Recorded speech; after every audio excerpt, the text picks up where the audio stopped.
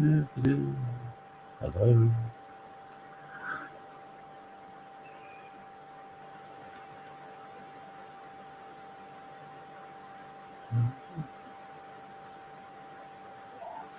Yo, Brian, how's it going? Would you like to come up? Hold on, I'll put the link in.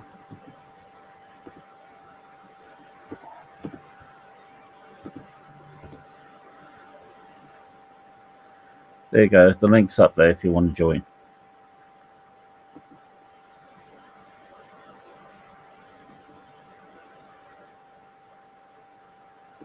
Oh, it's been a fair day today. I think it has been a fair day today. Actually, the weather's been pretty decent here for a change. Looks like the summer is finally kicking in.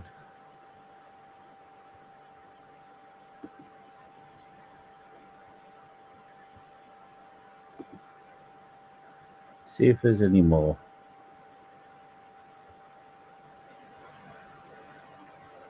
Okay. So, what are you making for your dinner then?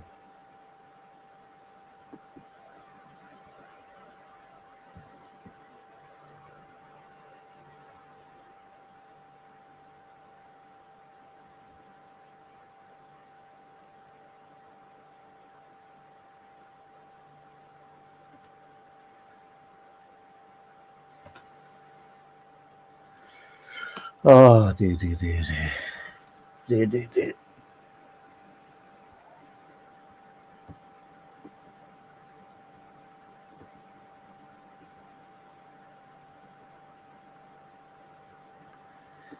See if anybody else turns up for this.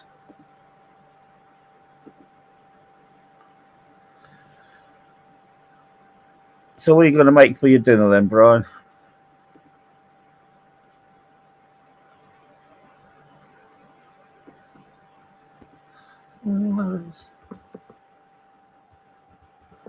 Oh, well.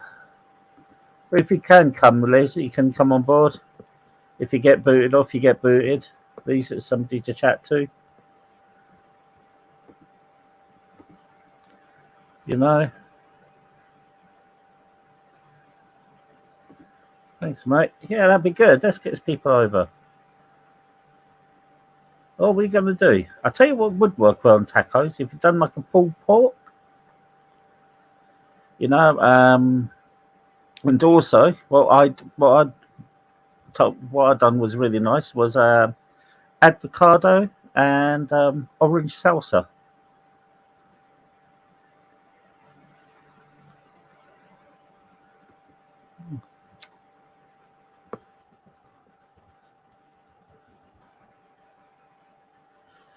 Hey, Angel, how's it going, mate? Hope you're well.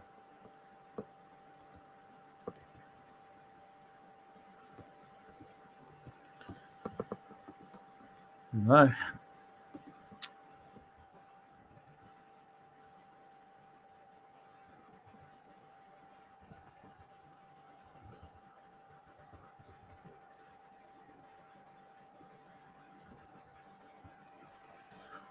That would work well, you know, if just do a light orange salsa with the avocado, put a little bit chili through it. Obviously red chili, you know, not too hot. Um, or you can do pulled chicken with that too. Any white type of meat, I think that would work. You know, I'd I'd serve that on a bed of rocket, but what's that word you call it? It's not rocket. You call it something else over in the US. I can't remember what it is. Yeah, I'd serve it on top of that. Some fresh sliced onions too.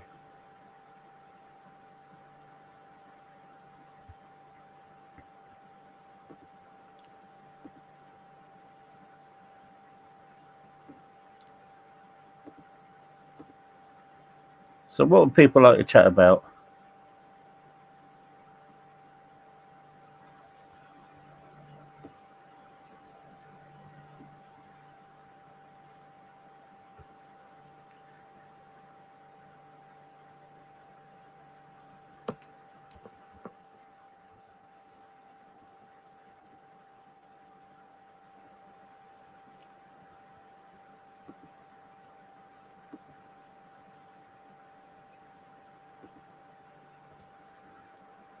Yeah, let's think of something to chat about. Go on.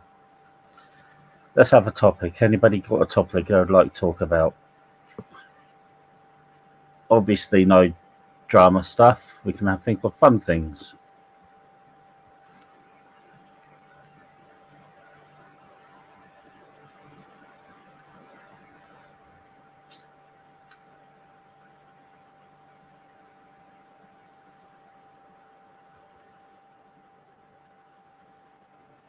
Favorite taco? I just prefer the ordinary. You know, minced. Just a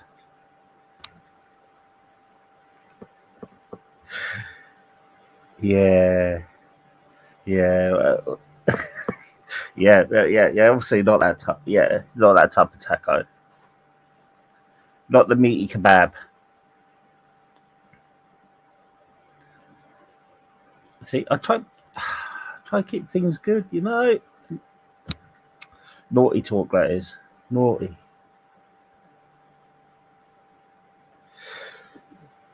Favorite?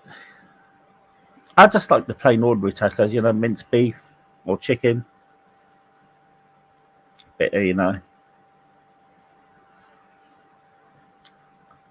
and that's it for me. That's my favorite type of taco.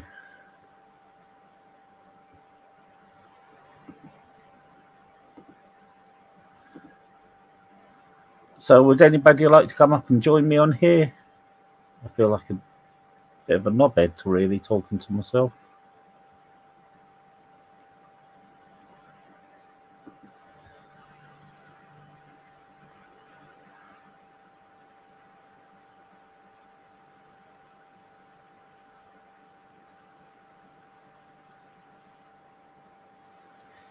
Yeah, there's a lot of them over there, Liz. OG Liz, it's a $1 billion industry. You wouldn't believe how much money they actually make. It is mind blowing how much these people make over there. It's terrible.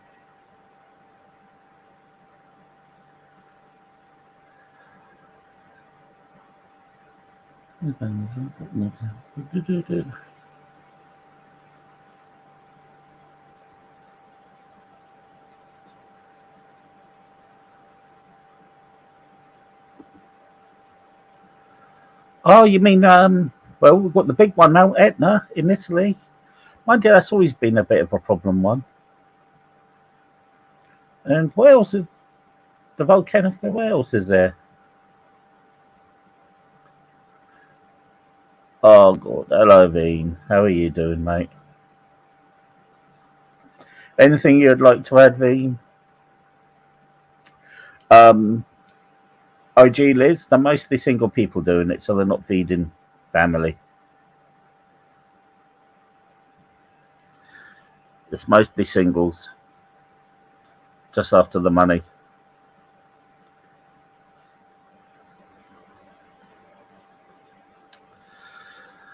Veen's walking away. Why are you walking away, Veen?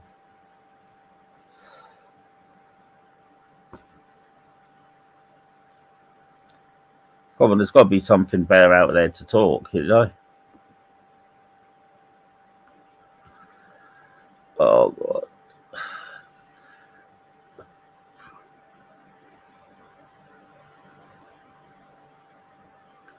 Yeah, mostly single people, Liz. OG Liz. Yeah, yeah. It's mostly young people too.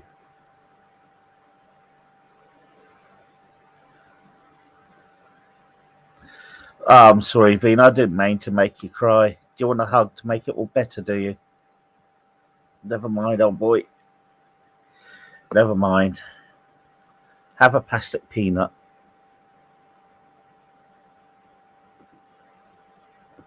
That will help.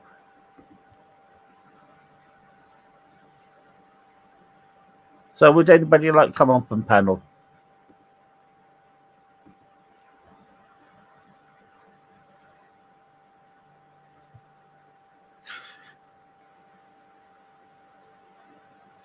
Liz, OG Liz, don't baby him. He doesn't need the virtual hug to stay. He's doing that for sympathy. Dear, dear, dear, dear.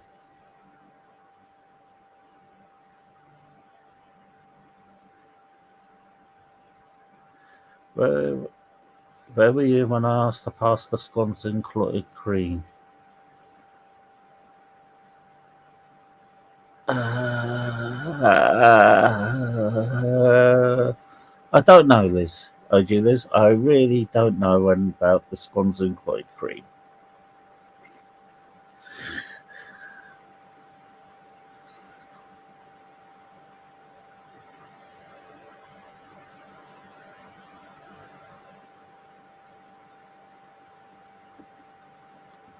So, on the news today, the big news is also the Madeleine McCann has taken a turn, and I tell you what they've done. They have closed off the airspace around this reservoir in Portugal. That's what they've done. Scones. Yeah, the scones or scones. Okay, so scones or scones. I'm a scone man. That's how we say it. Scone. But yeah, so any thoughts on that? You know, because it's quite a controversial subject as Madeleine McCann.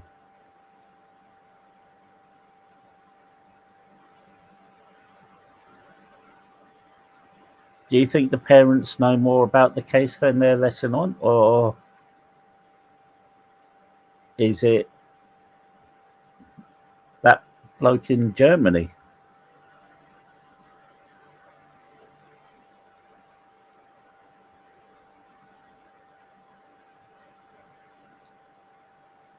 No, no, no, no. Okay, so earlier this morning, European time, they closed the airspace off this round this reservoir, and they've been searching this reservoir in Portugal.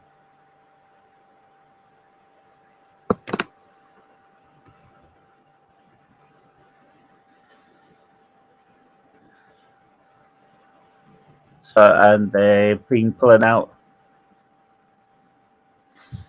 I Yeah, they've already taken samples out for testing,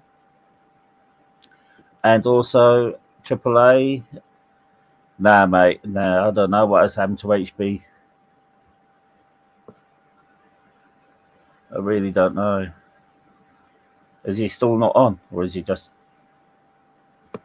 maybe he's passed out somewhere, sleep? Yeah, so I'm just trying to get.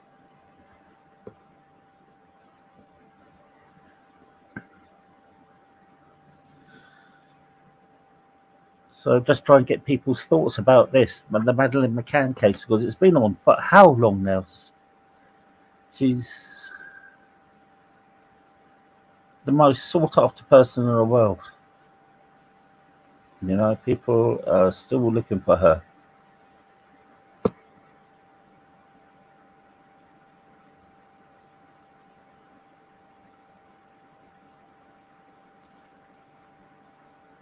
So AAA, are you in Australia? Whereabouts?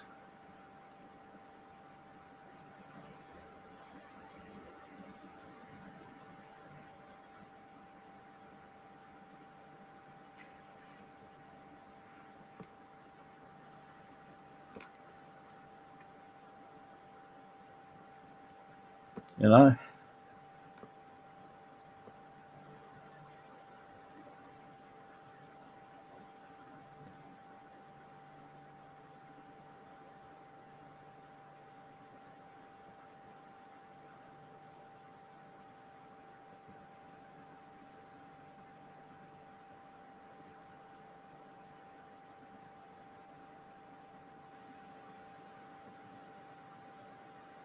Oh.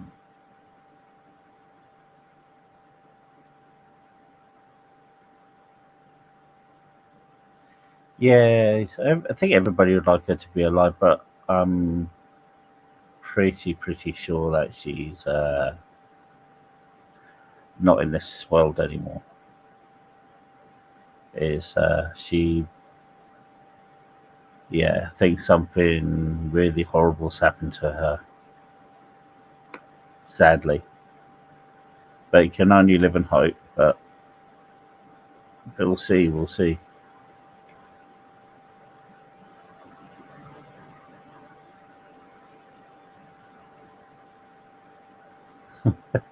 Yeah.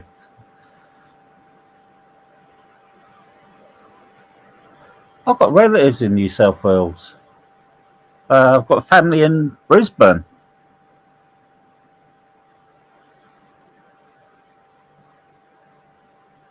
Yeah.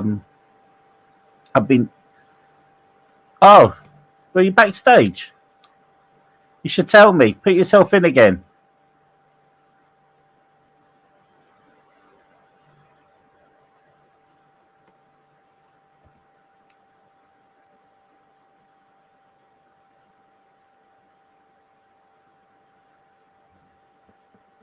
Let me know through chat when if you're backstage.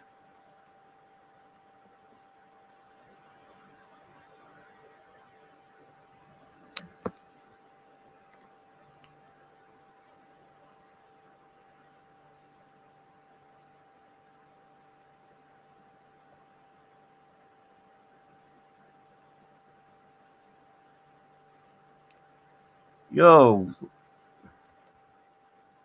hello, Sir Mr. P. How's it going there, mate?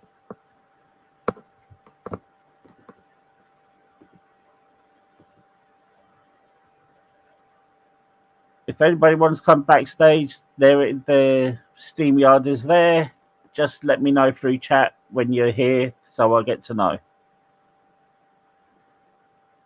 Dean, come up, back up again.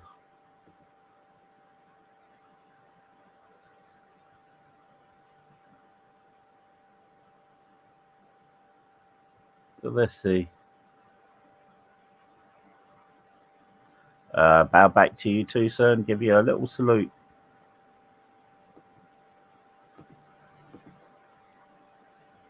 Well, if you want to come up on the panel, and I was just talking about stuff in the news, and we're talking about the Madeleine McCann, what's been happening with her, or the case.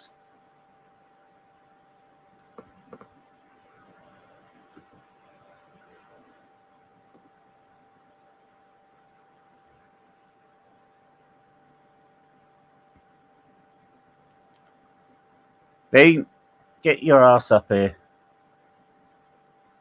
Come on.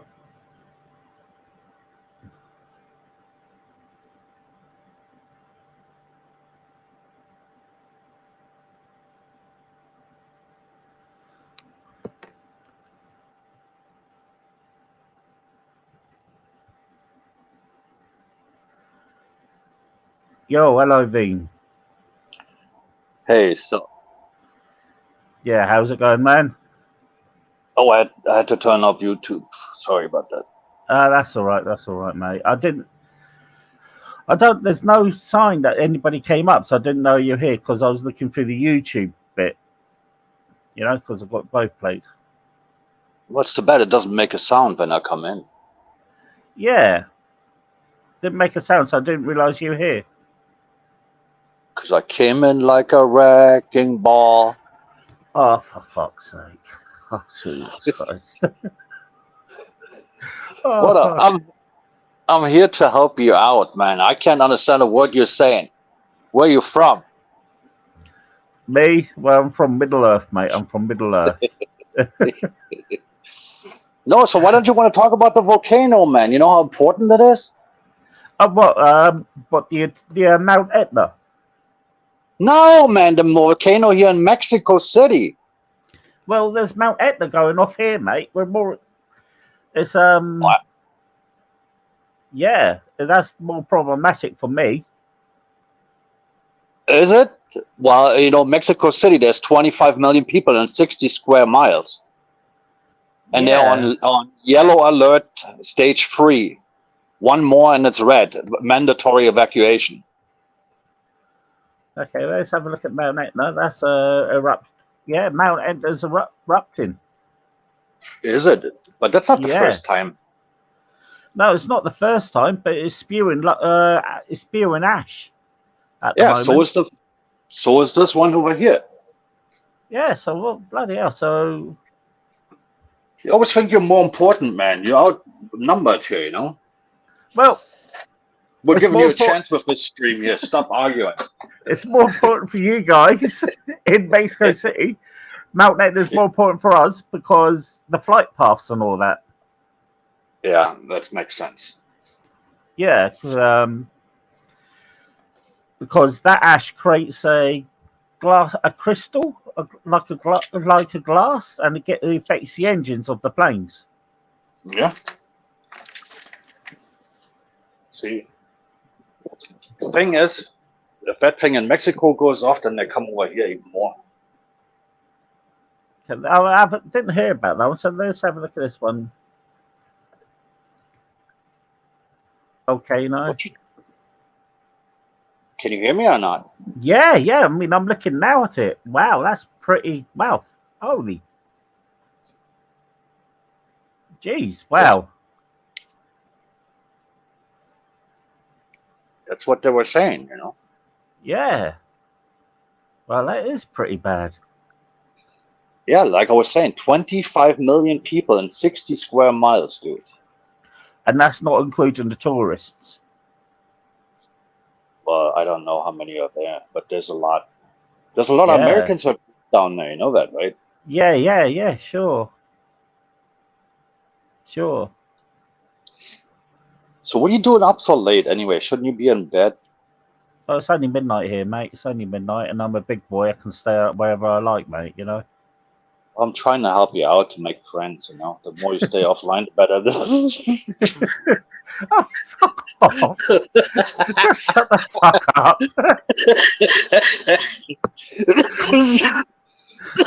Sorry. Not me. Don't die in here, you know? I don't be in the news as somebody dying on my channel, you know? No. I came here to help out, man. See the name? Yeah, a translator. Yeah.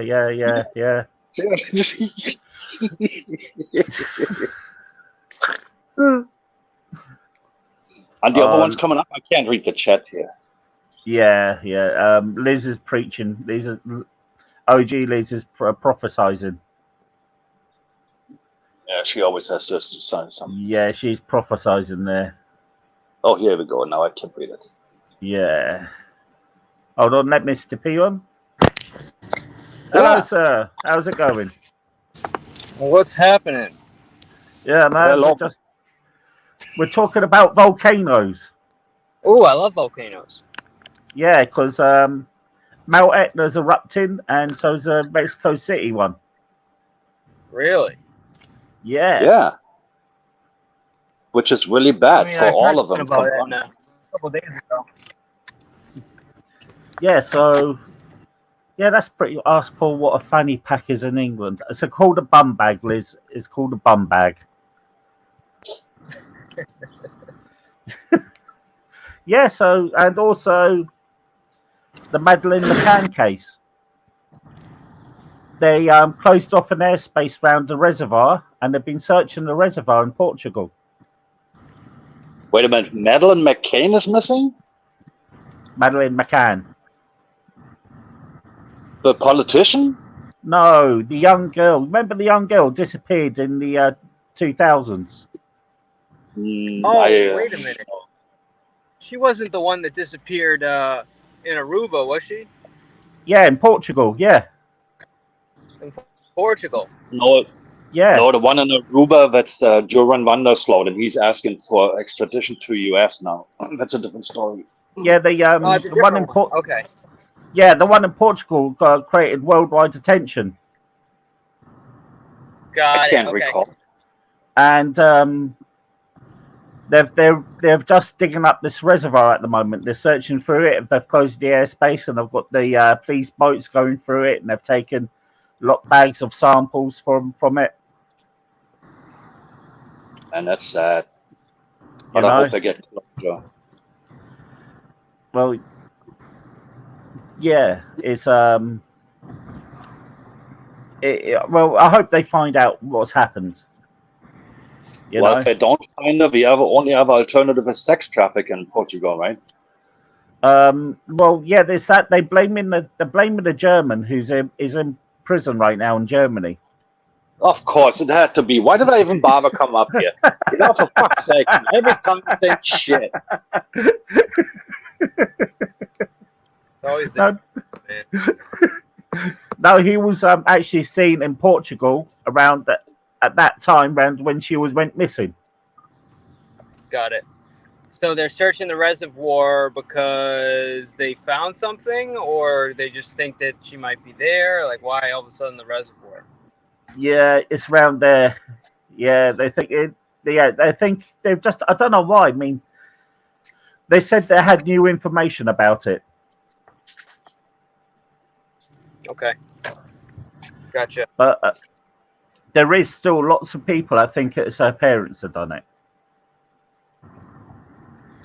Yeah, I really can't wrap my mind around, parent murder. Parents murdering children. It's just, I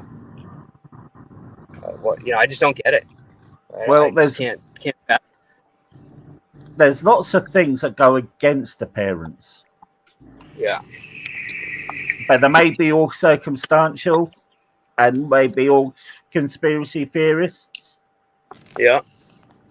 But there's lots of things. But like I said, there was that German who was cited. He was a well-known paedophile, and he was cited in that area at that time. He was a famous pedophile. Yeah. They he's been in jail for it. Hey. Yeah, it's all a bit messed up. Sounds And what makes it worse is the parents are rich. They're doctors, and doctors earn a bit of money down here. Yeah. And they went out for drinks, and they didn't even pay for a babysitter to look after the babies. Oh, wow. Oh. Yeah. How do they know that? It was just there's no babysitter, or like, I mean. No, there was. They stayed on a complex where you could get a babysitter. Okay. But they didn't do it. So no babysitter. Got it. No. How old was she? She was only a toddler. Toddler age. Okay. I see why they're looking at the parents. Yeah. Well, the public's looking at the parents. Most of the public looking at the parents, but what the papers don't allow anybody to comment on this case. Of course not. All the same shit. Yeah. But there is lots of circumstantial evidence. They got cadaver dogs. And the cadaver dogs went round and they smelled the flat and they found droplets of blood. And they also went into the parents' car, and they found a scent of a human body in the car.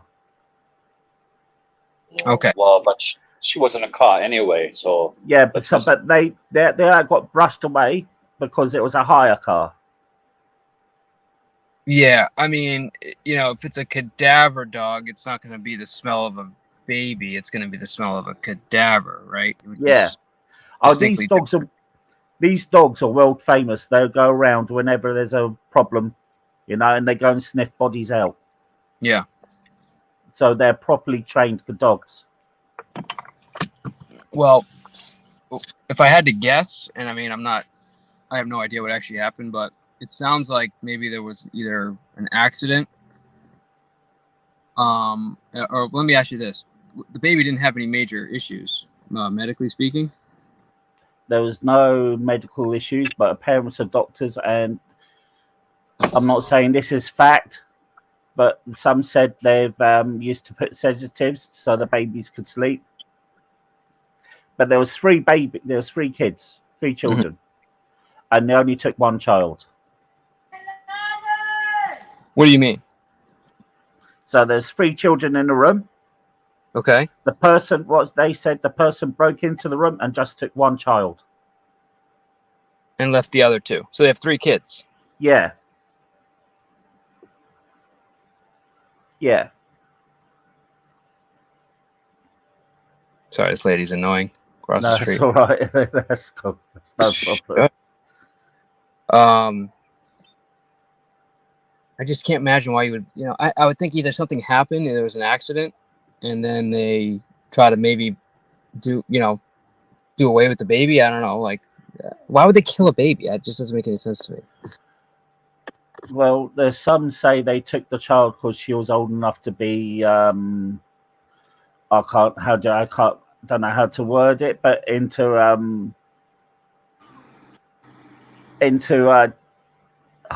it's going to sound really horrible. I'm trying to think of how to pronounce it. Put it out there. It's not you that's doing it, Yeah, I know, but it's because of YouTube. I'm trying to be of wary of YouTube. You know what I mean? Yeah. Okay, you she was make it sound like something. Okay, a diddler gang. Okay, got it. Yeah. Yeah, some say she was put into a kidnap for a diddler gang there. Okay, so but they found blood though, isn't that what you just said? Little droplets of blood, but it could be anything.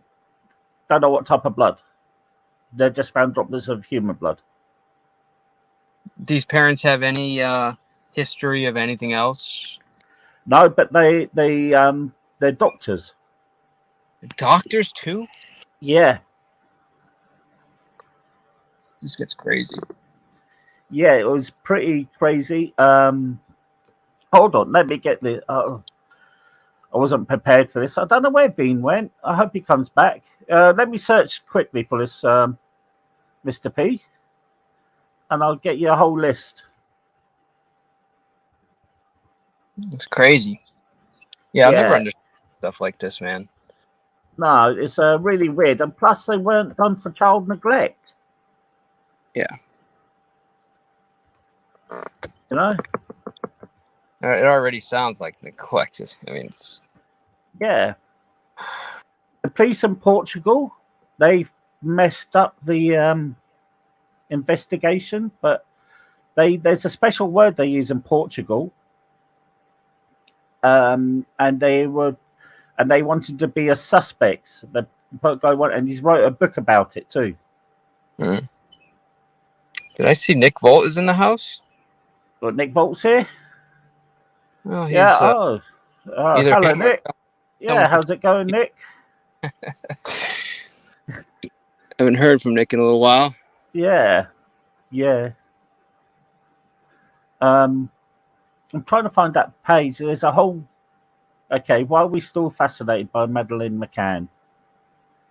This is the theories. Kate McCann drugged her children to help them sleep and accidentally gave Madeleine an overdose. It wasn't her parents. One of the Tapas 7, that's what they called them, because there were 7 in the group, saw a man carrying a child in pajamas around the time Madeleine went missing. There was blood evidence found in McCann's rental car that they hired after Madeleine's disappearance. The cadaver dogs alerted twice in the holiday apartment, in her parents' bedroom, and near the back patio entrance. They alerted again on Kate McCann's clothing and one of Madeleine's toys, a toy that Kate was carried around after her daughter Reggie disappeared. Jesus. Okay, so there's 48 questions that they did not answer. Oh yeah, they're definitely guilty of something. Yep. Why did you say Madeleine was abducted?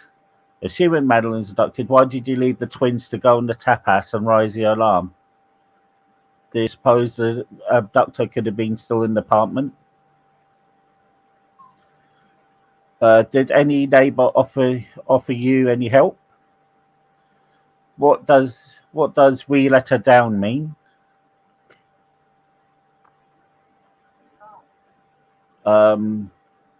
Yeah, there's lots of circumstantial. It's more circumstantial, not proven. You know, Right. you Well, can I mean, only say this. like, you know, if I'm a parent, you're a parent. I don't know. Have you ever had kids? I don't know. I don't have kids, but I come from a large family. I've got over 20 odd nephews and nieces, and I'm a great uncle a couple of times. I mean, you know, what happened with you know, this child. I mean, have you ever seen, you know, parents do something like that? Um, no, because if it was my mum, dad, the papers would have hung them out to dry. Right. You know what So I mean? not a good look. No, no. I've got Nick here. Hi, Nick. How's it going? Hey, how's it going? Sorry, I Yeah, always miss okay. your streams, and Yeah, no. We're I'm just off today. I'm finally on holiday, and I said, "Hey, Paul's nice. on, so I'll join." Yeah, we're How's it just going? talking. Yeah, I'm good. I'm good. We're just talking about the Madeleine McCann case. Yeah, I saw. Aren't they? Not to rehash it, but aren't they reinvestigating something? I saw that in. Yeah, they earlier this morning they've closed off they closed off the airspace around the reservoir. They've closed that off, all of it off, and they're doing investigations around this reservoir. That's right. Yeah, that's. I was reading it. I think it was in the Daily Mail or something. Yeah, it's been it's been a big thing over here, really. You know. You know, But, you were saying how could parents do that to our kid? And you know, it's interesting. You know, it's humans. Only humans can do things against basic evolution. Like well, I couldn't imagine hurting my children. That's just weird. But well, the animals do hurt the children. I'm afraid too. that is true. That is true. It'd be interesting to see if it's like, you know, the higher functioning you are as a species, whether you have those choices. Sorry if you hear a dog whining in the back. I have a new No, puppy, okay, that's cool. and That's cool. I'm fine with dogs. Hey, puppies are cool. yeah, it's in training right now. It's a German Shepherd, so it's learning to be in the living room by itself. That's a You trip. might You hear it know. whining a little bit. But yeah, so I think they should have been at least done with neglect. The Yeah, hell is this guy You know? doing? This guy They just should have been. sorry. I don't mean that. It's just like this guy dumps a friggin' rooted tree, like a little, probably like a foot tall, and he puts it in the what do you call it? Where all the water goes, the sewer. Like, why would you do that? That's Yeah. like the problem you have with sewers is roots and stuff growing in there. You know? Some people just like to think it's an easy way out. Yeah, but that's just dumb, man. Like, never mind. Sorry, continue. Yeah, what we do over here for that type of thing, we're allowed to burn stuff. Oh, yeah. It makes it easier. You know? People doing dumb stuff, but yeah, no, Nick. You're definitely right. It's almost like we have instincts, natural instincts, and then the fact that we have these like conscious choices that we make, it leads us to weird, unnatural behavior. yeah, and I get that other species do eat their animals and do things, but sort of on a macro scale. It's like humans are the only species which have the ability to go against evolution. Like even the animals which do hurt their young and stuff like that, sort of though generally though, their primary purpose is survival of their species. Right. Whereas humans, we're not like that. You know, we don't have to follow what evolution tells us to do. And not to get religious, but that's why, you know, some people say it's like, you know, well, the things unique about humans is we know the difference between right and wrong, or we can make the choice between right and wrong. I think actually primates know the difference between right and wrong. Mm-hmm. I mean, primates are involved in that. They're using tools now, aren't they? Yep. I mean, they're definitely higher functioning mammals. Definitely. But with this case, it just is this Madeleine McCann case is a very weird case. Yeah, it sounds weird. You know? Yeah, that one is strange. What was that? It was a long time ago. I was really young. It was like that little girl that was like a model, and then I think she was either found dead or went missing. It was like, was it Benet or?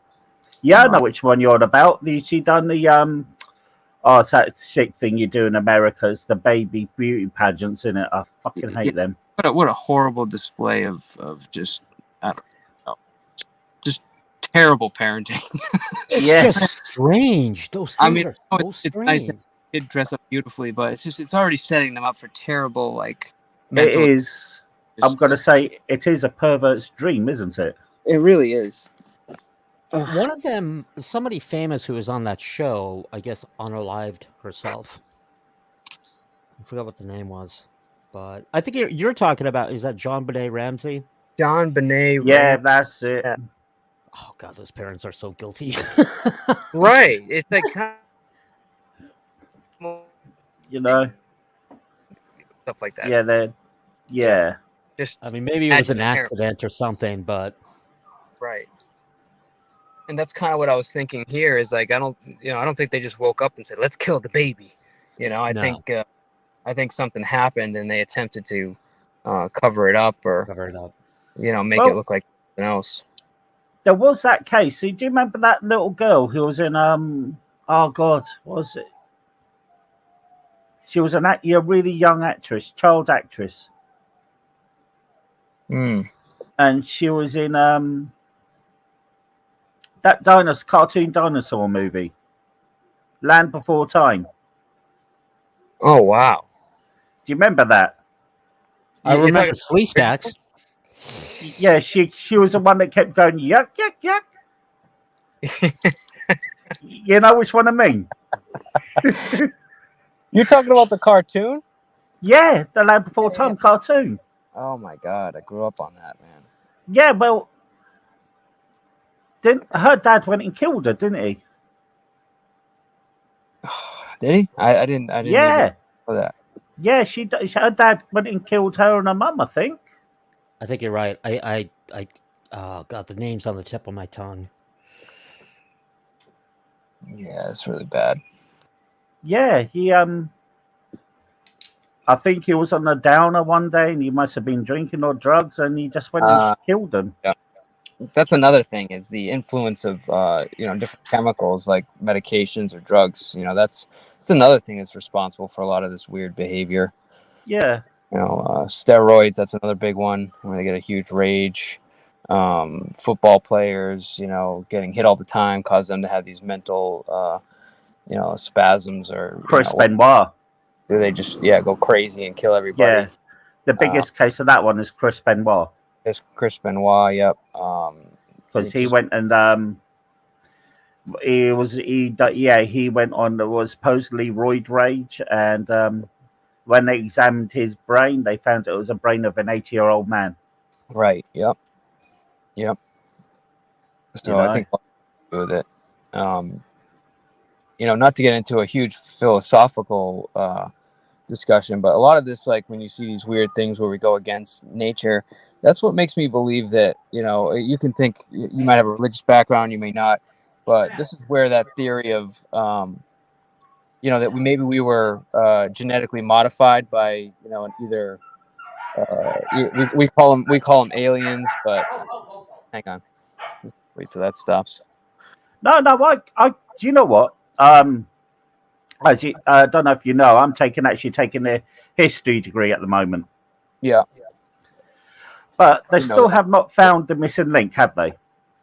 And that's my point is, to me, it's very clear that we take a huge leap right around that missing link. And, to me, it seems like we were definitely modified at some point. And because of that, we don't tend to go with evolution, kind of like what Nick was saying. We make these really weird decisions and it's like opposite of what a natural primate would do. Yeah. Which I was saying in the chat, that means there must be an evolutionary reason for us to evolve to the place where we can go against evolution. It's like, Well, what I was saying when I think you were with the dog there is that this is where I'll mute. Sorry. No, you're fine. You're fine. But I was saying, like, this is where if you believe in, aliens or extraterrestrial life, like, that's where I think that theory starts to make sense. Is that we were changed somehow, and that part of us that was modified is the part that kind of goes against our natural, place in, on the planet, and we tend to do things that are just detrimental to either ourselves or the environment or people around Well, us. to boost that fact up, do you know there's been documents? They've found documents that they've found documents of UFOs appearing in the back in the ancient times. Say that again. I'm sorry. They've found documents stating there's been UFOs in ancient times. Right. Even like And get if you look at the Aztecs and Incas pyramids, they found carvings of what looked like helicopters, supposed to be helicopters, and that's on the Egyptian side, and also they found carvings of what looked like jet fighters. wow. Yeah. And if you look at the pyramids, what they're saying is that the Sphinx, that head on the Sphinx, wasn't the original head on the Sphinx. It was something else, and it was built before the Egyptians. Wow. Yeah. There's something going on there. Even like the alignment Yeah. of the pyramids was supposed to represent something, some alignment of the stars, which is supposed to point back to potentially our origin or something like that. Also, the way they cut the stone and carried the stone and built the pyramids. Yeah, Right. I remind people though that humans are really smart. Like when we say, "Oh, the aliens must have built the pyramids," or because they were lying to us, it's like our intellectual capacity is really the same as it was in 400 BC. I mean, Yeah. granted, we have more technology just because we've done more science, but our ability to do complex things is. I mean, we're saying this about the moon landing, but just imagine. Oh, that poor boy. It's like taking care of a 3-year-old. I'll be right back. Yeah, good. But I get what Nick is saying. You must have heard of Stonehenge. Yeah, of course. Okay, so you know where the stones come from, Stonehenge. The stones? Yeah, where they made stones. Yeah, the stones were the thing. Weren't they coming from like everywhere in the planet or something like that? I forget. They came from Wales. Wales. Okay, got it. Yeah, and Stonehenge is in Wiltshire. I got it. So they've had to drag the stones back from Wales to put them in this field. Now, nobody knows what Stonehenge really was. They can only guess. Here she goes again. Yeah. So some say it's a clock. Some say it's a graveyard. Or some say it's a holy place for Druids. A home place for what? Druids. Yeah, Druids. Druids. Okay. Yeah. For the ancient religions. Right. Gotcha. Before Christianity, Right. Yeah. Clock thing. But they've always wondered how they got the stones to go on top of the actual other stones. Right. And one man proved this and how they could actually do it. And he'd done it all by himself. He lifted the exact same weight. And he proved how they could done it. And it was just by using applied physics and a little bit of strength. See, that would make more sense. I think right now they have a lot of issue with attempting to, like, if they wanted to build the pyramids today, it would be very, very difficult. Much less, what technology they had back then. How could they do it? So, I understand there's a lot of mystery behind it because the blocks in which they made it, how big the blocks were, just ridiculous. And so in order to make that, to lift them up and to build something like that. Well, how they done it is they built a little thing and they placed the stones on top of the woods, and they managed to put a little plank underneath the one end of the wood, and they put another plank on the other end of the wood, and they sort of levered it use the lever action to put another plank underneath on, so then slide them on top. And they figured this out 100%, or is that a theory? It's again, we can't prove nothing, but it's a theory. I mean, look, if you could do it, if you could figure it out, and it's possible, it's probably a good chance that it was. Because there's no written documentation about how these things were built. Right. They're not the oldest stone circles in Britain. There's other stone circles in Britain too. Oh no, I was talking about the pyramids when I was talking about the construction. Is that what you were talking about? Okay. These are all the same things, and people always wondered how they're built, because they always say that some people will say that was aliens who built that Stonehenge. I'm saying that these people knew how to apply physics and use a little bit of brute strength to get these things done. Oh, and they had plenty of manpower. They did. But the slaves weren't mostly. They did use slaves, but they also used more hired help too. Sure. And the slaves they used, okay, they weren't treated that brilliant, but they were fed on a diet of onions and garlic because they knew that they'd keep their blood pure. That would stop the impurities and all that. Onions and garlic. That sounds horrible. Their breath must be absolutely unbearable. I really don't think you care if you're a slave, do you? I'd care if I was sleeping next to another slave and his breath is literally killing me. But yeah, mate, this is talk about we talk about the ancient times here. We've got now flushing toilets, you know. Right. I mean, just imagine they're not brushing their teeth every day, and then they got on top of that onion and garlic breath. My God. They're just fed on this type of diet. Right. You know, they're fed on a good diet because they didn't want their slaves to die. Because what good is a dead slave? Yeah. You know.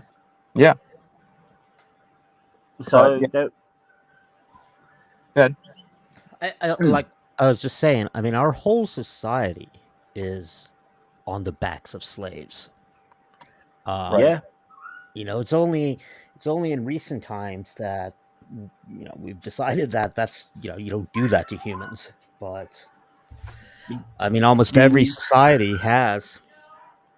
Yeah, look how many slaves the Romans took back to Rome. Yep. Look how many slaves the ancient Greeks took. The one thing, though, I mean, what's unique? I mean, the slavery which we did in the United States was, I mean, it was what we call You're talking about that's the Western Atlantic trade. Yeah, I mean, even during Roman times, I mean, there were rules, but the way we treated slaves here, at least in the United States, it was the way we treated cattle, and right, it was pretty horrific. But if you do go back through history, I mean, so many civilizations which lead up to where we are today are dependent upon slavery. Which is like here in the United States, especially in my state, we're having this debate about reparations. You know, do we have to give money to the descendants? I've always made the argument that even if you're a descendant from slaves, it's all of us have sort of benefited from it. So it's sort of this evil which not one party is necessarily responsible for, but all of us have benefited from it. Actually, I don't mean that. I mean, it was obviously who was responsible for it, but yeah, I mean, obviously, what we call slaves built the pyramids, built Rome. Yep. And if it's not slavery, it was indentured servitude. And I'd argue that even in modern capitalism, we're sort of forced into serfdom, which I would argue is a form of slavery, albeit not as horrific, but indentured servitude would have affected my family because my family were from Scotland and Ireland. Mm-hmm. And what everybody forgets is that it affected a lot of people in England too. It affected more people in England because indentured servitude, because there was the massive lot of poor in England. mean, if you didn't pay your bills, you'd get sent to debtor's jail. Yeah. You know. Yeah. Mm. Took the words out of my mouth when it comes to the modern slavery today. Yeah. Which still goes on today. I mean, look at what Saudi Right. Arabia does. I mean, they take workers from India, and I mean, let's take an airline like Emirates. Beautiful airline, one of the best airlines in the world. Majority of their flight attendants and pilots come from different countries. Yeah. Of course, I wouldn't call them slaves. However, most people don't realize that we're sort of used to when we go to work, we get our own paycheck. We control our bank account. You go work for an airline like Emirates, no, they actually control your bank account. They put money into it. It's this really weird system. Yeah. I It's think William has made an accident. I'll be back. Puppy okay. owner. Yeah. So no, I hear that. But part of what got me on this tangent was just the basically just the weird behavior that we have as a species compared to just the natural order of things that could result in something like what we were talking about initially, which is just But is it really weird behaviour, or is it just programmed into us? I mean, if you have a look at the animal kingdom, animal kingdom's hurt. I think it's weird because like not only it's really just the way that we are compared to natural mammals, for example, like we're hairless, we wear clothing, we drive cars, you know what I'm saying, like we do these things, like we're shaving and making our appearance look different. It's just like Yeah, we're yeah. constantly doing these things that no other animal does. Well, do we though? I mean, animals do care about themselves. They do, but it's more of a like, for example, if they're grooming themselves, they're not doing it so they can look good on Saturday night. They're doing it because if they don't, they're going to have a massive issue with their hair knotting or insects.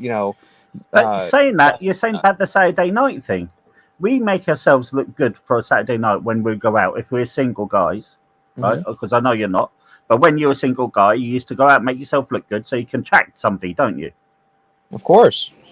That's what animals do too. Right, but that's where we're natural, but where we're not natural is where we start removing our hair. We start putting, products to make us look different, painting our faces. It's weird. I get what you're saying, but Yeah. if animals could do that, wouldn't they do that too to attract to mate? I don't know if they would do that. I mean, there's some birds out there that, I'm sure you've seen them on some of the animal shows where they just absolutely are kind of ordinary looking birds. And then all of a sudden they go into this mating ritual and they have these feathers that are just like super, translucent and very colorful. They almost look like something different. And they go into these weird dances and they make all these like squawk noises and stuff like that. So it's obviously that they're trying to, peacock themselves into getting a mate. Obviously, you've seen me trying to dance in a nightclub then. Right. After 12 pints of beer and, a couple of bottles. But it's like, I don't know. Then there's these weird things that we do. Like, I'm not trying to get into like gross stuff, but like there are people that dress like animals. They're called furries. There's yeah. I know them. I know about them. Right. So it's like where we have the underlying behavior, right? That's natural, but it's the weird human stuff that we do that, like even to the extent of like wearing deodorant, for example. Yeah. Deodorant is, just the natural odor of somebody tells you a lot. When you smell somebody and you like the smell of somebody, that's your body saying this person matches up for what you're looking for. It's almost like you can the odor is actually telling you genetically that you're matching up with somebody that's almost has better traits than you have or opposite traits that you have. So when you do have an offspring, you're bringing them into the world genetically prepared with more tools, less illnesses or better prepared for the environment or whatever it is. That's Yeah. what the whole thing of odor. But we are literally masking the odor. We're saying, no, don't smell that. Here, get rid of this and put this But foreign. isn't that a relatively modern thing? What's that? Putting on deodorant, isn't that relatively modern? I mean, isn't that like from like the 70s up? Well, it could be. You could say that, or but I mean, they were wearing perfumes, or Yeah, they're aftershaves. I mean, they've been wearing aftershaves in the 16, not even 17, you know. talking about like Yeah, these totally different smells that have been used since ancient times in order to yeah, either smell better or mask the smell of the dead or whatever. So you can argue that we've been doing these things for a long time. My point being is that the natural smell of somebody or an animal is used in nature, but in our aspect, we're almost trying to mask it or change it. mm, And again, you could argue naturally it's because we're trying to find a mate, but it goes against the natural order of finding a mate that meets your requirements, genetically speaking. yeah, yeah. I get you. That that's yeah, So yeah. there's But just these things that are just weird about humans that just don't exist mm, in nature. You know? yeah. I know what you're saying. I'm just sorry. I'm just a little bit distracted at the moment, Mr. P. Why are you? Just keeping an eye on things. Okay, got it. You Now, know. cut off this Sorry, conversation. I'm back. No, All no right, worries. Nick. So you said so Mount Etna. You said just recently erupted, and then I seen somebody in the chat said it's been erupted for a year. So which Yeah. is it? What happened? Well, it's always a dicey volcano, Okay. but it's always been on the rumble, you know. But it erupts sometimes, like the way it's doing now. I mean, that was how it erupted was 10 days ago. Okay. Is You it know, worth normal or is it it's kind of doing? spewing ash, Okay. Oh spewing yeah, it ash looks and like it smoke. closed some airports.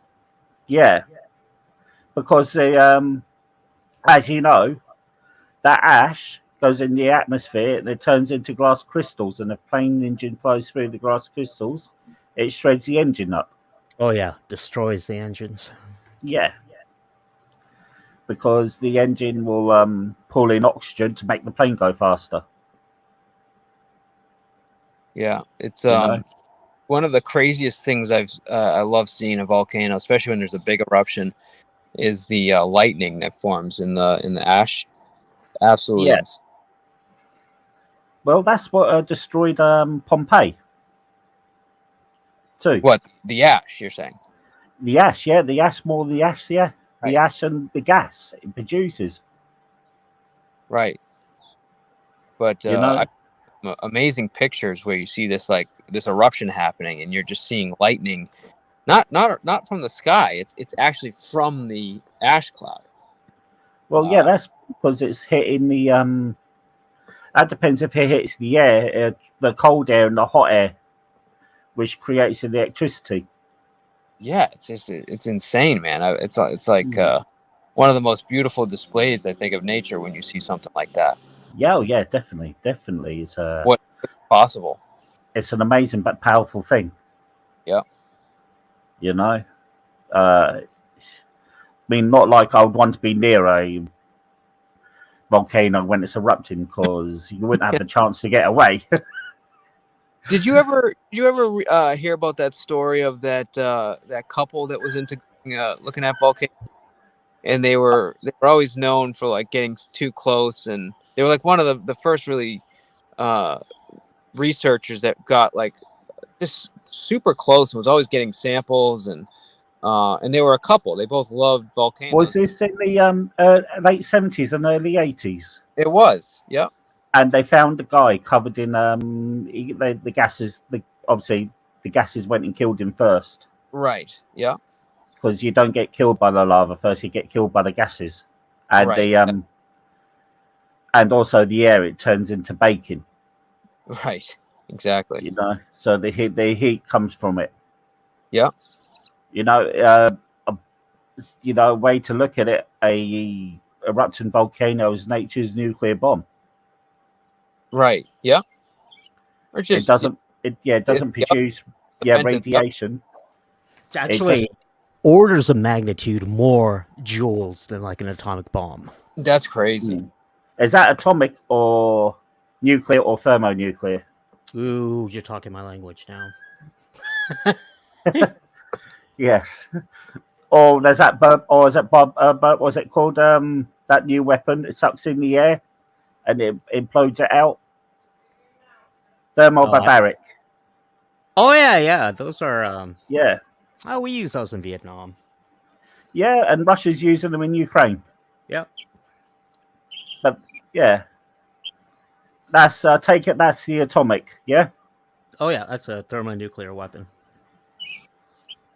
Because lots of people think if a nuclear weapon gets hit, if you take down a nuclear weapon, it's still going to be a nuclear explosion. When it's not really, because a nuclear bomb needs to be armed, then the mechanism needs to be set off for it.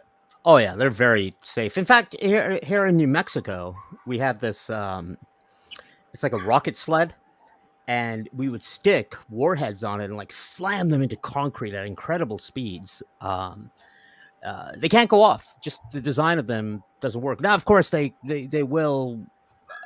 The debris will have stuff like plutonium in it, which generally not something you want to walk around with. But No. But that's the night we had a B-52 which crashed right here in the United States. This was, I think, maybe in the 60s or something. Yeah. This nuclear armed. America's lost several nuclear warheads. Yeah, some of them are underwater, just sitting there. Yeah.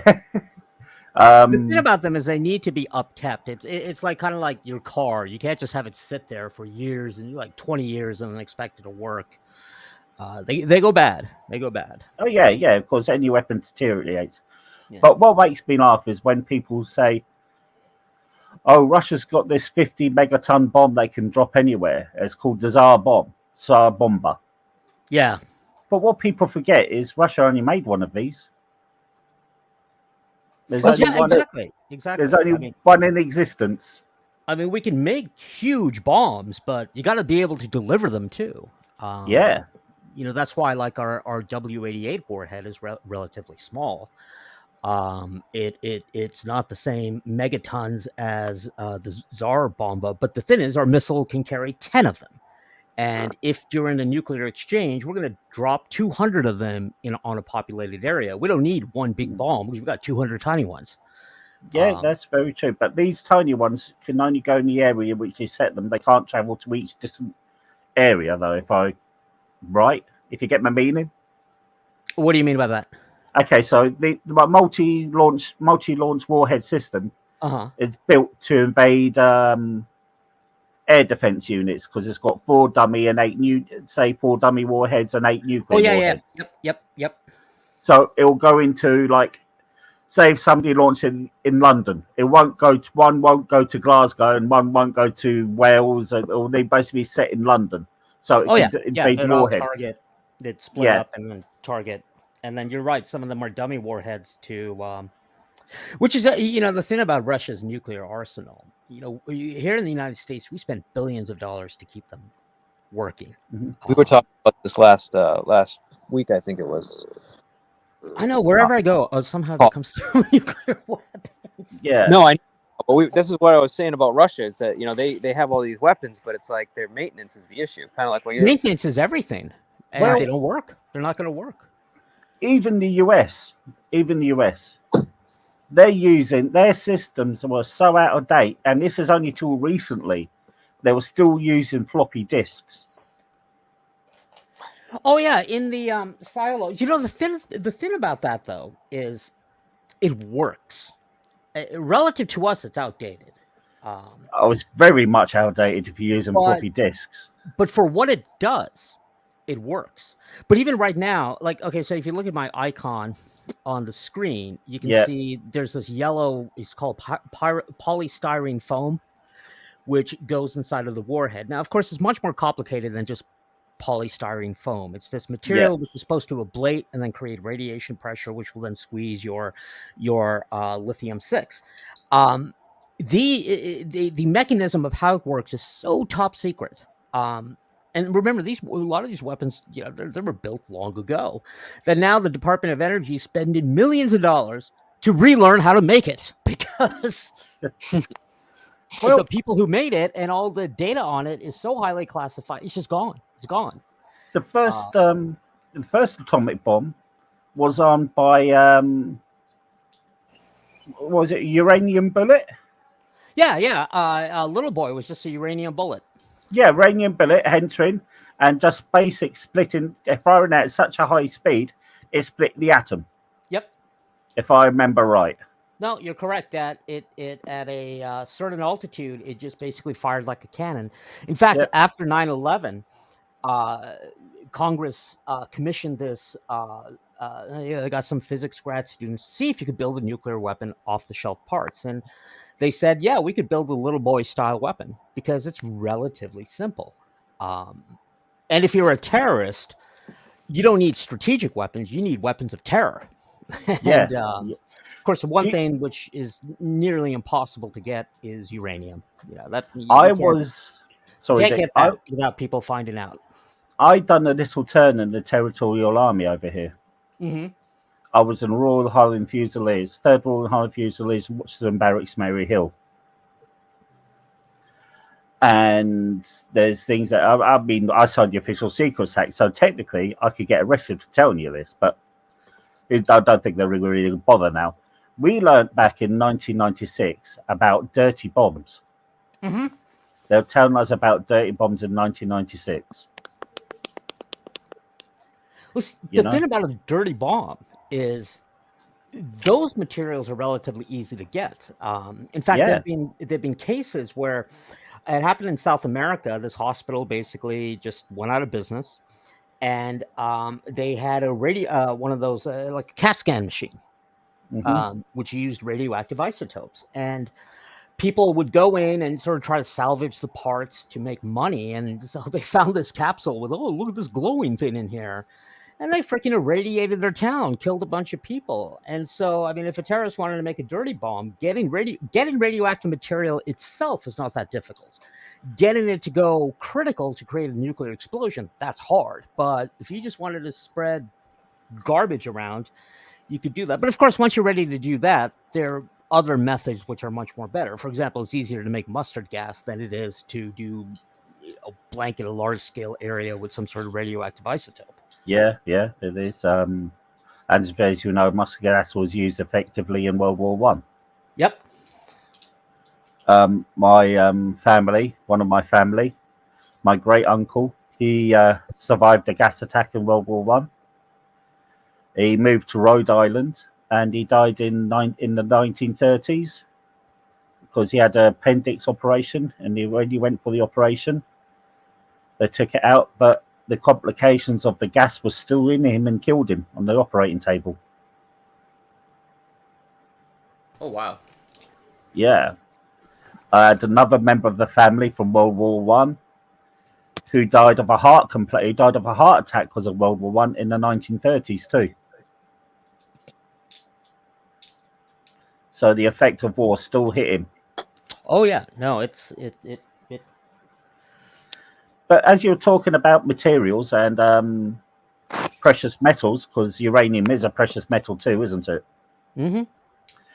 Do you know how they got the metal to build the SR-71? I do not. Yeah, it's really good. This is. So as you know, the SR-71 is the fastest military plane and fastest plane going still. That we know of. Yeah, that we know of. But yes, the Blackbird, it could travel from New York to London in two hours. Mm-hmm. Well, they needed the metal for this, and the trouble is, the only person who had the metal was Russia at the time, Huh. or the Soviet Union. So they tricked the Soviet Union to selling them this metal so they could build this plane. How do they do that? false companies going through different venues. This is the CIA, mate. You know, you can do anything. But they tricked Russia into selling the metal to them. You're right. I just actually watched something on the Blackbird, and I remember you're right. I remember them saying how they basically tricked them into selling it to somebody else, Yeah, which was probably them. Yeah, that's funny. yeah. And it's such a beautiful plane too. And do you know that plane leaked fuel? It what? It leaked fuel. Oh, really? Yeah. Oh, wait a Because minute. Intentional to cool it or something? no, it wasn't sort of intentional because the to get the high speed they wanted, they had to put special sealants around them. Unfortunately, the special sealants, when they cooled down, they retracted. Right. So to get the size that they want, they had to go for the smaller size, which caused the fuel leak. So once they heated up, they would they would do their job properly. Right. Yes, that's what it was. I remember it was Yeah. some functionality, but it's so weird. Yeah, I know. Leaks until it doesn't, you know. The world's most successful spy plane built by Russia. Right. But it's a beautiful aircraft. Thank you, Russia. Yeah. Yeah. Hold on, I will say hello to.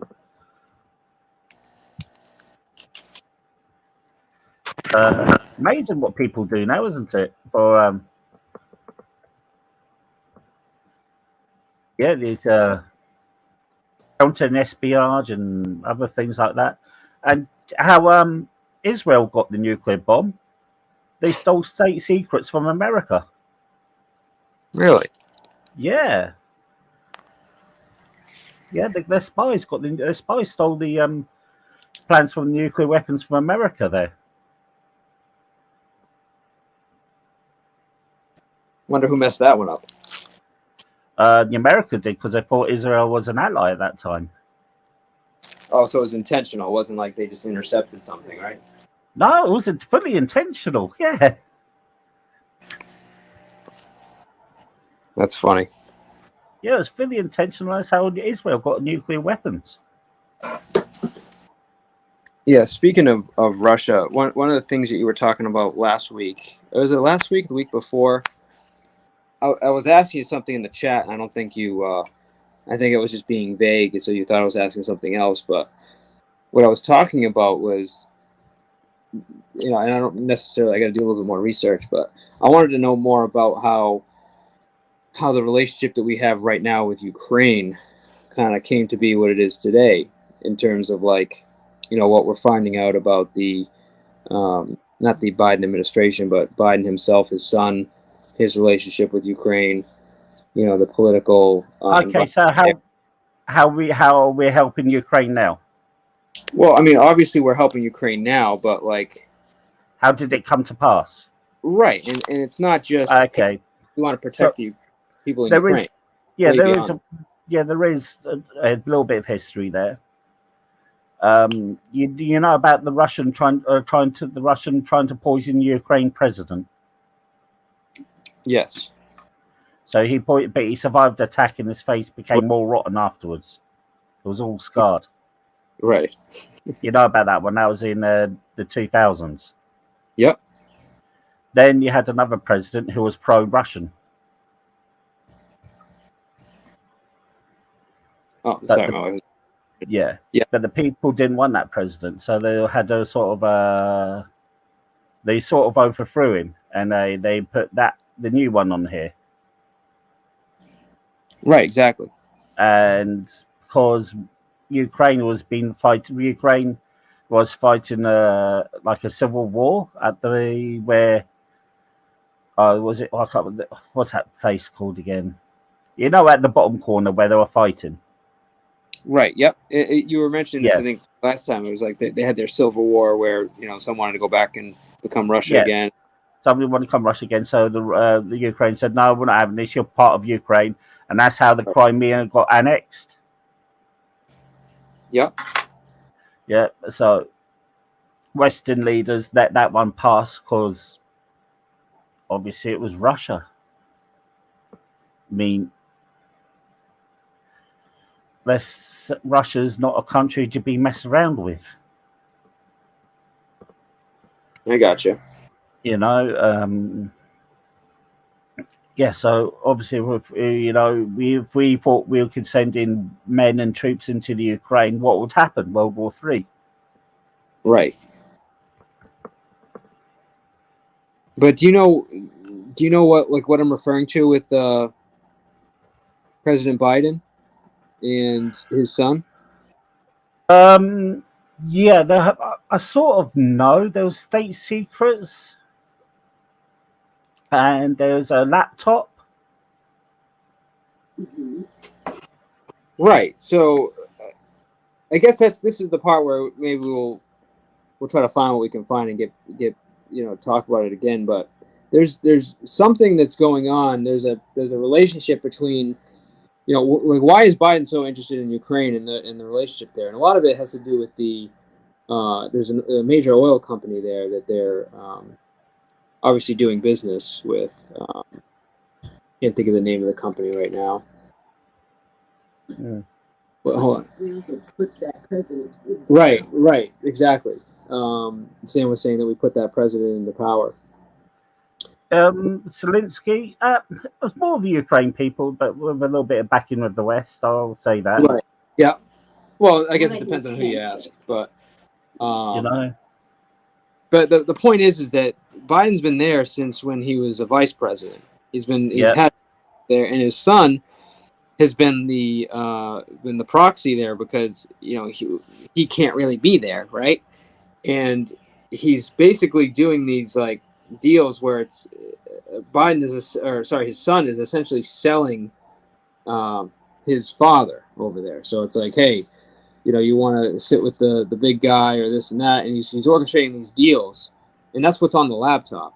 But it was Britain that first helped Ukraine out, or wasn't America? Sure. It was Britain first. It was Britain that was giving aid first. It was Britain where the Ukrainian Foreign Legion set up. Right. What year was that, Paul? This is at the start of the war. Right, in 2014? No, the start of the Russian invasion of Ukraine. Right. Got it. So, but what I'm saying is this started back in 2016, Paul. When did Biden become president?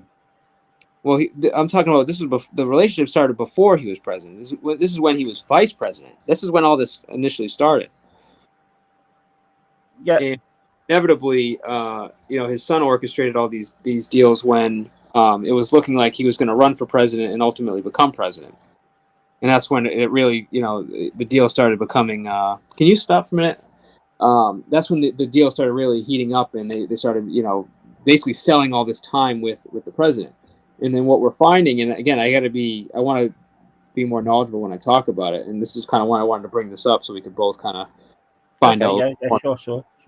Right. But exactly. But from what I understand, foreign countries have been able to, especially in either Ukraine and in other countries, are able to essentially lobby for policy changes in the United States.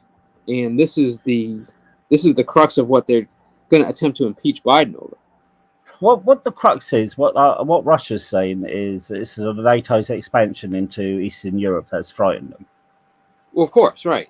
And they're using the crutch of what's happening in the Donbass region. That's it, the Donbass region.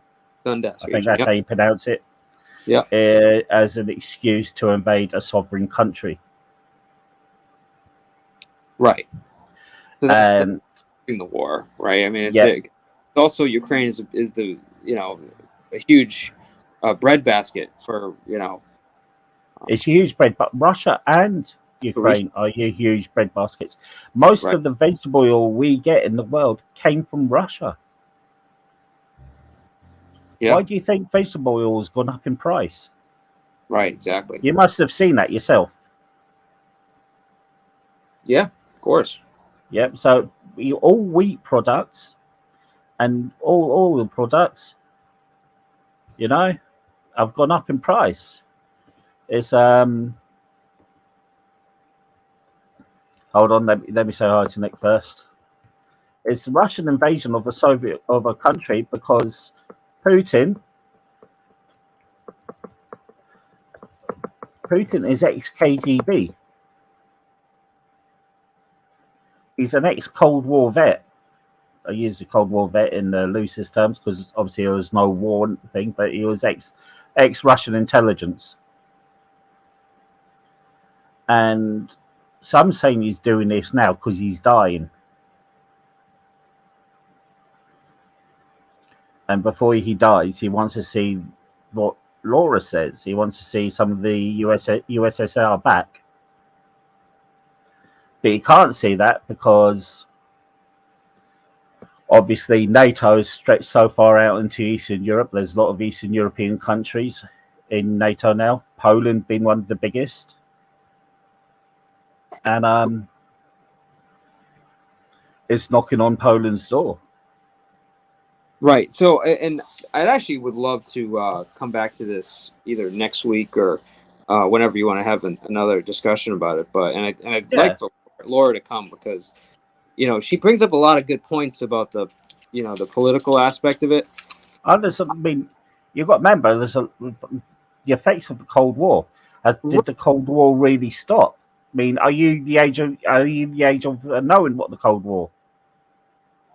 I mean, I know of the Cold War. Do I know all the details? No, I was born in '87. I mean, you know. Okay. So I was more Nintendo. Yeah, I was born in '75 at the height of the Cold War. You know, in the 1980s. Right. If you look at 1980s history, 1980s songs were Frankie Goes to Hollywood. Right. You know, with songs like Relax and Two Tribes Go to War. Right. We were at a cusp of a thermonuclear war in the 1980s. Exactly. You wouldn't believe how close we were. But what I guess what I'm saying is there's all right. So there's very obvious, reasons why we're at war, right? I mean, it's and that's not what I'm talking about. I'm not talking about, hey, we want to make sure democracy survives in Ukraine. That's the reason the United States is telling everybody. That's the reason, why we're hanging Ukraine flags on our doors. And, but what I'm saying is that there's a underlining core, directive of why we're there. And it has nothing to do with that. That's just, it has got everything to do with the Cold War.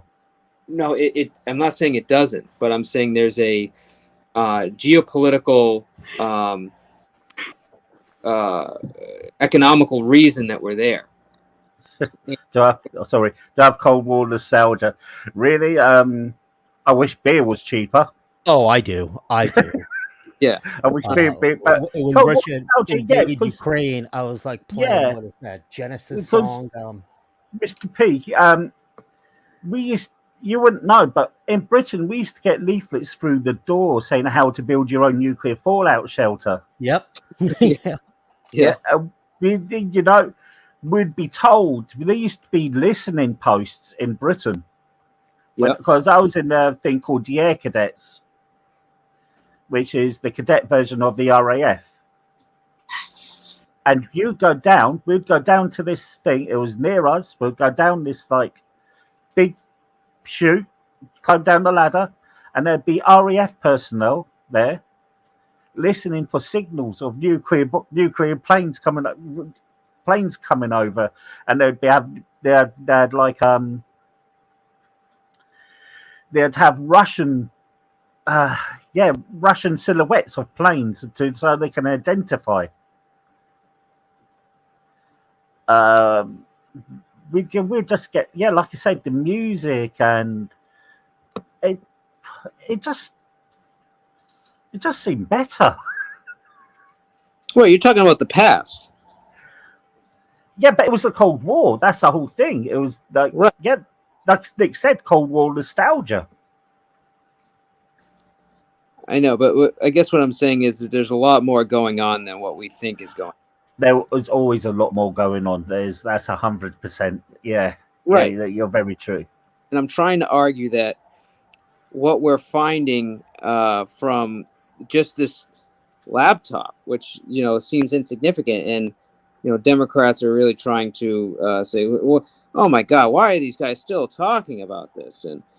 But the information that they're finding from it and the relationship that they're understanding more today, there's a lot more going on, and there's a real reason why we're in Ukraine, and the whole democracy survives and all that stuff. That's a very small piece of it, and that's how you get the backing. It's almost like we said, okay, we went to war for terrorism in 2011 because these people attacked us and they took down the towers and this and that. 2001. Correct. And then not 2011. You're right, 10 years out. Exactly. And we went against a country that never had weapons of mass destruction. Okay, so yeah. So my point is that they take an event and they get the backing of the country, and then they go ahead and do something else, right? Because no one's going to say don't go to war right now because they're like, dude, you just attacked our country, right? I will say, to understand and war Ukraine, and Nick will probably agree with me this one, you need to understand the Cold War. Yep. Not even the Cold War. You need to go even further back in history and look at Russia's claim to that region. It's a lot. Oh yeah, but that was after that was before World War One with the Russian imperial conquests or campaigns. Here's the problem, and it was Laura who brought up NATO, and I mean NATO is still a valid organization, but when the Soviet Union fell, we had such hubris. I mean, we added all of these former Soviet republics, and yeah, it was antagonistic because we knew Russia couldn't do anything, and we were the ones who told Ukraine, because the majority of Soviet Union's nuclear forces were in Ukraine. But then when the republic fell, we said, "Oh, you got to give them up. You got to give them up." And it was this like, okay, well, we'll protect you if anything happens. And well, now come to 2022, 2023, we can see how that worked out. Well, I think, like I said, to understand, Mr. P, if you want to totally understand what's going on in Ukraine, you need to really study up from the Cold War from 1945 to 1989. Yeah. Then after that, you may need to look at perestroika and glasnost. Excuse me. Yeah, too. And you're right. But again, I'm trying to. There's another. I mean, I think you just need to look up the basic of that, then look up the other stuff. Learn the basics. Always learn the basics first. Never go to the advanced level. Learn the basics so you can get a grasp of what's going on. Fair enough. Then study the others. Then you can make your own assumptions about what's happening.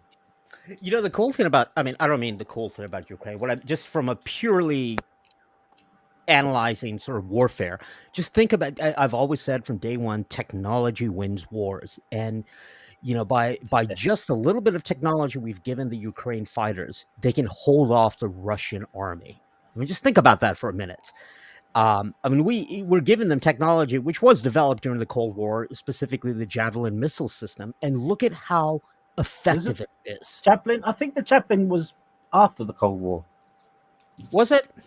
Well, yeah. During the Cold War, we always, in fact, it brings up an interesting topic. The Cold War, we always assumed that it would be a Russian invasion with mobile armor, tanks, if you will. And so we designed many weapon systems to be anti-tank. The Apache, the A-10. Obviously, the development of the Javelin system must have happened during the Cold War. It may have come out afterwards. No, the Javelin came up in 1996. Oh, okay. And it replaced, what you're thinking of is the M47 Dragon. That's right. You're right. I would argue. Hold on, I just need to wash my hands, so we'll be back in one moment. An interesting thing to sort of entertain is, are tanks now obsolete? Are tanks on the battlefield still effective? And that's a question I'm not sure about. Because suppose it was the United States Army against the mechanized Russian troops. These people wouldn't even be able to cross the border. We would have destroyed them long before they even came close to the city. Which sort of begs the question whether mechanized armor is still the way to go. But I mean, that's sort of the thing with warfare; it always changes with technology. And but what's interesting is, I mean, I cannot stress this enough that if Russia did not have nuclear weapons, none of this would have happened. We would have never let a country like Russia invade Ukraine.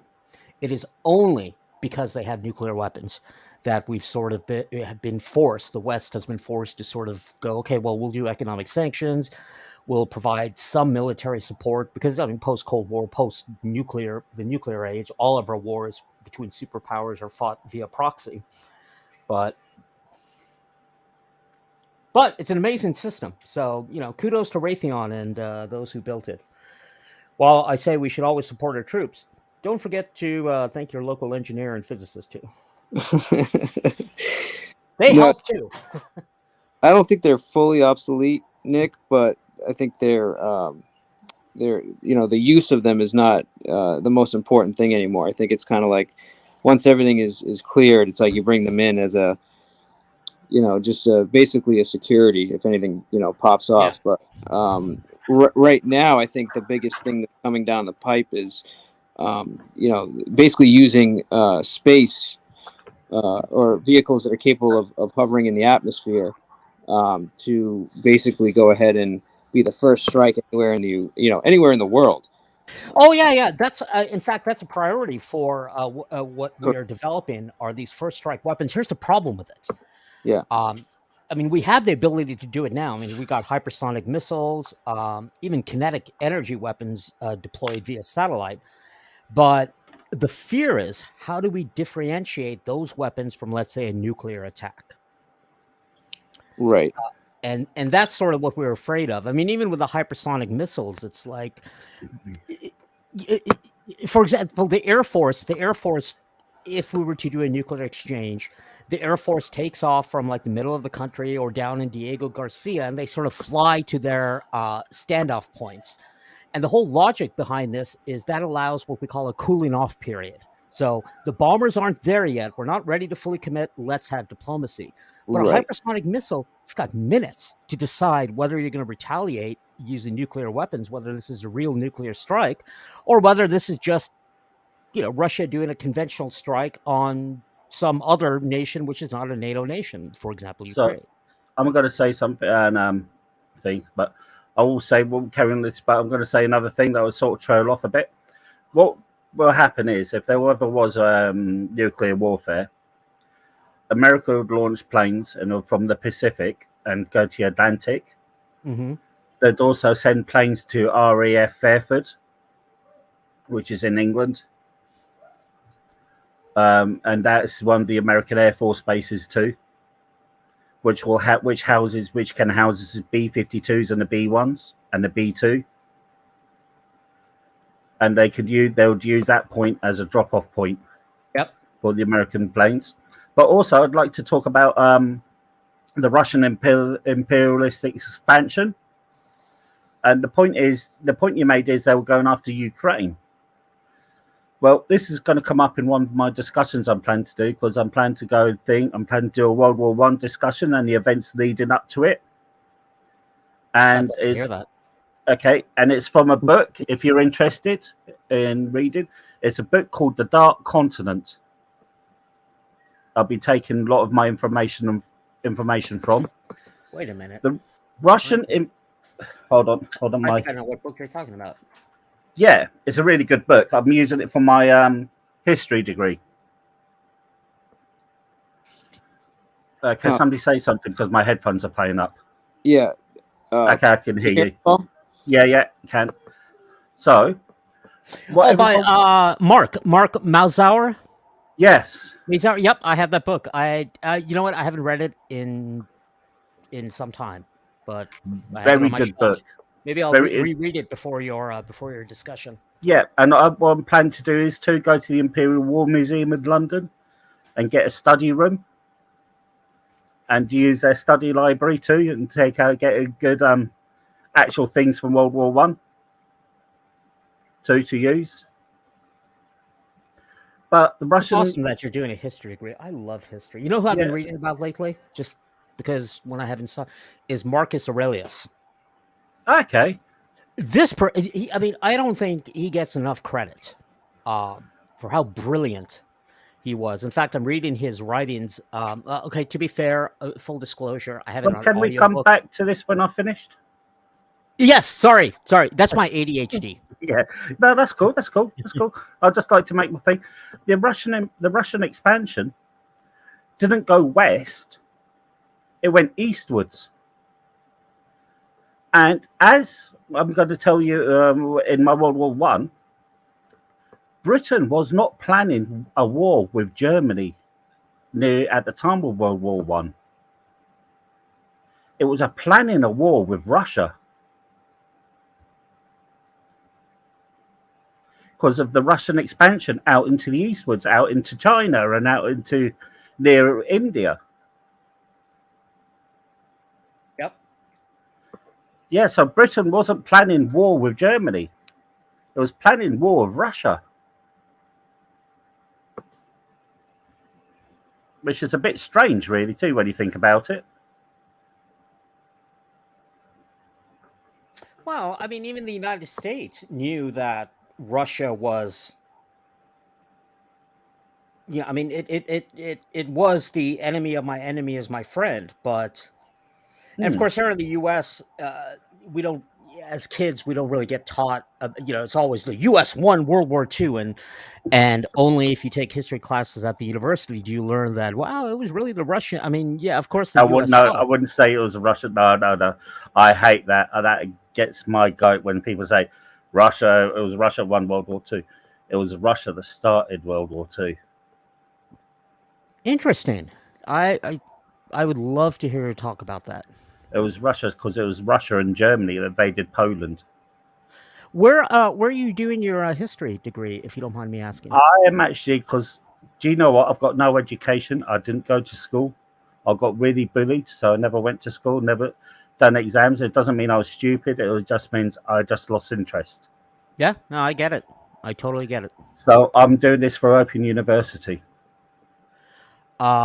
Open University is great. I've done Yes. quite a few stuff in university. I mean, full disclosure, it's I know there's some here who say, "Oh, he's a fake professor," but I didn't do my education until probably 10 years after everybody normally does it. Hmm. For example, most people who go on to college will do it at age 18, Yeah. and I didn't start the university until I was 27.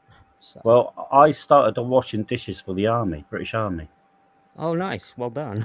Yeah, and I was pots and pans too. You know.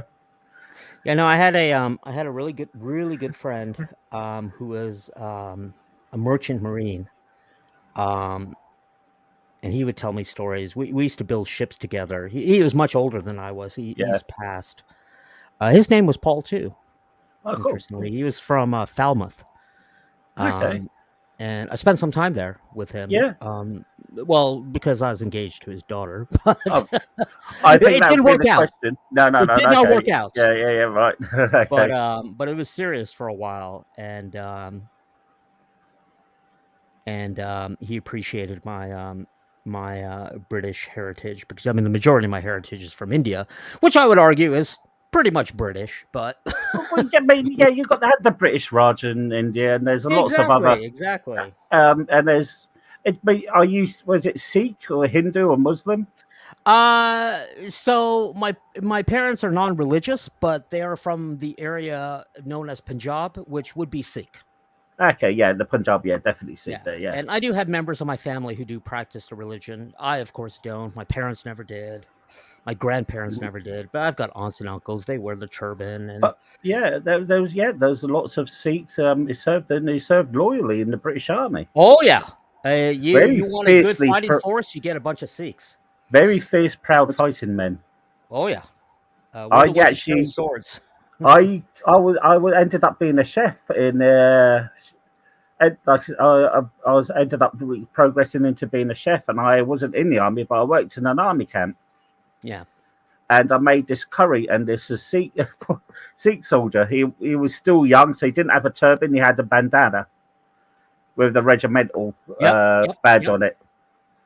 And he came up to me and he goes, "Chef, that curry you made." He goes, "Yeah, that was brilliant. That was just like my mother's." Yeah, no, I have an uncle on my mom's side. He is Sikh. He practices, and he was in the Royal Air Force.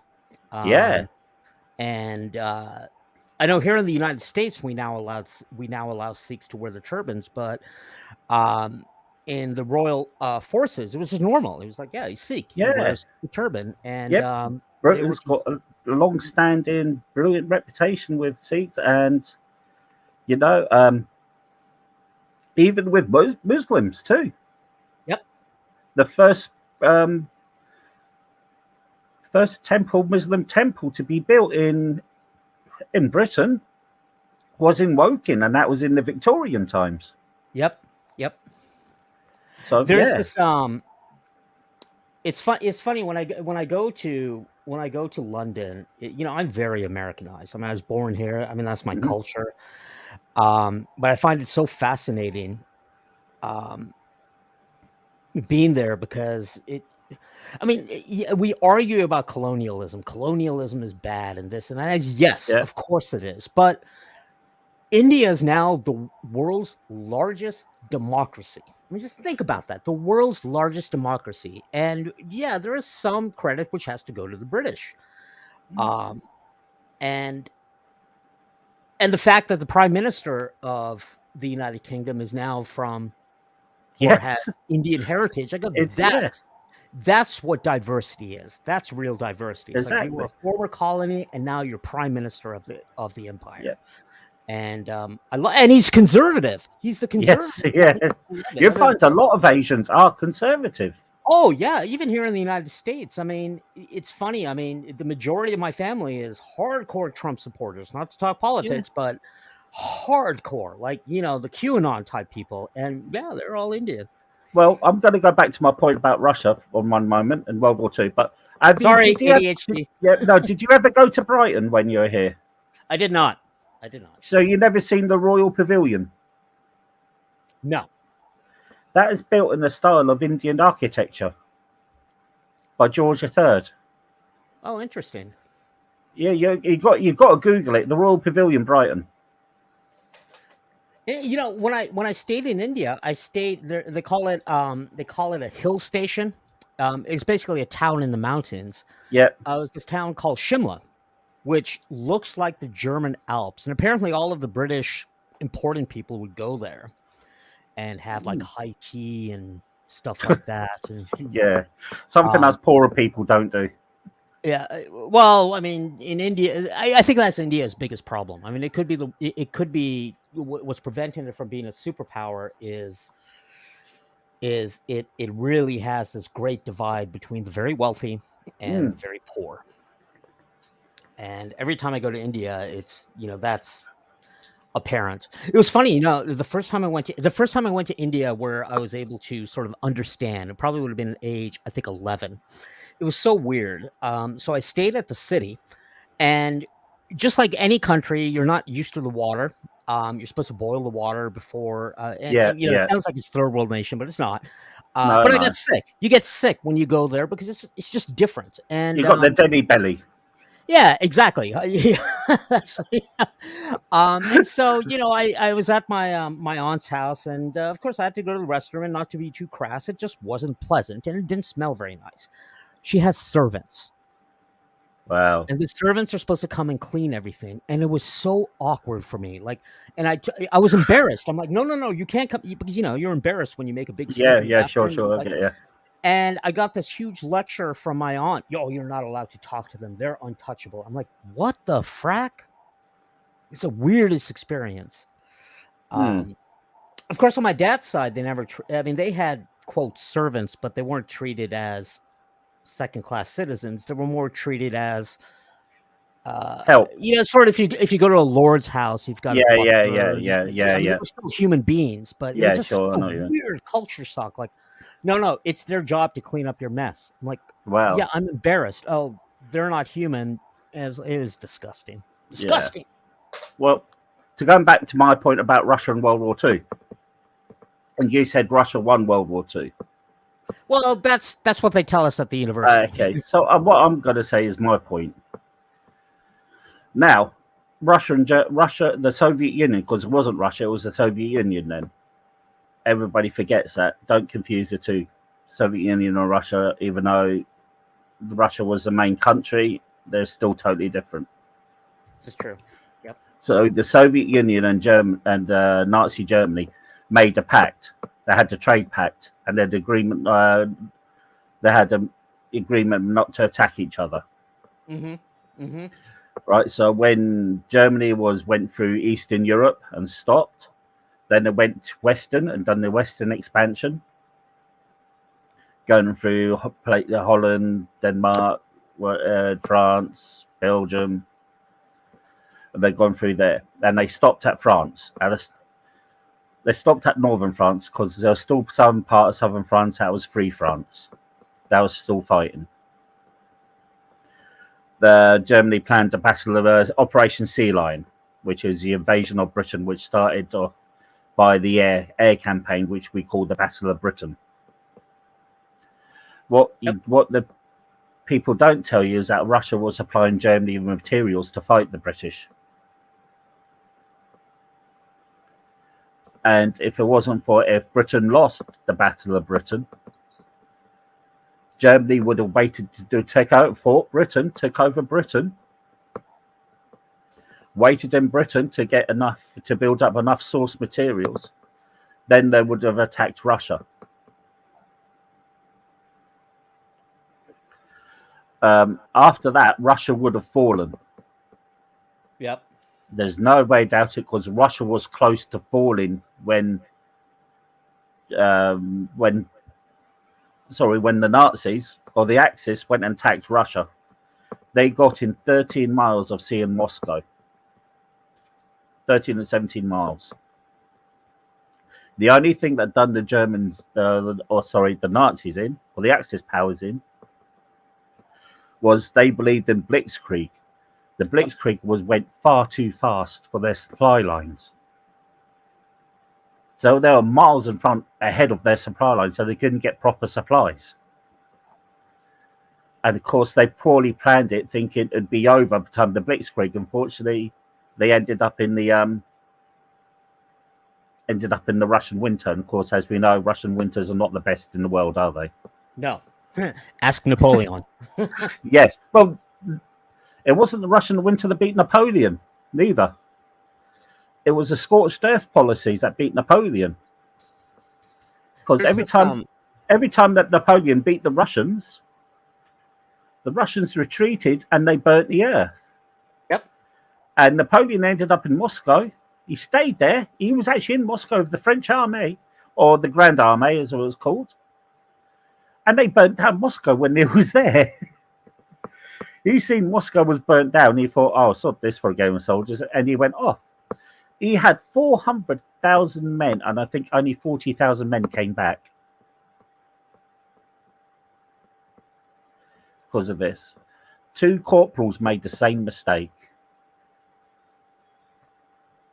But if Britain had fallen during the Battle of Britain and the Russian and the German invasion of Britain happened, the world would be a different place now. And that is why I say Russia did not win the World War. It was Britain. If Britain fallen, then Germany would have attacked Russia, Germany would have taken over Russia, and America would have been next.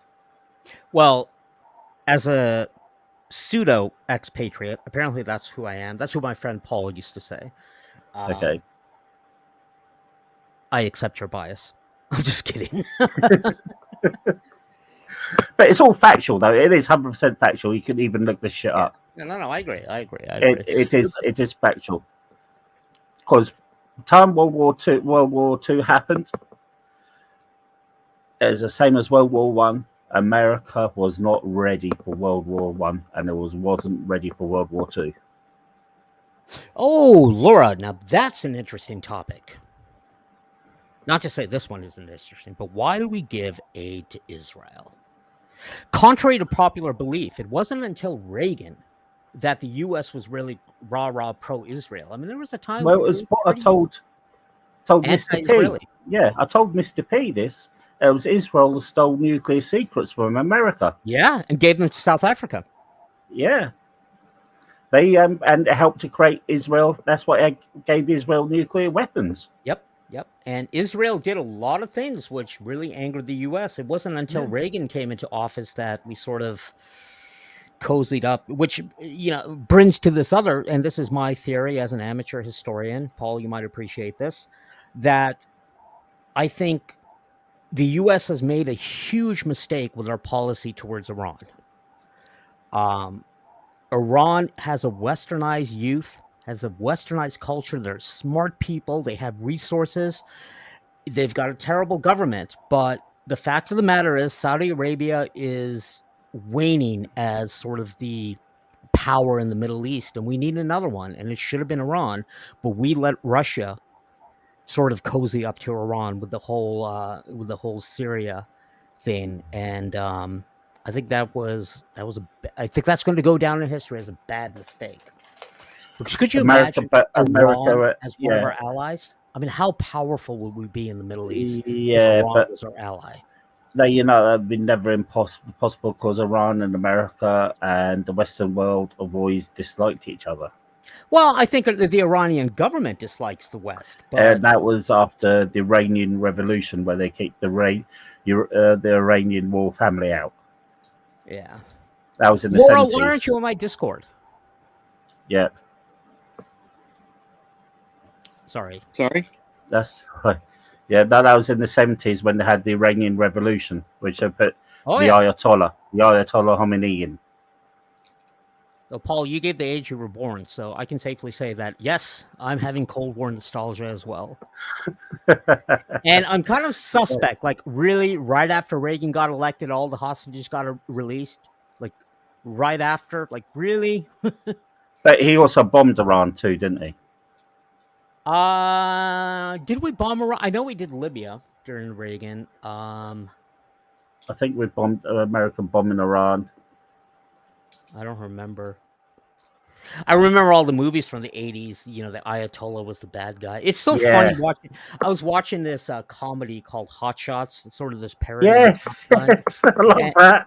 And they have Saddam Hussein. I was telling my wife, I'm like, and you as a student of history, it's like, dude, different decade, same crap. Doesn't matter what decade you're in, it's the same thing. Okay, there's the bad guy. He's the evil one. In fact, right now there's kind of a vacuum. We don't have a Bin Laden or an Ayatollah. Like, who's the next bad? I guess maybe Putin. Is Putin the bad guy? I think Putin is the bad guy. I think he really is. My fear with Putin, this is what was so stupid. It's like before Russia invaded Ukraine, they had the luxury of the world not knowing how powerful their army was. It was, it's just like, oh, look at our giant army. I go, you go to Ukraine, you're going to show the world what your army can do. And now you've shown the world what your army can do. And again, if it wasn't for having nuclear weapons, you would be no match for the U.S. We would not have even let you step foot. It'd be no match for Britain either.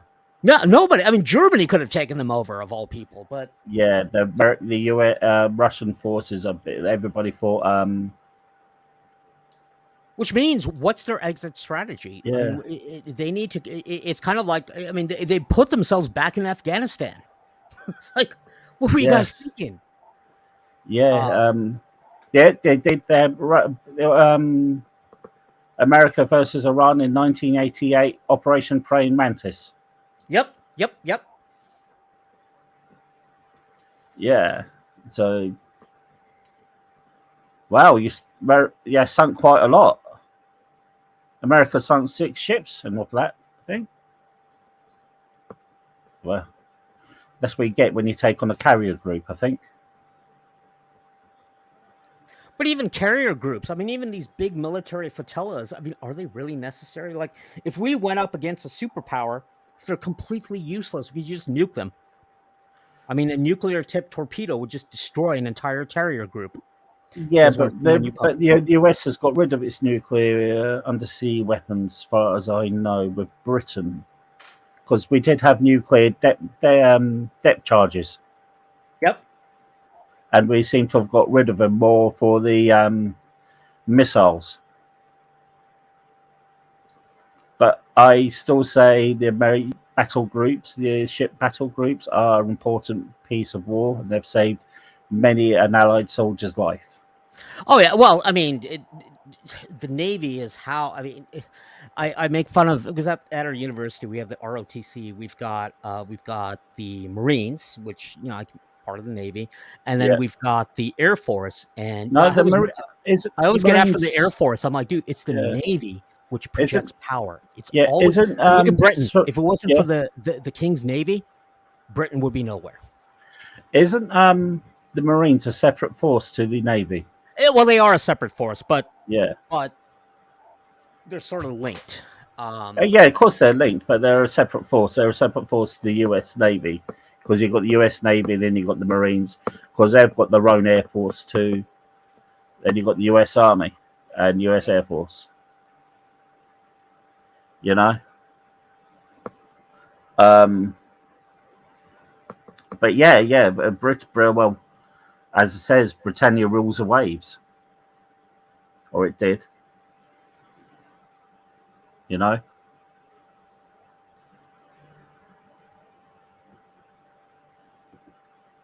Hello, can anybody hear me? I hear you. Okay, cool. So yeah, but these things, it's the way of the world now, isn't it? Absolutely. We our basic instinct is to fight. It shouldn't be, but it is. Yeah. No, I was just talking with Laura. Oh yes, yeah. Laura's cool. I like talking to Laura. She's a good laugh. Yeah, she's quietly very knowledgeable and experienced. Oh yeah, she is. I mean, I've had a chat with Brexit with her, and yeah, she's cool. That's cool. Different points of view on Brexit, but yeah.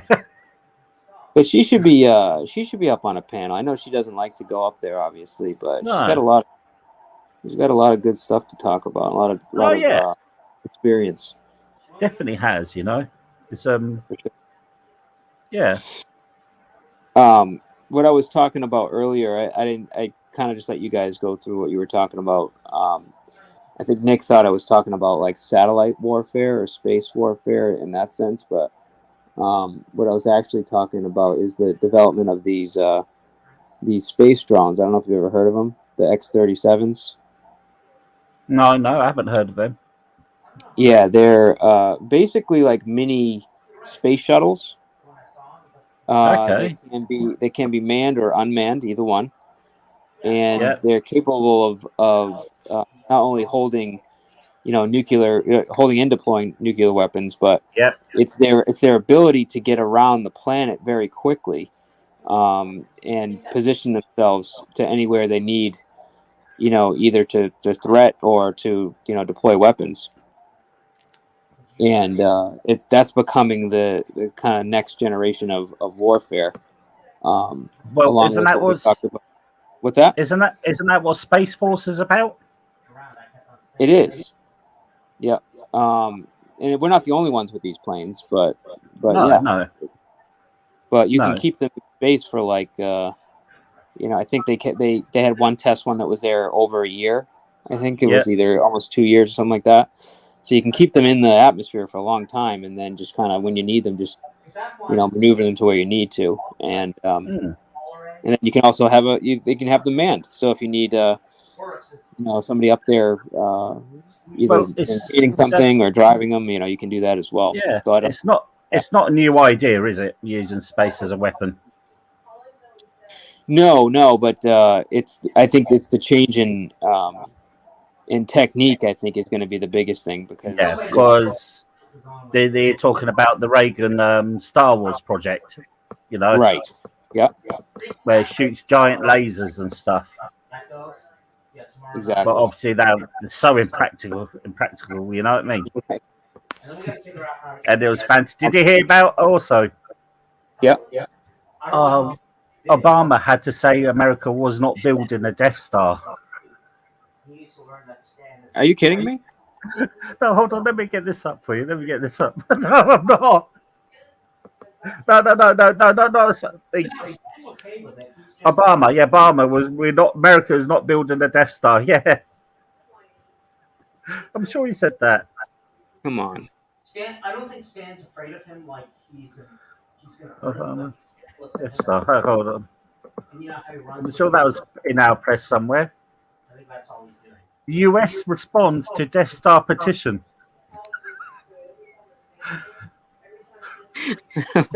This is true. You can Google this.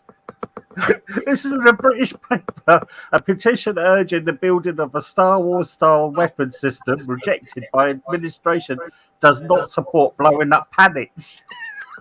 Are you kidding me? No, I can put this on private. Hold on, let me put this on private so you can have a look. Yeah. Oh, this. Okay, it's in the private chat. You can have a look. It's in the prominent newspaper too. This is insane. I'll read this.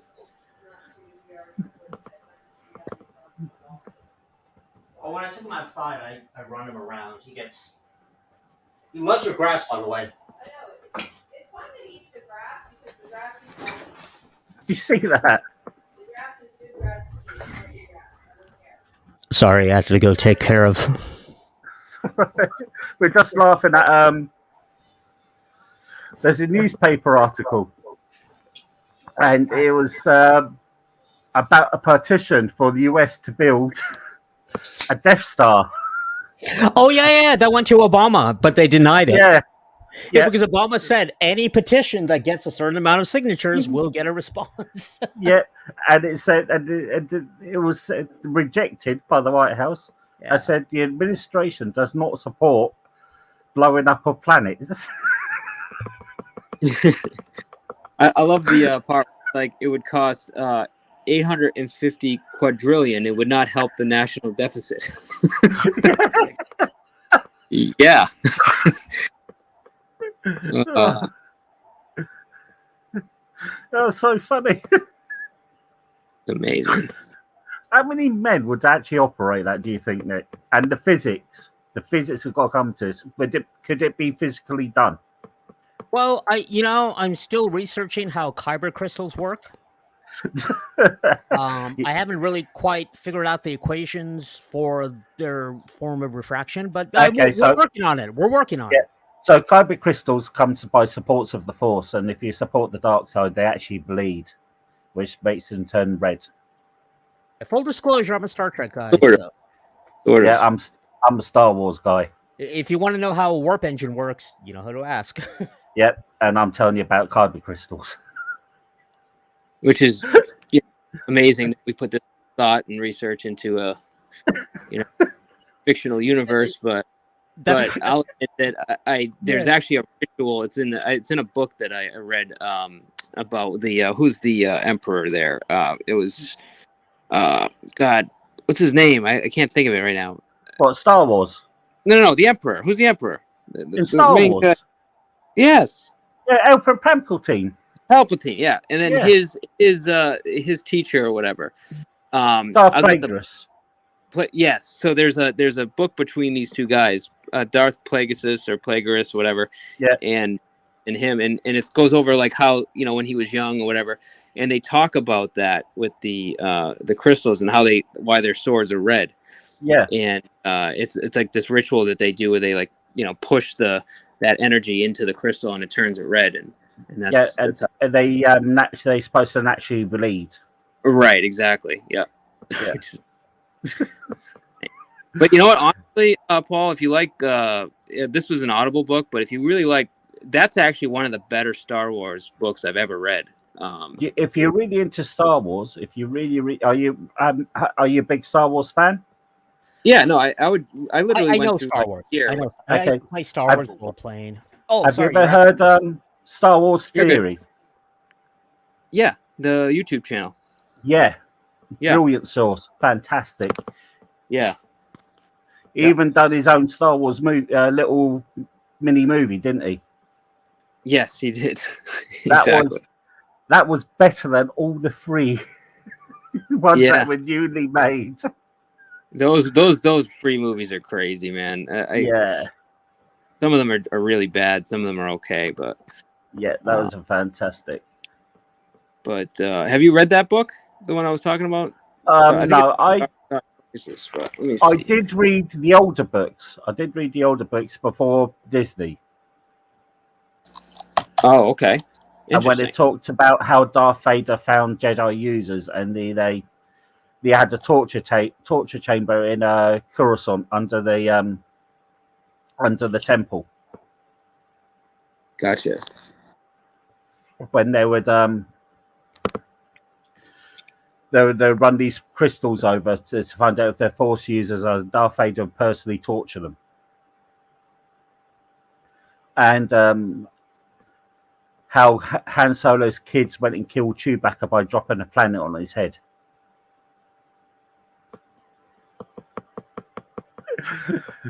Yeah, these things are and how they came across this new alien that killed Force users. It doesn't matter if you're from the dark side or the light side; they would just attack everybody. Sorry, I was muted because I'm using my phone. Did you say he dropped a planet on his head? Is that what you said? Yeah, it's Han Solo's children dropped a planet on Chewbacca's head. The hell? Yeah. It's crazy. Yeah, I know a lot of the stuff in before Disney they've made into like I think it's like they have two divisions. It's like Legends and what's the other term that they use? Yeah, But like a lot of of Legends or yeah. what's the other term that they use? You've got Legends, you've got Rebels. Yeah, but no. Legends is supposed to be basically everything they've characterized into not being part of the official timeline and the official Star Wars universe. The rest is considered like, Legends, where it's like it's not necessarily what happened, but it's a good story. You know what I'm saying? Yeah. The Andor, even though Disney said Legends doesn't count anymore, Right. And again, I'm a full disclosure nerd alert here. I'm an editor on the Star Trek Wikipedia, but I do know a lot about old Legend Star Wars because I used to play the role playing games, and they actually do a good job of respecting the canon. Like in a bet they had what was it? Canon. Black That's it. Cartesian, the Ewok, not the Ewok. What is Chewbacca? Wookiee. Wookiee. Chewbacca's, yes, from Wookiees. Yeah, From and sorry, I so forget his name. my only problem with Star Wars is I clarify with people, whereas Star Trek is science fiction, I don't think Star Wars is science fiction. It's more fantasy. I treat it more like Lord of the Rings. Fantasy science fiction. Yeah, it's fantasy. It's fantasy science fiction. Yeah. That's why I'm allowed to forgive. What was the second movie, which the new J.J. Abrams? Oh, I got to tell you a funny story about that. Okay, so what the second movie was? The first one is The Force Awakens, right? Force Awakens, yeah. And what was the second one? The Rise of the Jedi. Rise of the okay. So the second one was directed by this individual named Rain John. Was it Rain Johnson? So when I was a little kid, we used to play these role playing games, and I used to play with him with a bunch of other friends. I mean, we all went to like San Clemente High School and stuff like this, and we get into these big arguments about whether the Millennium Falcon could defeat the Starship Enterprise. And he's a big Star Wars guy, and so finally, I told my wife when I found out he was directing the second movie, I was like, okay, he wins. But really, bombs in space? Do you know how bombs work? Bombs require gravity. You can't bomb something in space. Right. Yeah. Wow, he really messed up that movie. I think you may be looking into a bit too much of the physics. No, but not only that. Oh, I ran out of gas, so now I slow down. Like, in space, an object in motion tends to stay in motion. Of course, though, if he had hired me as his science advisor, I would have been able to explain the bombs because, okay, the destroyer has a lot of mass, and anything with mass creates a gravitational field. And yeah, if the bombers get close enough to the Star Destroyer, yeah, you could bomb it. And as far as if you run out of gas, well, both the Empire and the Rebels were in a state of constant acceleration. And then once they run out of fuel, they can no longer accelerate. So then they travel at a constant velocity. Then you can catch up to them. Of course, in the movie, when they ran out of gas, it was like, oh, they slow down like cars as if there's some invisible no. friction force. I'm sure the TIE fighters used their wings had solar panels in it, so they can get so they didn't actually run out of fuel. Exactly. Why didn't you? I mean, they could have just put freaking solar sails. That's what those wings on the TIE fighters are. I And then, think. of course, we saw in the last movie, they sort of had to do correct everything, which Rain Johnson did. Well, I mean, they were okay. They were okay. They were better than the prequels, which Lucas did. I'll give them that. Have you ever played that? Wait, whoa! What? See, that's what's What did you interesting. say? People who are our age, like Paul, since you gave your birthday, like we have we view the prequels very differently than other people. And tell me your opinion about it, Mr. P. Okay, so the prequels, first of all, are the better storytelling of almost anything that's been created since then. So, like your line of storytelling, the characters that were created, everything is based on the prequels. Everything after that is just changing the narrative based on current events and the way that we view things today. And as you see a female character that's very strong and is the lead compared to a male character in the 70s. So like current events is changing it, but the only thing I will say is better about these movies is the special effects, is the ability to look at the movie and get lost in it because you're not thinking, oh man, that looks terrible. That explosion looks like someone just did something in the backyard or something. That's where those movies fail. But in the storytelling, you cannot tell me that these movies that came to now are better than the prequels. I really don't know how you come to that conclusion. I prefer the originals, then the prequels, then the other Oh, ones they're are so shit. boring. It's like watching C-SPAN. Yeah, the other ones are really. Get what They you're ruined. saying. They Oh, ruined you the have to movie. sign but- Yeah, the whole what they- premise of the first one is so stupid. You have to sign this so we can have a treaty. Otherwise, we're going to blockade it. It's like, really? Like you? Oh, can't wait a minute. invade the planet I without might be the getting treaty? confused here. No. You're. I think you're right. Actually, I was getting confused. I thought you were talking about the ones from George Lucas. You're talking about the ones with Anakin and all that stuff. Oh right? yeah. Oh, okay. All right. Jar Jar we're Binks. actually agreeing. Jar Jar Binks. Yes, my bad. I agree with you. Sorry. That being said, though, the Clone War cartoons, excellent. Yeah. No. There's what's actually better than all of that stuff is the cartoon. Is that what you just said? I think. Yeah, and even if you as a talk about kid, Star Wars, The Mandalorian saved a lot of fans. I think, Mandalorian. Yeah. You know, Andor was great. Yeah, the Andor Mandalorian Andor and kind of ruined. Yeah. Like to be fair, the last season of Mandalorian after Andor, because the last season of the Mandalorian came out at the same time as Picard. Picard was awesome. Don't even get me started on that. But Andor was so good. Like my wife is not a big Star Wars fan, but she got into Andor because it was so good. Because Andor was great. Characters. It's the characters Yeah. that matter. Yeah. What, in your opinion, Nick? What is the? And I'm gonna. I know which one it is for me, but what do you think is the best Star Wars movie that came out ever in terms Rogue of One. special effects and story? Yeah. See, Rogue what One. did he just? What did he just Rogue say? One, Empire Rogue Strikes One, Back. yeah. It wasn't even. And- It wasn't even a flinch. It was like Yeah. Rogue One. Oh, okay, so Empire- let me Empire Strikes clarify. Back. Let me clarify. I am excluding the first Star Wars movies because they set up the Oh. universe. So I'm saying okay. everything which came after. I guess. If I had to include them, yeah, of course, Empire Strikes Back, or I like Return of the Jedi too. But if I ignore those and everything which like they established the universe and everything which came, Rogue One was the movie which I wanted when the prequels came out, which it tied the Yeah. two series together. 100%. And because I'm a little bit more of a realist, like I'm not into the whole laser sword thing. It's like, yeah, I get it, the Force and this, no big deal. But the universe of Star Wars is so big, and I love there's so many stories to tell. Right. And they don't all have to be about the Force, because remember, in the Star Wars universe, there are a lot of us, if we were in that universe, who don't have access to the Force. They're normal people. Right. People like Cassian, people like oh god, I forgot her name, the pretty British lady in The Rogue One. Mandalorians, Yeah, even Yeah, the Mandalorian Mandalorian especially. is a yeah. not excluding the last season. To be perfectly frank, it kind of bored me, but um, Oh come on, hey, the last the series 2, the last episode where they portrayed Luke, that was Good, babe. amazing. Good. That was fantastic. So I don't know if you've I don't know if you've ever watched the I know, don't laugh, but the cartoon series. I think we were just talking about Oh, that. were you? Yeah. Yeah, the cartoon series of Ahsoka. It was amazing. Yeah, I would say down better than like all of them. you have to wait for the live action Ahsoka. Oh yeah. But especially the last season. Did you see, like, was it season 7?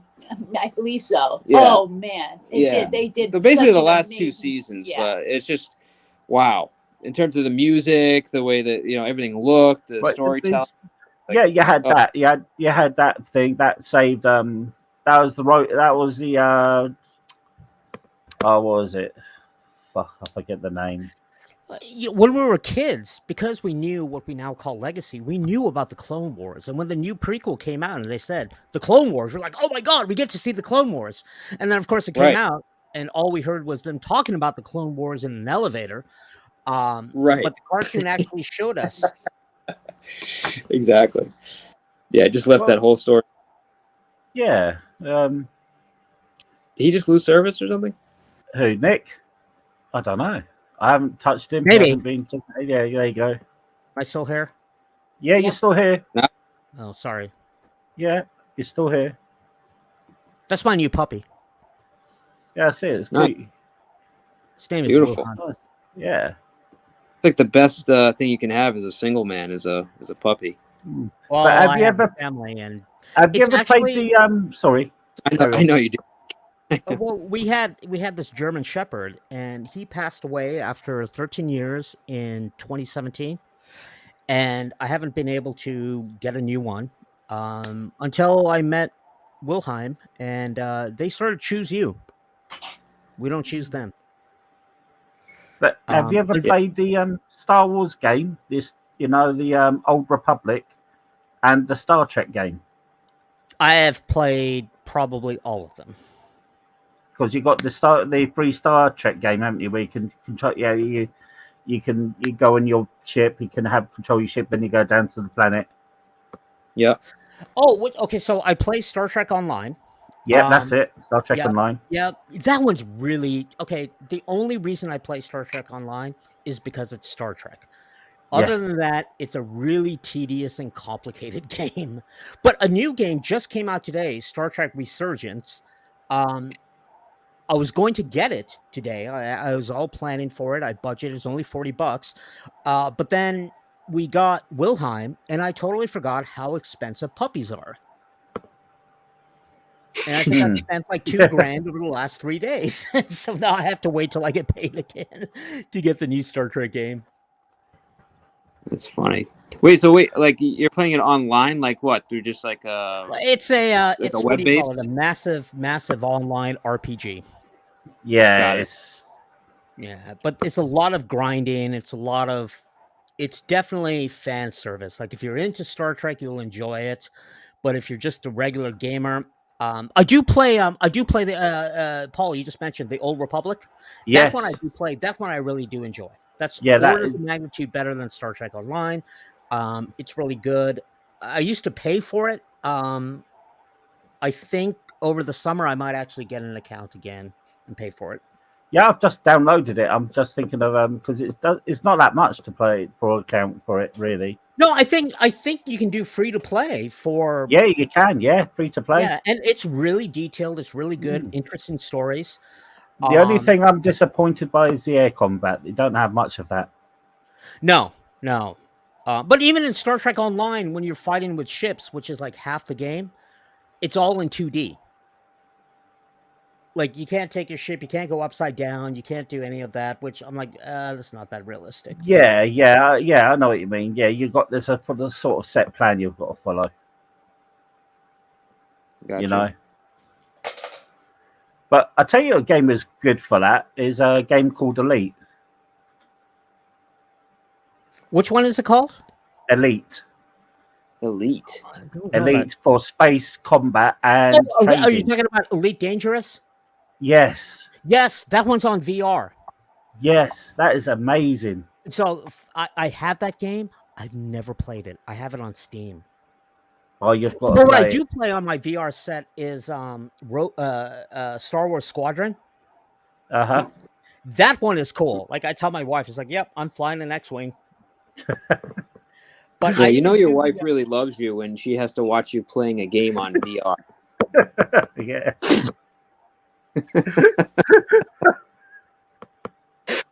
Is that, Yeah. We're the most nerdy that we look ever Hmm. in any. Yeah, they brought out a new Jedi game now too, haven't they? Also, I'm not a gamer. Not a gamer. I'm a big gamer. Yeah. You know, I've No. been gaming since I had my first computer was a 48K Spectrum. A what? I had a 48K Spectrum computer. 48K. I guess I was more fancy. Oh, My that- first computer, Commodore 64. I did have the Commodore 64 too. I had the You know, I Commodore still 60. I love the music chip on the Commodore Yeah. 64. I had the Commodore 64, the floppy disk too. Yep. The what is it, 1541, and then to start a game on the floppy Yeah. disk, it's load star, comma 8, comma 1. Yeah, I'll and then never forget that. I progressed onto a Commodore Amiga. I never had an Amiga. After my Commodore, then I had a 286, 386, 486. Yep, I ran my parents' house. So it was a 3-story house. So technically it wasn't a basement, but it was a bottom floor. When I became old enough, I had my own room down there, and I ran my own bulletin board service. I guess from my mom's quote basement. But I ran a BBS where people would pay $9.99 a month, and they could play 4-player Doom deathmatch, and I would host the game. Wow. I had also the wooden Atari and the was it the Atari 2002? Oh, 2600. You know who had Yes. an Atari? My dad had an Atari. Yeah, I wasn't allowed to play it as a little kid. I had that. Also, then I progressed. I had a N64. I also brought. One of my siblings. I was never into the console games. One of my siblings was, and so we always had we never had a Nintendo, but we had a Super Nintendo. We Yeah. had the 64. That one I'd play the James Bond game. That one was fun. Oh, James Bond. What was it called? GoldenEye. GoldenEye. Do you know you could if you got an Xbox account? Bye. That's What was on that? X. If you got an Xbox account, you can play that on the PC. Really? So I do Yeah. have an Xbox Live account. Yes. I've been they've meaning got to that. cancel it. Yeah, they've got that on their thing. They've got that on the live. The original N64 GoldenEye. Oh, I still have it. Yeah, brilliant game. I had a GameCube which I played Road Squadron on it too, or Road Leader. That was a brilliant. I think I played that quite a few times. Never owned it, but I Yeah. got rid of them, and then I ended up finding another system where this guy was into like older game systems, and I was like, the only thing I want is GoldenEye. That's it. And he's like, I got both. It's gone as a package. If you had an N64, the games you should get was GoldenEye and The Legend of Zelda. The Ocarina Yes. of Time. Yeah. That's That the was a good- game. Yeah. Definitely the games for that. for sure. But yeah, no, I never really got into games. I just like did my high school thing, my grade school thing, and then that was it. I would go into the arcade and put money in the arcade machines too. Oh yeah, I played the video games in the arcade, like Street Fighter, House of yeah. Dead, Oh my Yeah. God, Street. Afterburner, Outrun. You know what was the one I loved? Was it Space Odyssey? What was the one that it's like a little like triangle spaceship and you're like shooting the rocks? You know what I'm Asteroids. talking about? Asteroids. Ah, Yeah. God. And the compression, they got really faster and faster. Yeah. And you had the shield on your ship, but only lasted for a second. Right.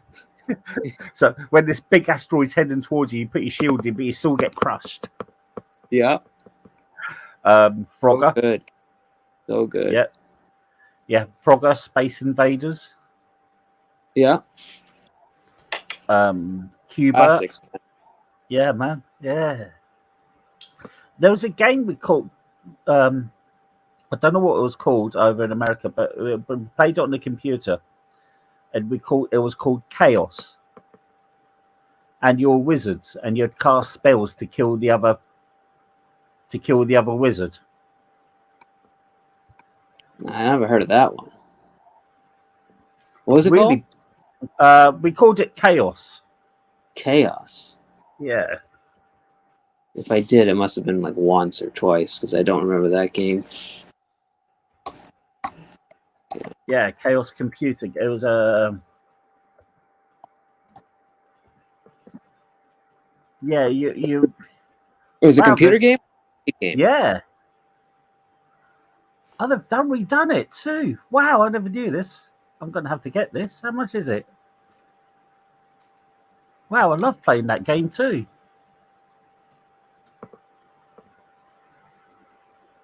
Yeah, you'd be a wizard and you get spells, and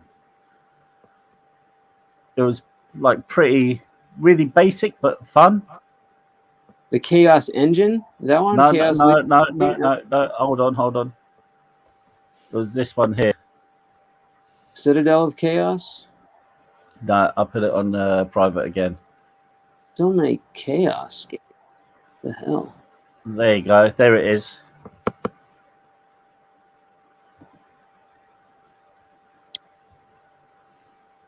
I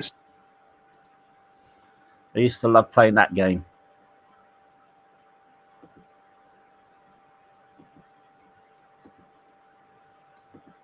Chaos. I don't remember that one. Do you not remember that one? Yeah, it was just a fun game to play. Basic graphics.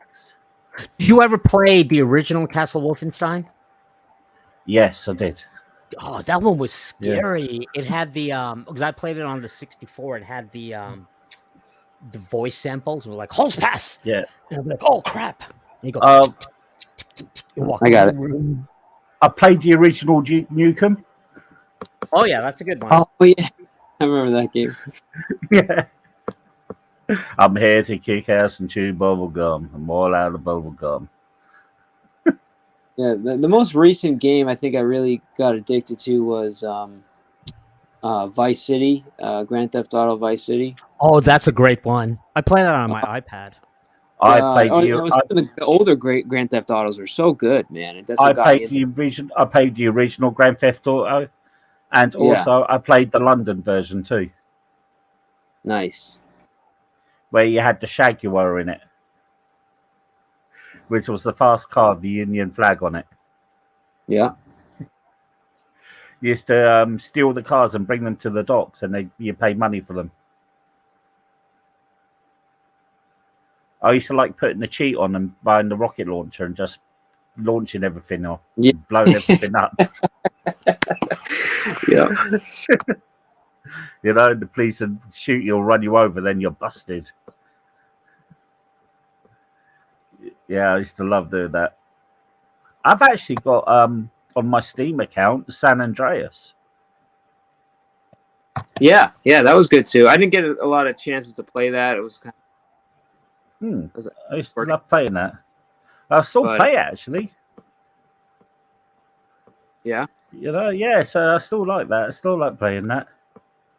I play. They're all on the iPad now, and so Hmm. to be fair, I don't play them, but when you have a bad day, you just put in the cheat code, grab a AK-47, and you're up. Bap, bap, bap, bap, bap, bap, bap. My wife looks at me, and is like, "What are you doing?" I'm like, "Oh, I'm shooting civilians." I actually play a really good game because, like I said, everybody knows I'm I love history, but also what people don't know about me, I love the American Civil War history That too. okay, that is my thing because uh, I'm a firm believer, and maybe you can appreciate this as a student of history, that the United States didn't really become a nation until after the Civil War.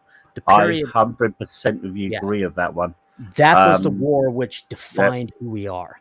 George Washington was a grandfather, and he birthed Lincoln into making the US as it is now. If that makes any sense. Yeah, no, I agree, and I lived in Virginia for a while, and I'd go tour all the sites. Actually, I did this project. I went to Gettysburg, um, and that's like sacred ground. And I I remember, love eh, to go to Gettysburg because what other people don't know about me, I am sensitive to spirits, mhm. and I'd love to go to Gettysburg, see if I can hear the ghost sounds, because you can Well, sometimes hear the cannons and the fifes and the drums play.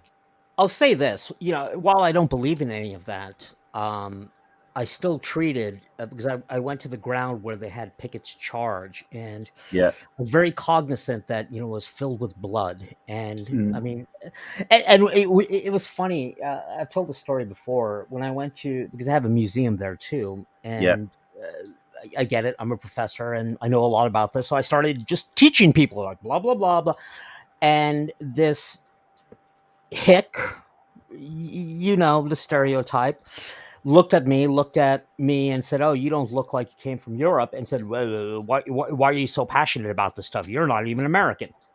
Like, dude, I was born in Chicago.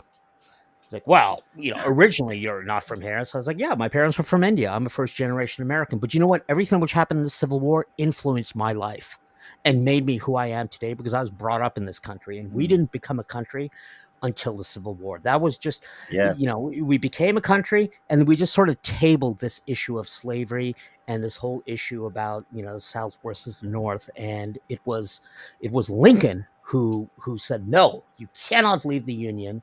We Yeah. must stay together. And I have great respect for the people who have died. In fact, we got Memorial Day coming up, and I always forget which one is for the Civil War, Memorial Day or Veterans Day. I think Memorial Day is Civil War. Yeah. Memorial Day, Civil War. Yeah, Veterans Day and is November 11th.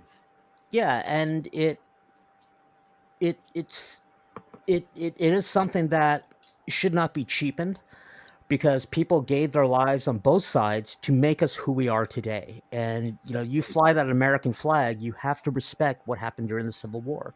I mean, to date, it was the war we lost the most people. And then just in general, speaking about warfare, what made it so interesting, it was the first war during the Industrial Revolution. And you saw how technology changed Was it everything. though? I think it was. I don't think it was. I think you're forgetting the Franco and Prussian War. Yeah, but I'm so the one thing which the North did, which we still do to this day, is we allowed private industry to develop weapons and this. I mean, we had the first machine guns. It was the North who rifled their barrels, and then of course the ironclad The warships. rifle barrels have been around for a lot longer than the American Civil War. Because you're forgetting about the Baker rifle from the 95th Rifles, which is a British unit, and the first unit to have to be uniformed in green. I did not know that. I did not know that. Yeah, they're uniformed in I green. thought that it was the North which rifled their barrels before the South did. The other thing which the North did is remember the South was all about states' rights, but in the North, the federal government just nationalized the railroads. Yeah. And again, this is what I mean by the first sort of industrial war. It's like the railroads were allowed to supply the Northern troops, but I firmly believe that it was the Civil War that allowed us to now say we are the United States, Yeah. because it, that whole issue of slavery, we just sort of just kept passing it on, and when I go to those sites, it's again, I'm not a religious person, I'm not this, but those sites are kind of holy. It's you Oh have to yeah, yeah, yeah. And you forget they were holy before then too. The Native Americans treated them as holy yeah. sites, especially in Gettysburg. And that's what I love going. So the lab where I get my data from is in Newport News, Virginia. It's got a lot of history there. We've got Williamsburg there, Johnstown is there. I just think it's so fascinating that just 200 years later, this land which was sort of settled by what would eventually become the United States, and 200 years later, we've got this underground machine which can accelerate particles, close to the speed of light. Yes, yes. And that's what makes this nation great. Mm. Um, Haven't they got Didn't they first build that in CERN though? No. We had accelerators before CERN. In fact, the U.S. was going to build an accelerator. I think it was in Texas, which was supposed to rival what they did in CERN. But then, we just sort of messed it up. And Well, yeah. I mean, you know a lot more about physics than me, but I always thought it was CERN was the big one. yeah, and technically, just to clarify, because I had to do this with a couple of flat earthers, CERN is an organization. The accelerator is what we call the Large Hadron Collider. Yeah, yeah. CERN is what developed the World Wide Web. HTTP. That came from CERN. I'm sure that was British. Everything is British. Yeah, I'm sure that address was British. You're not going to get an argument from me from that. I'm a firm believer that this country needs to go back to the king. But speaking about the royal family, really, Harry and the 2-hour chase? Come on. You know what? I haven't got a clue about that, and I don't care. I really don't care. It is. I don't know if I can just today I was on great channel, Miss Mandy. You should go check her out. Yep. And I was talking about a native English speaker who wasn't speaking the Queen's English, and I got corrected. It's not the Queen's English anymore. It's the King's English. It's I'm like, just that's fucking so English. weird. Yeah, it's just That's English. so weird, because my entire life it's been the Queen. Yeah. Now it's no longer Her Majesty's ship. It's His Majesty's ship. Well, it's still HMS. I know it's still HMS, but I got to get used to God Save the King. Well, yeah, I mean, I still sing God Save the Queen. Well, she's internal. She's the best queen. Yeah, because what else is what we were brought up with, Yeah, I mean, you and I are very close to the same age. I mean, we've never known a time where it was king. Yeah. And now, you know what? We'll never see another queen in our lifetime. No, it's unless I perfect my immortality machine, it's probably going to be God Save the King for the rest of eternity. Yeah. Yeah, totally. Me and my mate have had a discussion about this, and we'll never see another queen again in our lifetime. You might maybe. My wife is French. Yep. So we have very heated discussions about which is a true empire and which just pretends to be. Okay, British is the true empire, the French isn't. Exactly. You get no argument from me. The French empire was lost after the death of Napoleon. Yep, absolutely. And the last World Cup, I was just begging for England versus France. That would have been a nightmare at my house. I'd probably be. I wouldn't care for that match at all because I'd probably support France. Yeah, well, ultimately we supported France because. Well, yeah, I would support France because I'm not English. That's right. My family's from north of the border. Yeah, well, technically, my British heritage is Scotch-Irish, so technically I shouldn't be. Well, there's no. Do you know what? There's no such thing as Scotch Irish. It's well, we can classify it as yeah. I mean, I just hate the term Scotch because people confuse that with a lot of Scotland Yeah. when it's not like Scotch eggs. Those are Scottish. No, Scotch eggs are called that because it's the way they're cooked and they come from Fortman and Masons in London, which took the recipe from an Indian recipe. Oh God! So when I was in Falmouth, I went to this pub and I was so fat. They had this thing called curry fries. Yeah, God, yeah. And they sold samosas, which the best Indian food in the world is from the United Kingdom. And I was like, this is. I never thought about pairing these two things with beer because beer you want to really like some sort of snack to eat with it, which is very oily, very. And there it was perfect. It's like curry fries, and I'm like, oh my God, this is like the perfect match. Yes. Well, Uh, first written curry recipe is actually written in English. This is true. Isn't the national food of the United Kingdom chicken tikka masala? Which is not an Indian dish. No, which comes from Glasgow. Yeah, it comes from Glasgow. It's really good. It's really Laura, good. Laura, where you're you get the making best me. Chinese food? Sorry, Nick. Laura, you're making me say naughty words again. We're not going to talk about curry flavored condoms. That's weird. That's really weird. No, because we had this conversation last time on Last Live where we were talking about condoms, and I found out they had a curry flavored condom. Okay, you know what? You can't say that and not explain. Now I'm intrigued. It was just this Please don't make me discussion. Google curry condoms. Yeah, it was just this whole conversation where we just talked about near the knuckle stuff, but having a laugh. And I said, "We've got curry flavored condoms over here," so it's a perfect takeout. Get laid and have a curry.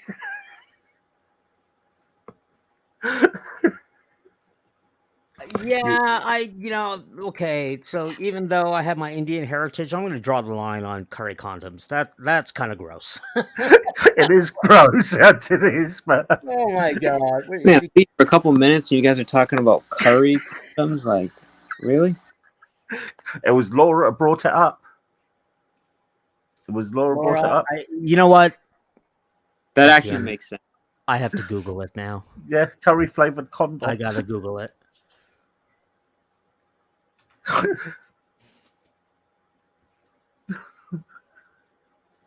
I'm Googling it. Google it. You have to Google. God, what am I doing? Oh, Laura, I bet you ate more than one worm and more of the time. I got it. Showed up on my it showed up on my suggested searches. The next one below it is: do curry flavored condoms expire? Oh, dear. Oh, and the way they spelled flavored was with a U. Yeah. Oh Jesus! Oh, gee, Liz, I bet she swallowed many a thing in her lifetime. But you know where you get the best Chinese food? Northern Northern India.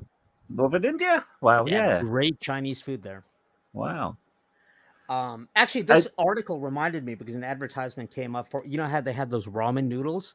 So in Malaysia, you can get ramen flavor, which is much more inspired by Indian flavors. It's so good. Do you know there's a place in Manchester called the Curry Mile? I am not familiar with that. I have not been to Manchester. And it's all curry shops.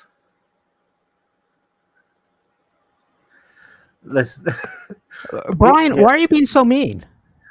Brian called me an idiot. Oh, Brian's here. Yeah, that wasn't very nice. Yeah, he's not very nice, but he's really smart, so we let it go. Yeah, he is smart. I thought he's good people, but he doesn't like me right now because he doesn't like my friends. Aw. Well, this is a non-affiliation zone, so it doesn't matter where, what side of the fence you're on. That's what I figured. It's like, I thought you were Come like on, sort of one of the take eldest. off your coat there. It's no sides here. Yeah, whatever. No, we don't have. There's no drama. We don't have Yeah, it drama. doesn't bother me. I No. was just reading the chat, and That's when I see some names come up here. Oh, that's when I was got a bit distracted.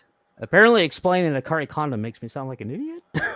I'm so gonna get these for my wife. I Like, would say "Here, this is what I'm gonna explaining do." What do condom those makes hurt? everyone sound- Because curry has spice. I'm just saying, it's gonna hurt if it goes inside. No, it's just the actual. It's more like probably like a Chinese type curry. But it's still got to have some spice to it. What if you put it on backwards? Then it would hurt you. Liz, I'll do It's- that. Apparently, you read it wrong, Nick. Yeah, that's possible. Brian sent me a bunch of nasty messages on Discord. I don't know why. Somehow I made him Yeah. angry. Well, I don't know Nick, we're not talking about that, man. why. Yeah, no. Okay. So this is like we don't have any of this here. So if anybody talks like that, it's like Rudy came up and tried to cause hassle one time. Yeah, I just took it off because I don't need that. And talking is You know, great. I mean, Paul and I totally apologize that I know I was like, oh, we should do live streams, and I totally flaked on you. But during the when I'm teaching, my schedule is like, bleh. Hey, I get that, you know. So yeah, I do get that because obviously I'm doing my own academia, so Which know? I'm looking forward to. Dude, Brian, stop it, Brian, grow up. yeah. So in the next couple of weeks, I'm definitely doing. I did put it back a bit because I've had some money problems, but the next 2 or 3 weeks, I'm going to do that World War One project, and I will put the book. If anybody hasn't got the book, I will put the book where you can buy it from, too. You know, so if everybody wants to read and keep up with it, yeah, that's be brilliant. Have you seen there's this channel, I think it's called like Durschnell. It's got some weird German name, but he talks all about these naval battles. You might enjoy it. You know what? I'll send it to you on Discord. Yeah. Speaking of history, what do you think about that Queen Cleopatra on Netflix? What a load of fucking arse. Yeah. Cleopatra. I done a bit of Cleopatra for my degree, and Cleopatra was from Macedonia. Yeah, last time I checked, people from Macedonia, and of course, I don't really care about the skin color or anything like that, but I gave it a shot. I'm like, okay, I'll listen to it. But then when, myself as a professor, even though there's some here who think I'm a fake professor, as a professor, when you say, I don't care what you learned at school, but this is how it is, I'm like, wait a minute. What? And the hubris of Hollywood to say an entire nation is racist, like, really? Yeah, it's and also what British TV done is they portrayed Anne Boleyn as black. Oh, you see that one, I was giving it a break because it's fiction. Okay, it's a fiction story. They didn't call it a documentary, so yeah, it's kind of stupid. But we've whitewashed characters all the time. So if you want to do the opposite, that's fine. I don't really care. But to call it a documentary, yeah, it was rather. It's not even just. It's funny that it's like, oh, all the anti stuff is because of skin color. It's like, no, you called Rome an emerging power. It's like when Rome was in Egypt, it was not an emerging power; it was the power. That's like saying the United States right now is an emerging power. Like, what? It was amazing. It was the ultimate power. It stretched from the old kingdom of Alexander the Great up to Britain. The Roman Empire did. But to portray Cleopatra as this black person because it was Egypt, is in Africa, would be totally wrong. She was stemmed from Alexander the Great. and she had I would have been okay if they used that actor, but the fact that they made it's so funny. It's like, oh, all the people who hate it are just because of her skin color, but you made her skin color the central point. You ignored everything Cleopatra actually did, um, just to make it sound like, and you basically accused an entire nation of genocide. Like, oh, hmm, native Egyptians look like this, but they were all killed. And how dare the United States tell another nation what their history is? And then well, when that nation says, "Oh, that's not what our history was," oh, you're just racist for not believing it. It's like, oh, okay, come on. so that's what they done with Braveheart. That's what they've done with a U-boat. They've done a U-boat movie where U-571. yes, Yep, that was that one I knew. yes, That was the British, but it was a yep, good movie. It was fiction. I accepted it, but I told my date. It's like, it was actually the yeah, British who did this. But yep. It was also The Longest Day was told more of American point of view. Mhm. All war movies portray America as the winners of World War One when it really was the Allies. Yep. Um, it's what is America because it sells to people. It sells. That's what it does. It creates money. I'm hoping, though, at least from what I've seen in the previews, speaking as a official physicist, that the Oppenheimer movie seems pretty accurate. Didn't they already make that? They made it, but I think it's coming out in July. No, didn't Oh, they already make another one that came out in the 90s? yeah, that was Fat Man and Little Boy with the No, guy who no, plays there was Max another Headroom. one. It was another one they done. Oh, I don't know about the other one. Hold on, hold on. Let me have a look at this. I'm sure they.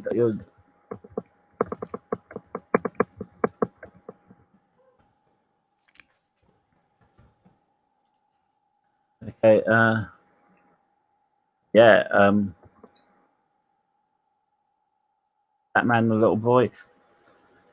Fat Man Uh, and Little Boy was the person who played Oppenheimer was the guy who did Max Headroom and played Barclay in Star Trek. yeah, I'm trying to think. It I had don't think it was. John Cusack in it. I know my Okay, dad made me go see that movie when I was a kid because he worked at Los Alamos. yeah. Just trying to think when it was. This movie was it may have been called something else over in Britain because they do that.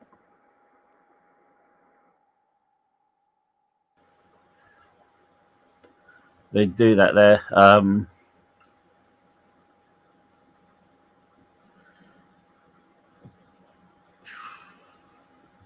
Okay, hold on.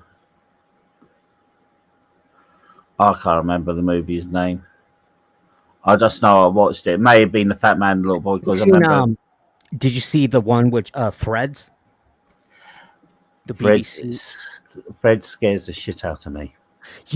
I watched that. It was funny. I went to some years ago when my dad was still working at Los Alamos. Every time I go to New Mexico to go visit them, I do like atomic tourism, and I watched Threads. My God, that movie gave me nightmares. Yeah, that Fred was a really scary story. Yeah, I mean that was we had here in the United States. We had the movie The Day After, which never really scared me, but Threads, I was like, wow. Yeah, And Fred. that's why I tell my students, I teach my students, my first year physics students, what a thermonuclear weapon is, because growing up in the Cold War, we sort of thought, we were afraid of what was going to happen in Threads. But most people Hmm. now, I mean, I got students who were born after 2001, they have no idea what a nuclear weapon is. No, they wouldn't know because Or politicians don't know what a nuclear weapon is. oh, well, yeah, politicians are like fucking much use as tits on a goldfish. But with Fred, yeah, it's the ultimate nuclear war movie, and it wasn't like it wasn't showing all these missiles firing off. It was just the effects of the missile too. Yeah. And they did a really good job of sort of showing that the general public is just so helpless. Once Yeah. the balls, because if you look, just like kind of like the day after, it's like, and this is my fear with Ukraine, is if Russia gets us back to the wall, that they would use a tactical nuclear weapon. And I'm just hoping that, those of us in the U.S. have already established a proper battle plan on how to respond to that. I mean, we could respond to it with conventional weapons, but then, of course, every 4 years, our government changes, and who knows Mm. how the next government would respond to a tactical nuclear strike. But maybe the world needs to see what a nuclear weapon does to remind everybody that these weapons still exist. The world can just see by watching the videos of the dropping of the Hiroshima, BBC documentary Hiroshima. Have you That's a good seen one. that? That is amazing. I like watching that. Mr. B, I'm sorry. I'll stop. Like I say, guys, we're trying to. This is a place where we don't have no drama, and my co-host Liz is always there to look after the chat. Liz So, is my Liz. hero. Liz, She has yep. the best name ever. Oh, she really does, and she's one of the best people to talk to. And as well as drinks, I love talking to Brian too. Brian is a really cool No, I bloke. really like Brian. I really like I Brian. have got 120% time for Brian. No, He's a good guy. I promote his channel. He's a good. He's good people. Good people. Yeah, Brian is 100%. And you're What- right, Samantha. I'll give him the Okay. benefit of the doubt. You know, I get It's it. I like- mean, on the internet, people get animated and emotions get strong, and it happens. I'm not saying I'm perfect. Believe me, I get involved in it too. But it's like even though I had to chat with you before about doing this thing before, chatting with Brian actually helped me too do this yeah, as well. no. You know, In fact, oh, we got 11 likes. I was gonna say hit the like, but everybody is. I don't know. Yeah, I mean, people could do it. If you want to like a video, like it. If they don't, they don't. I'm not going to say hit the like button. It's up to them. And I'm not going to say join, because if people like what we're discussing, they can join. They're free and easy. Maybe not that easy though. Never get me in a dark alleyway. It'll cost you 20 quid.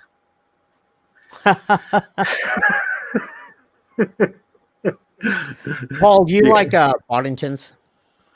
I can drink a 24-pack of Boddingtons. That's the best beer during the summer. It is a piss beer to drink to the summer. It's good because it's a low strength beer. My favourite beer is called Tanglefoot. I'm not familiar with that one. Okay, it's a Dorset beer, and I'll tell you how it got its name. The brewer who made it drank so much that he got absolutely pissed on it. And as he walked into his house, because he had a house on the brewery, he went to his wife. He goes, "My foot's gone all the tangle," and he said, and they called. That's how he got his name, Tanglefoot. Did not know that. Yeah, and also I like a beer called Thirsty Ferret. Not familiar with that one either. They called it Thirsty Ferret because the ferrets like drinking it. It's from the same brewery. I used to live in Dorset, even though I'm from the south of England with Oh, nice. Scottish parents. But I lived in Dorset, and yeah, I got the thing, and I worked in this pub that was built in the 1500s, and I had a thatched roof. And it's a brilliant place. I love that place. That was so weird about, being over there. Like when I saw Hadrian's Wall, it's like, I mean, even though I love seeing sites here in the United States like Gettysburg, when you compare it to those sites, like Yeah. Gettysburg happened yesterday. it's Well, do you know there was a wall before Hadrian's Wall, oh yeah. and it wasn't a stone wall; it was an earthen wall. Those are the mounds are still there, aren't they? Yeah, the mounds are still, that wall's still there. That's what But really made me angry about that. I didn't care about who was playing Queen Cleopatra, but when I heard, oh, Rome at this time was an emerging power, like, wait, whoa, what? Yeah, but do you see who made the movie? Well, yeah, I mean, it wasn't. It wasn't the historian that made the movie. It was Will Smith's wife. yeah. And even, I mean, as an academic, when they had academics on there, I pulled up who they are. And it's like, okay, you're not really an Egyptologist, are you?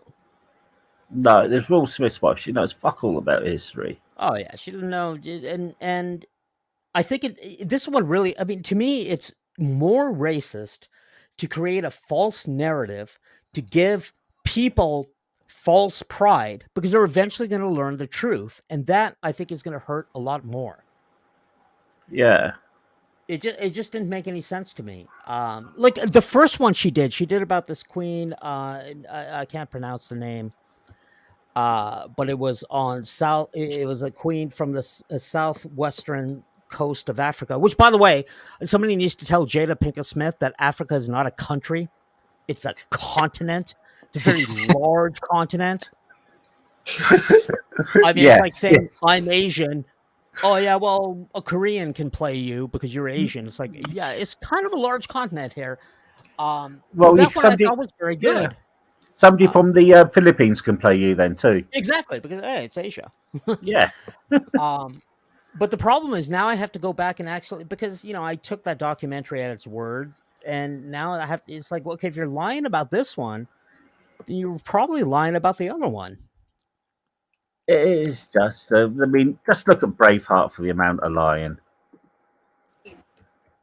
Well, Braveheart, it's Braveheart is 95% bullshit. Torture me, please. But well, they did. Yeah, I mean, he did get that torture. Everything the torture scene was 100% right, apart from the freedom bit and all that. And the king died when he shouted freedom, because the king never died when that. He died later on when he died in Cumbria, I think. Yeah. Yep. But Scottish wearing kilts, no. Scottish painted in blue, no. The Lords walking away from the Battle of Falkirk, no. The Battle of Stirling fought over a field, no. It was over Stirling Bridge. The Irish and the Scottish meeting together, greeting each other, no. William Wallace shagging the Queen, no. They're portraying Edward I as a pagan, no. He was really strongly Catholic. Portraying Robert the Bruce as this, I don't know, but no. William Wallace. What they should have told you about William Wallace was, this is a great story. During the Battle of Stirling Bridge, he went and killed I can't remember his name, so a predominantly English general or leader. And what he done is he cut his skin from his head to his heel and made a baldric for his sword from the skin. If you know what a baldric is. Yeah, that's what Worf wears. Huh? He wears a baldric. Yeah, so baldric is what holds your sword to your belt. Oh, I didn't know that. Yeah, that's a baldric. A baldric was like that sash, which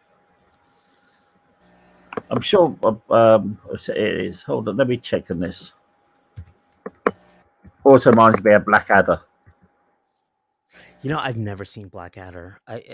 It's on my list. I've never seen it. Yeah, you're right. It's about over one shoulder. You know what? Sword. You're old enough. I'm sure you've seen Fawlty Towers. Yes, I love Fawlty Towers. Oh my god, my parents used to make me watch that, and it was the funniest thing in the world. Yes. He's from Barcelona. Yeah, from Barcelona. When he's having it, he goes, "Yeah, don't mention the war." Yeah, I've mentioned it once, but I think I've got away with it. He's listen here, you stupid crowd. Who won the war anyway? Look, we didn't start it. Yes, you did. You invaded Poland. And then there's a when I say more recent, this came in the 2000s. Oh God, I forgot the name of it. It's this weird town where there's a shop. It's a local shop for locals only. Uh, And Royston then a woman Daisy. looks at a map and she says, Yeah, "Lime Royston Daisy. That's Royston." Yeah, and he goes, "Hello, yeah. is Dave there? Yes. Hello, Dave. This is a local shop for local people. Locals only." Yeah. Yeah. What was that What's that? called? Oh, What is fuck off. I can't remember it now.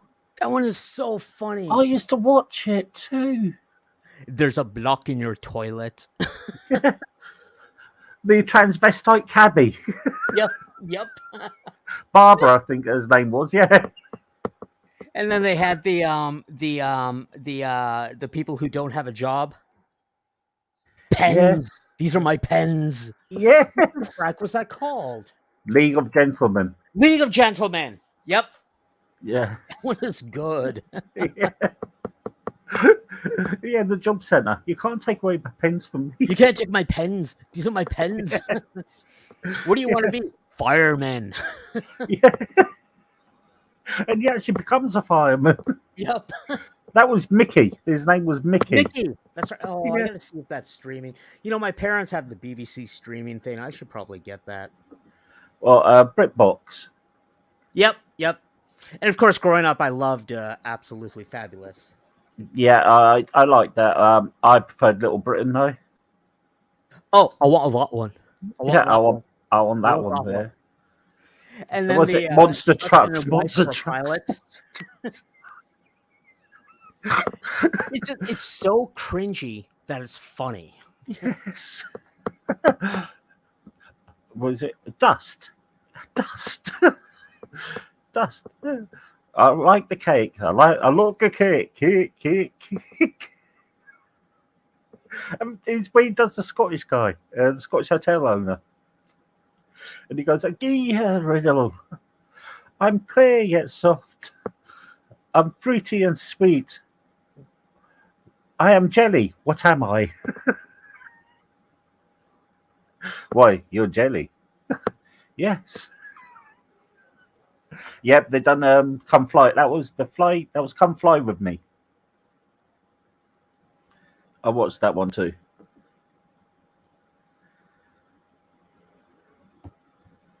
Let's see that. Hello? Anybody here?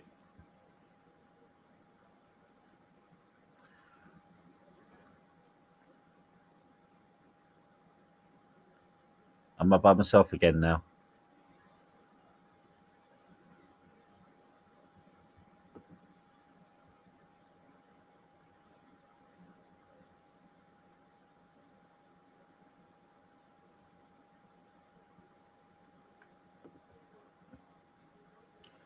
Okay, can still hear me. Well, where's everybody gone then? Okay, fair enough.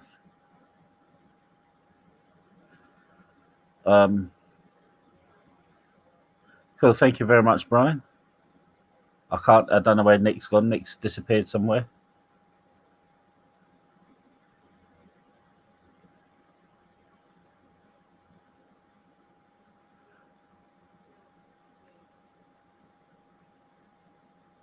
Let's see what's happening.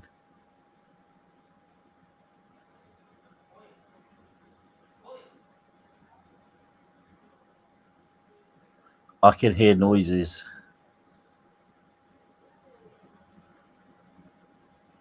It feels like I'm talking to the spirit world. Spirits, are you with me?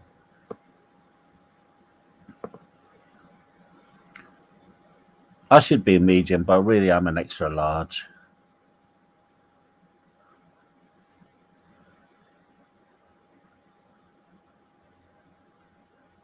Yeah.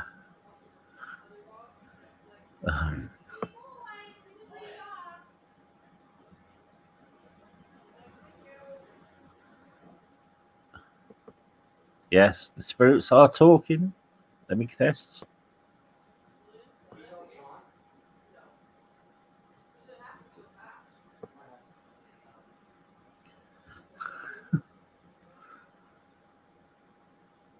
No. I can't believe the time already. 7 people watching. Hey, that's good. I like people watching, you know. Like I say, got a lot of time for drinks and discussions channel and Brian and everybody on there. You know. Hold on, yeah.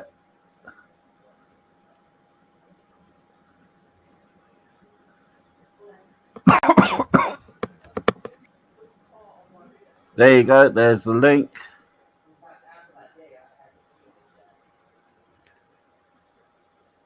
Let me see if it's a StreamYard. Oh, there you go.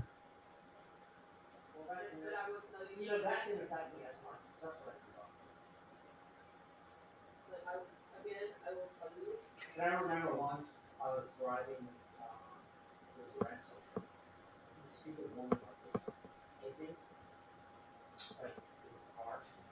They were at the gas station. Hey, well, what do you want? You don't have insurance, do you? She thought I was They say dead air is a waste, don't they? Good job I'm not a fucking TV, I tell you that. There you go, there's Brian. Hey dude, how's it going? It's going very well, sir. How are you, Sir Paul? I'm very, very well. Thank you very much. I hope you're enjoying the conversation. I have. I've been thoroughly enjoying the conversation. Good, good. Everything except for the curry condom again. I still have bad memories of that night. That was Laura and Liz. I'm going to blame Liz Lizard Breath for that one too. You know what? I'm going to blame you because not only was it the curry, you just kept going on and getting worse and worse. I had to brush my teeth like 3 times after that whole thing. Could you imagine kissing someone after that? No, thanks. If somebody's wearing that, they've got to be pissed, so I don't mind them wearing it. You know what I mean?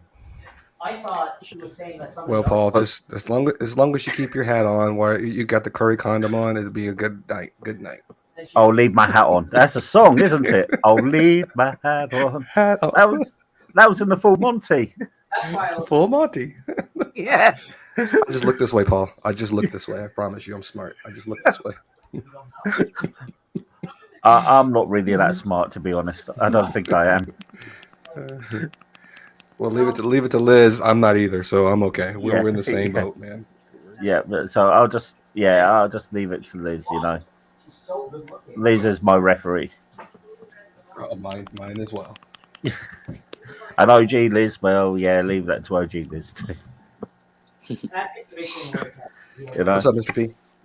What's happening? yeah, Yeah, I got locked out, man.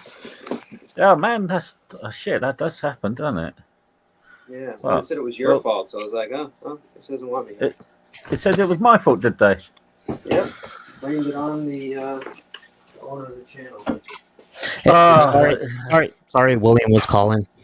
That's Yeah, why, Mr. that's P. all right. Mr. P. That's why I invited you to Discord so I can give you all the information on Paul, and you're going to reconsider about joining his panel from now on. Yeah, yeah. Perfect. Just beer flavored condom, boobs, and puppies. William wanted food, and so I had to go take care of him. God, I forgot taking care of a puppy is like a 3-year-old. Yeah, it really is. I mean, I had how many did I have when I was younger? I had 19 dogs in the house once. Jesus Wow. Christ! Wow. What happened was Why would my anyone mum on had earth do that? what happened was my mum had 2 bitches, and we took in this dog that was supposed to be done, and he was male. It found out he wasn't done, and he left the 2 bitches pregnant. Your mom was a lesbian? I hope not. That's a joke. I was gonna say that was that was a joke because you were saying really you deep. had bitches in the house. Get it, bitches. Yeah, Get it. yeah. No one- I don't no one- understand if you said my mother-in-law or my ex-wife. Well, that too. I could have said any of those, but Yeah, No, yeah. it fell You went, flat. It fell flat. you went for the lowest one there, mate. That was Yeah, I pretty did. low. And considering my mum's dead too, shame on No, you, no, sir. Shame on see, you. Paul, why would you do that to me? Why would It's you do shame on that to you. When jokes fall flat on me? YouTube. Paul, you just made me feel like smaller than Vinny right now. I feel so bad. That is your problem. You insulted my dead mother. How dare you, sir? It's, I gotta it's watch karma. I gotta watch my apology video so I know what to say to you to apologize. I don't think there's nothing you can say because I'll just turn it back onto you. Oh, that's hilarious. I'm sure Thank you. Jesus forgives you for saying that. Thank you. I'm glad. Thank you, Jesus. Thank you, Jesus. Yeah. Oh, Now Paul, you're killing go, me. You're killing now me. go see your priest and offer your confession. Whew. My neighbors just said that William is going to break a lot of hearts. Yeah, God, he's good looking. yeah, I can see Yeah, that. no, that's what I was saying, man. It's like, But it's funny we it's a got single lucky because man's he's a dream. You just bring he's a him to the shelter beach rescue. and, oof, He's forget a about it. shelter. I never, ever get a puppy from a puppy mill or stuff like that. But because we have a cat, we needed a puppy because a big dog is going to scare the crap out of the cat. And to find a German Shepherd puppy, we were actually like fourth on this waiting list. But apparently, William, his name was Avery at the time, but William just bonded immediately with my wife, and now he's got a new pack. Well, I will say, It's been like 14 years since I've had a puppy because, I wow. raised my last German Shepherd as a puppy, but you forget. It's like, my Yeah. God, they're expensive. He starts school tomorrow. Wait till he chews your shoes, your books, and other. Oh, no, he's things. already tried that. But as a German Shepherd, he's very good. He already knows drop it. And he knows to drop, and then he goes and grabs his own toys because that's why I love German Shepherds, because they're so intelligent. But you got to be firm with them. But raising a German Shepherd before, I think that's why they were like, "Yep, you can take him." But to find him at a shelter was so lucky. Yeah, I mean, I did have a dog once who understood the words "fuck off." What was that again? My dog understood the words "fuck off." Oh, yeah. Well, according to studies, I mean, they have like a language, that of an 8-year-old. Yeah. I mean, dogs are really intelligent. Yep. He already knows his name. He's definitely bonded with my wife. I can tell that. Yeah, they do bond. They'll bond either with some. They'll always bond with predominantly one person. Yeah, and at the house she is alpha. But we had when getting a new puppy, there's this rule. It's called the 3-33 rule. It's like first it's the first 3 days, then the first 3 months, or I'm sorry, 3 weeks, and then 3 months. And by 3 months, a German Shepherd is sort of like fully integrated into its new pack. I just need to get Stan the cat to accept him. Stan's a little bit Yeah, they will. Yeah, they put off by it. And he's like, "Who the hell is this? What the hell is this thing? Cats are very much like that. Human." But my God, yeah, Liz, exactly. It's like a toddler. Anyway, It's like raising a toddler. obviously Brian's here. I say he insulted I'm here. he insulted my dead mother, but I forgive him. Liz still had me in timeout, so I wasn't saying anything. Yeah. So after that insulting, Yeah, Paul's jumped out of my Discord server and everything right now. I don't know what to say. I'm just gonna sit here and just do nothing. yeah, just sit there and do nothing. That's fine. That's fine. Carry on insulting my dead mother there. I just don't mind. I'm sure she'll forgive you when she sees you. Oh God. Anyway, right. So I'm trying to get my head together now. Me too. Yeah. Okay. At least smack myself on the head. That's me smacking. Okay. So, what do you think going forward this channel should be, or do you think it's doing its path? I mean, I kind of like your way of going about the channel. It's more like a discussion forum, no real rules or anything. Just kind of bring a topic and let it go. I don't think there's anything wrong with that. No, Did you okay. have any goals that you were trying to accomplish with the channel other than what you're doing? Become a millionaire, then marry a porn star, then die happy. Yeah. Well, Not to be a might nerd, not I work. love the history discussions. 'Cause Yeah, Yeah. that's the only that's other person I get to talk history with is like my dad, but because he's older, he gets tired. yeah. But Well, I'm let me really say. looking forward to your World War One talk Well, and let me learning just new say things. this. I mean, you clearly have a different perspective than Yeah, let me just about say this too, us from the Paul. States. I'm going to Yeah. mimic what Nick was saying. He was kind of taking the words right out of my mouth. Is that because you're on the other side of the pond, your perspective on how you see things and what everyone over there is seeing things from where we are is totally refreshing. And regardless if the people agree or disagree, you're just offering a perspective that no one else has. That I've been on a channel that can do that. So you're offering perspective on things like either politics or the economy, history.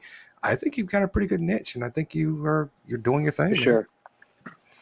I agree. Thank you. Thank you. Yeah, actually, that means quite a lot coming from all you guys, you know. I mean, I've never met you in people, but person, but I'd gladly meet you all and have a beer with you. And I think Audingtons. that's For sorry. sure. And I like the you drawing the line of not having any drama here, because then it's like, people can just come here and just have a discussion and not worry about what's going on, and focus on the Yeah, matter at hand. I like that. I think that's a good thing because I'd like. Obviously, the whole point of having the discussion is not for everybody to agree with you.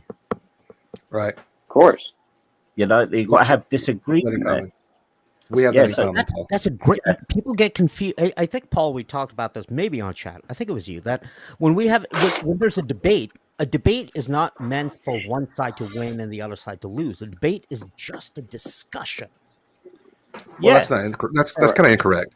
The Well, debate does have a winner and a loser Well, because you're if you're trying playing to forensics and you're persuade playing a moderate judge, you're ed, trying to it is a debate. persuade an audience member, and the person who persuades their argument the best in a debate wins the debate. Well, but That's it's in up to the general. That's what audience. a debate is. It's up to the audience to decide. It's not that, aha, look, I trounced you or this. And like, for example, when I quote debate flat earthers, it's like, aha, I showed you that you're wrong. It's like, no, you're just presenting information. It is true that it is That's a really the discussion. information is up for the audience to Right. decide. That's a But Yeah, discussion. that's why most people I was go thinking this was into a more of a debate discussion going, forum, not a I have debate to forum. win, like I'm going to Right. get some yeah, trophy or something like this. I mean, sure, when you're in high school debating forensics, it's about winning, but in the real world, it's about a discussion. And in fact, I think that's what the news has lost. I mean, I remember watching debates between William F. Buckley and Carl Sagan, and both of them would present their 100%. views, but 100%. it wasn't that one side won or the other. It was up to the audience to then decide and maybe get a different perspective, and then of course when they go vote. But I think now it's become, oh, we're going to talk and we're just going to shout somebody down and haha, look, I win because my point is correct. It's like, no, it's just a discussion. That's it. yeah. That's what I Um, mean. You have to have this discussion where like, we, for go, example, how the United Kingdom is basically a welfare state, dependent upon the U.S. I mean, that's a great discussion. yeah. But No, I'm not. No, that's not a great discussion. I'm just gonna leave that one alone there, Nick. But thank you for bringing no, that one up. You know what my words that I'm thinking in my head right now. But I want this thing we can have a laugh and a joke and not be too serious about things. You know. I try not to Right. be too serious. But people take Absolutely. me really seriously for some reason. Yeah, I just want to have I this. think you're a little intimidating, Nick, when you start dropping information on certain I topics. don't try to be. I really I know, don't I try to know, be. I know. But when the words come out of your mouth and then you realize, oh man, I know nothing about this compared to Nick, yeah, you just kind of back off. I'm like, okay, go ahead, please. Yeah, let me tell you. You know Let what me I tell you mean? some truth here. I am ridiculously insecure.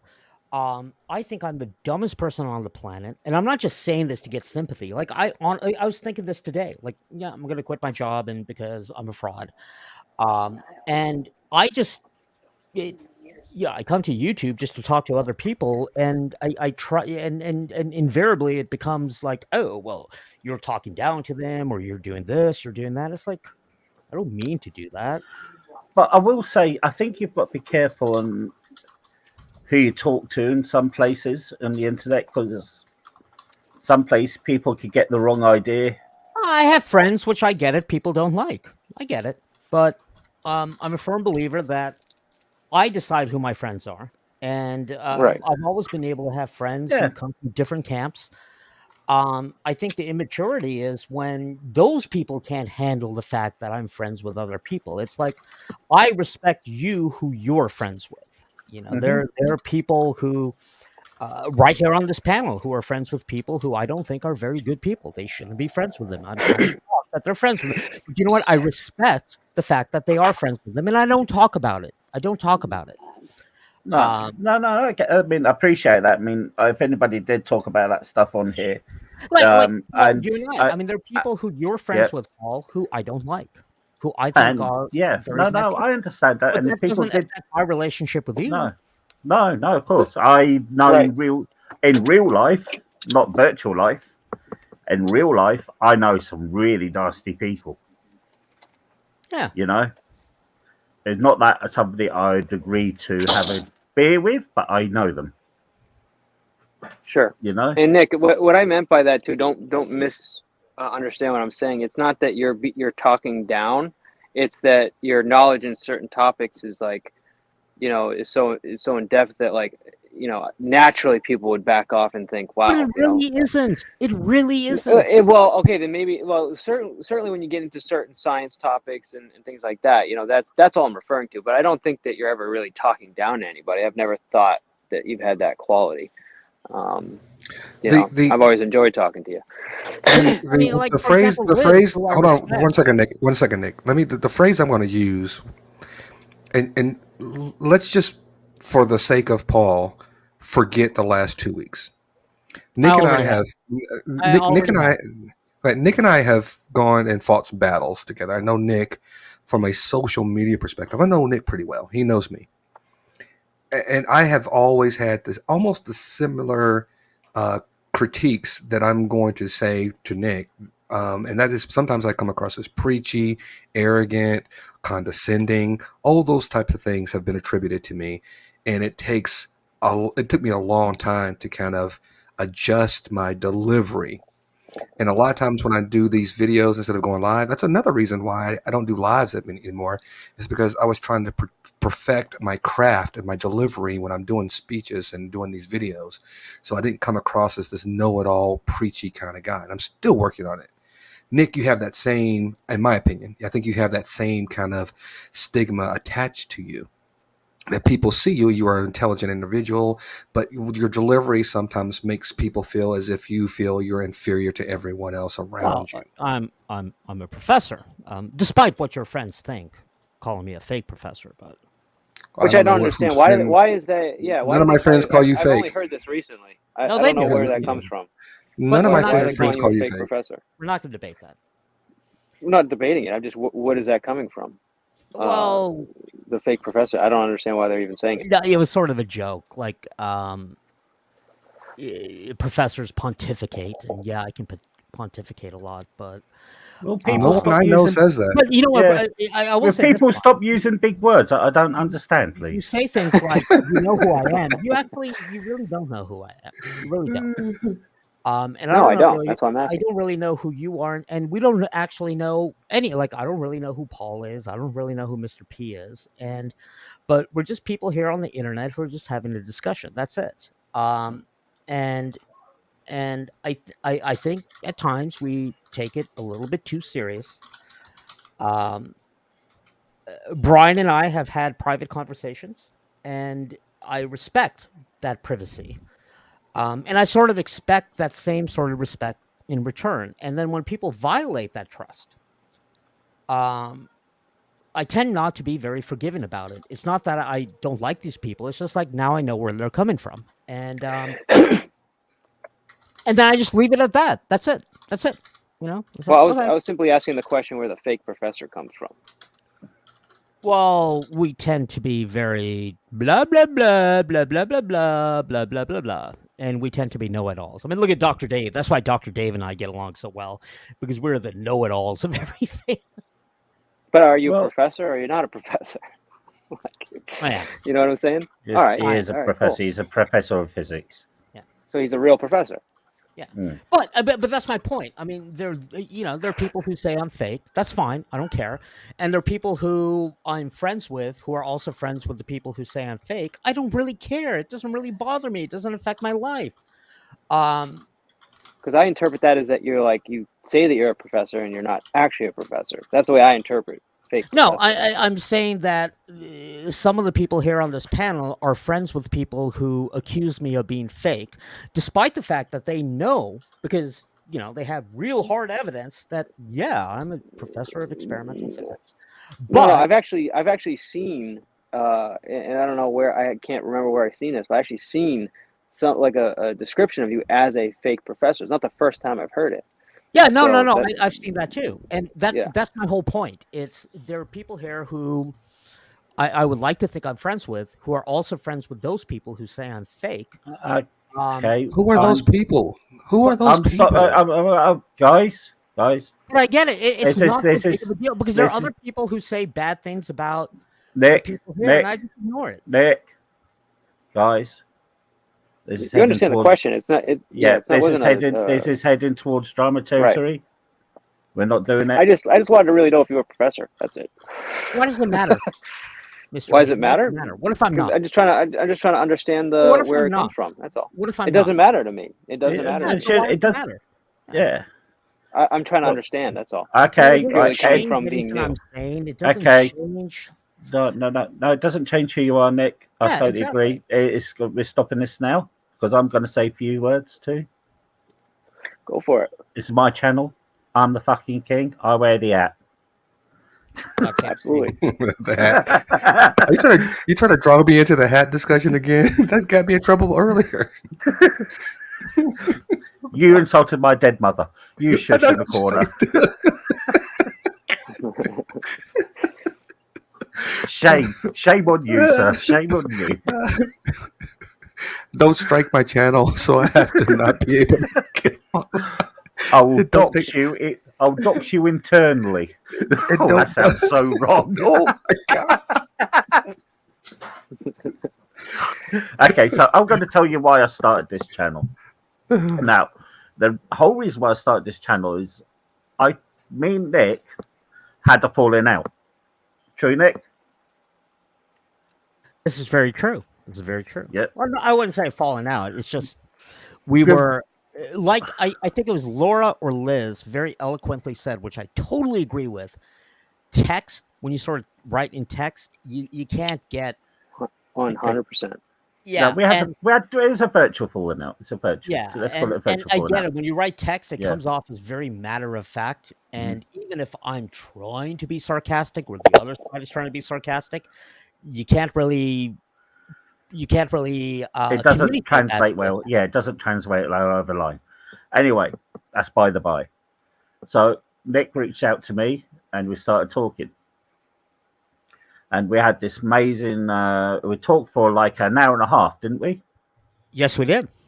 Yeah. And we just had this chat and I said, I'd like to do this channel where people go up and talk, they make it into a discussion. And they thought that was a good idea. But it was sort of cooled off for a bit.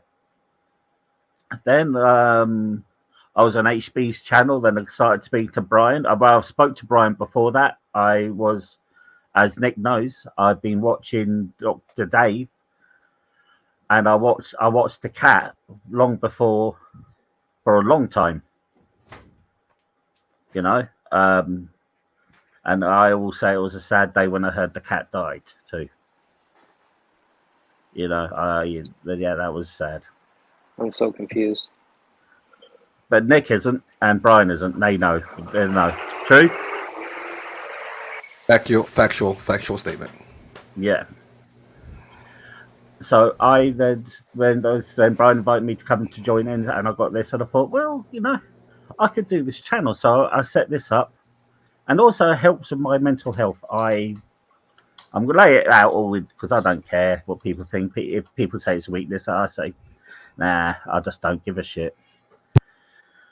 I ended up homeless. I lost my job. I ended up homeless, and I didn't cope, and I ended up in a night shelter, and I stayed there, and I got offered where I am, and I got a job. Then I found out I had some medical problems, which I need a major operation for.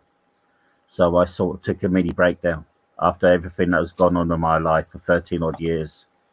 I just flaked, and my mind went to thing, and I started seeing stuff. I've seen stuff on roofs, I've seen stuff in drains, Mhm.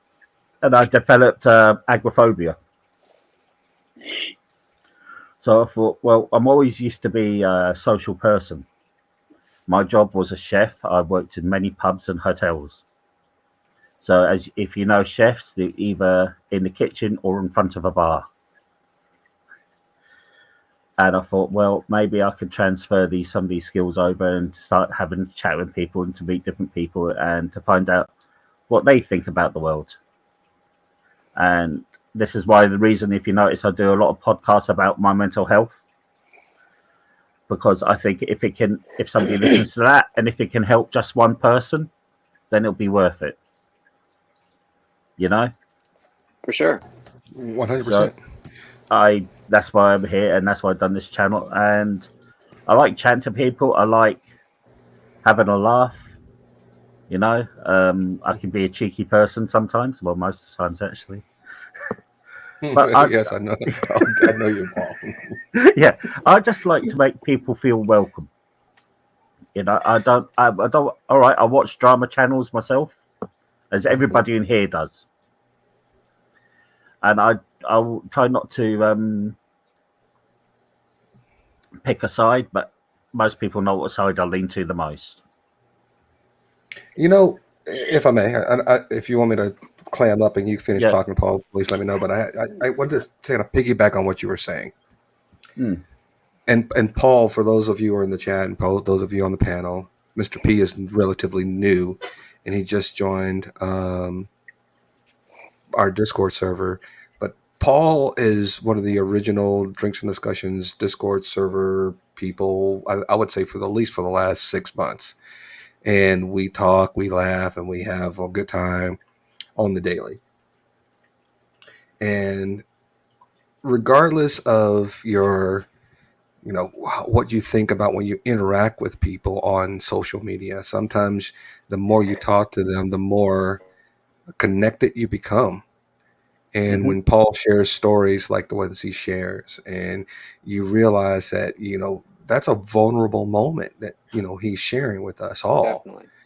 And when you have those moments, it is important that you don't betray that vulnerable moment when someone shares it.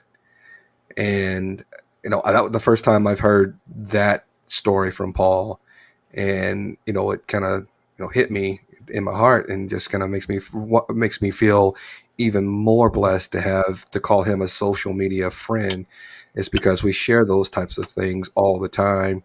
And that's what connects us. So when Paul says he's having a bad day, even if I'm out drinking or watching the game, you'll see me I don't tell people all the time, I don't get online on the weekend.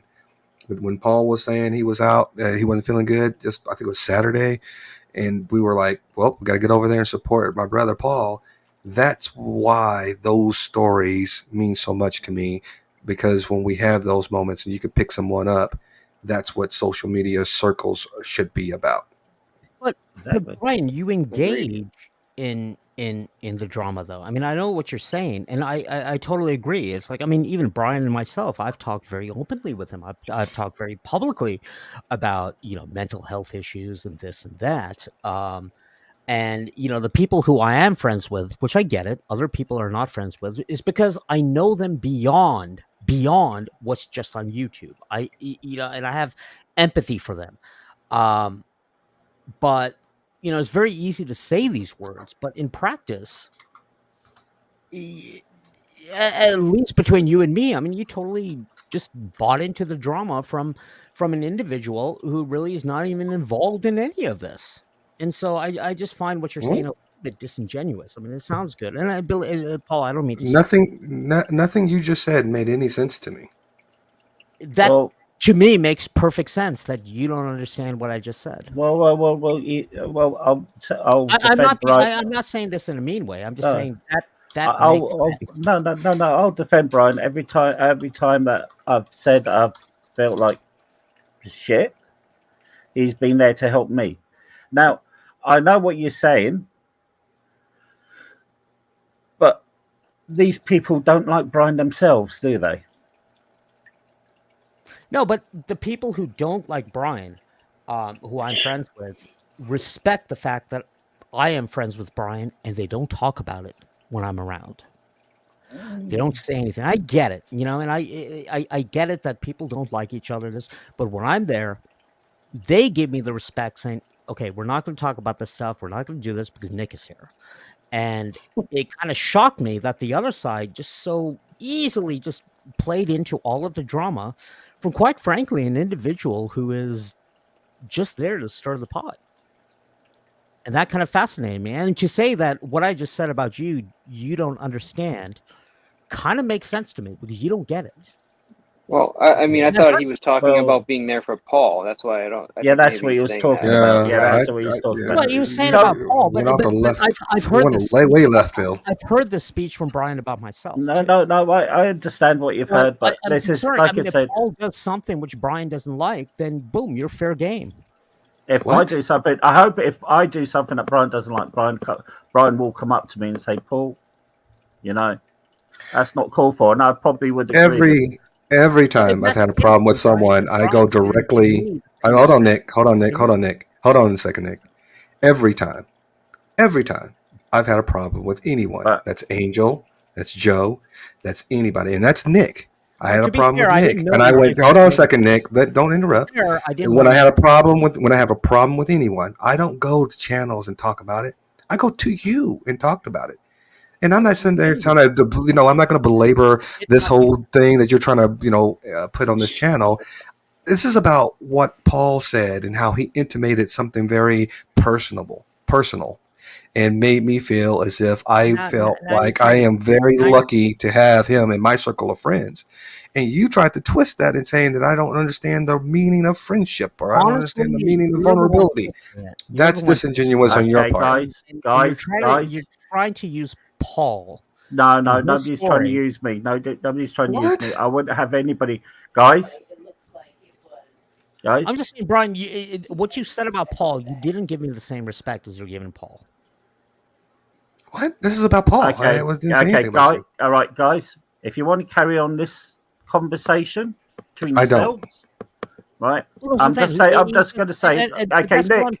I'm not Nick, trying to Nick, argue about Nick, this. I'm just I know, saying Nick, that being I'm just saying- disingenuous. If you want to carry this conversation with yourselves, you can carry it on Discord. We're just not having this conversation. I'll just say my point.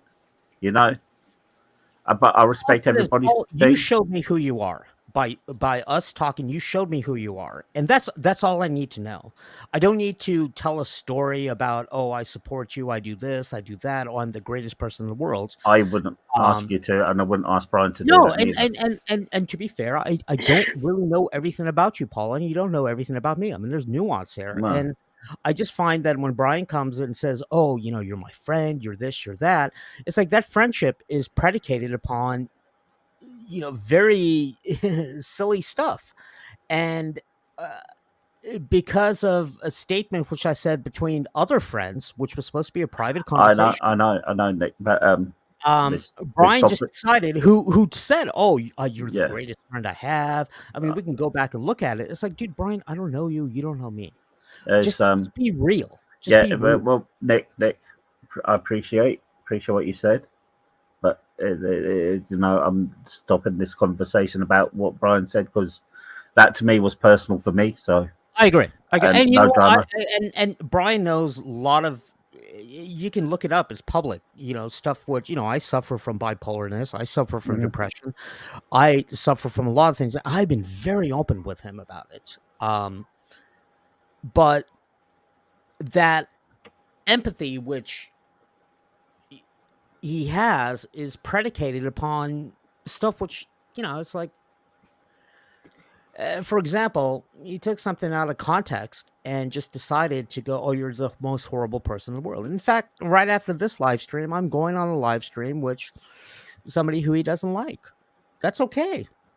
And that's okay by me. But we're Yeah. not having I'm not the going to talk. drama. I'm not going to talk about him. No, Not no, going to talk. we're not having the drama. And I, I that sort of thing. I will take anybody. Like I said, anybody. you know what, Well, Paul, I apologize. I apologize. I didn't mean to you bring know, it here. I really didn't. I didn't it's mean to bring it here. I'm sorry. it's That's my cool. I appreciate apology. Thank you. that's So my thank you. You know, it's just a little bit of thought. Because like I say, I'm trying to not bring the drama to here, and because I'm hoping it'll attract more people if there was no BS. Well, to be fair, that's what brings the clicks and views. That's a whole other story. Yeah, but it brings the wrong clicks and views in. I agree. I agree. It brings the wrong clicks and views. I don't want the wrong clicks. I want people who actually want to be here. But you know what, Paul? I respect you as an intellectual. Mr. P, I like you too. And I don't mean to come off as an asshole, but I really try to be genuine. Really do. And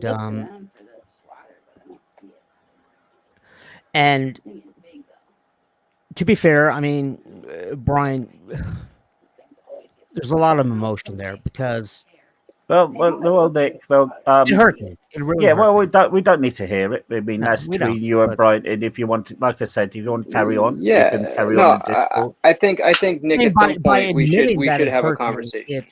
it's sort of putting myself in a submissive position. It's like, yeah, it really hurt me. It's like, wow, dude, wow. I get it, but moving forward, I But I don't understand need why to bring it Paul here. wants to. You're right. Right, and I understand why Paul wants to keep that, out of the discussion because he's just trying to talk and kind of get past what he's the daily pressures in life and the things he has to deal with and just keep it a nice place to just talk. Yeah, no, I agree. About various topics. So I I can appreciate that. I agree. No, I agree. And I appreciate you, Paul, providing a place for that to happen. And I think, whatever you want to discuss, man, and whatever you want from the channel, just let us know, and we'll try to keep abiding by that. That'd be really cool. But like I say, I know drama brings people in, but does it bring the right people in?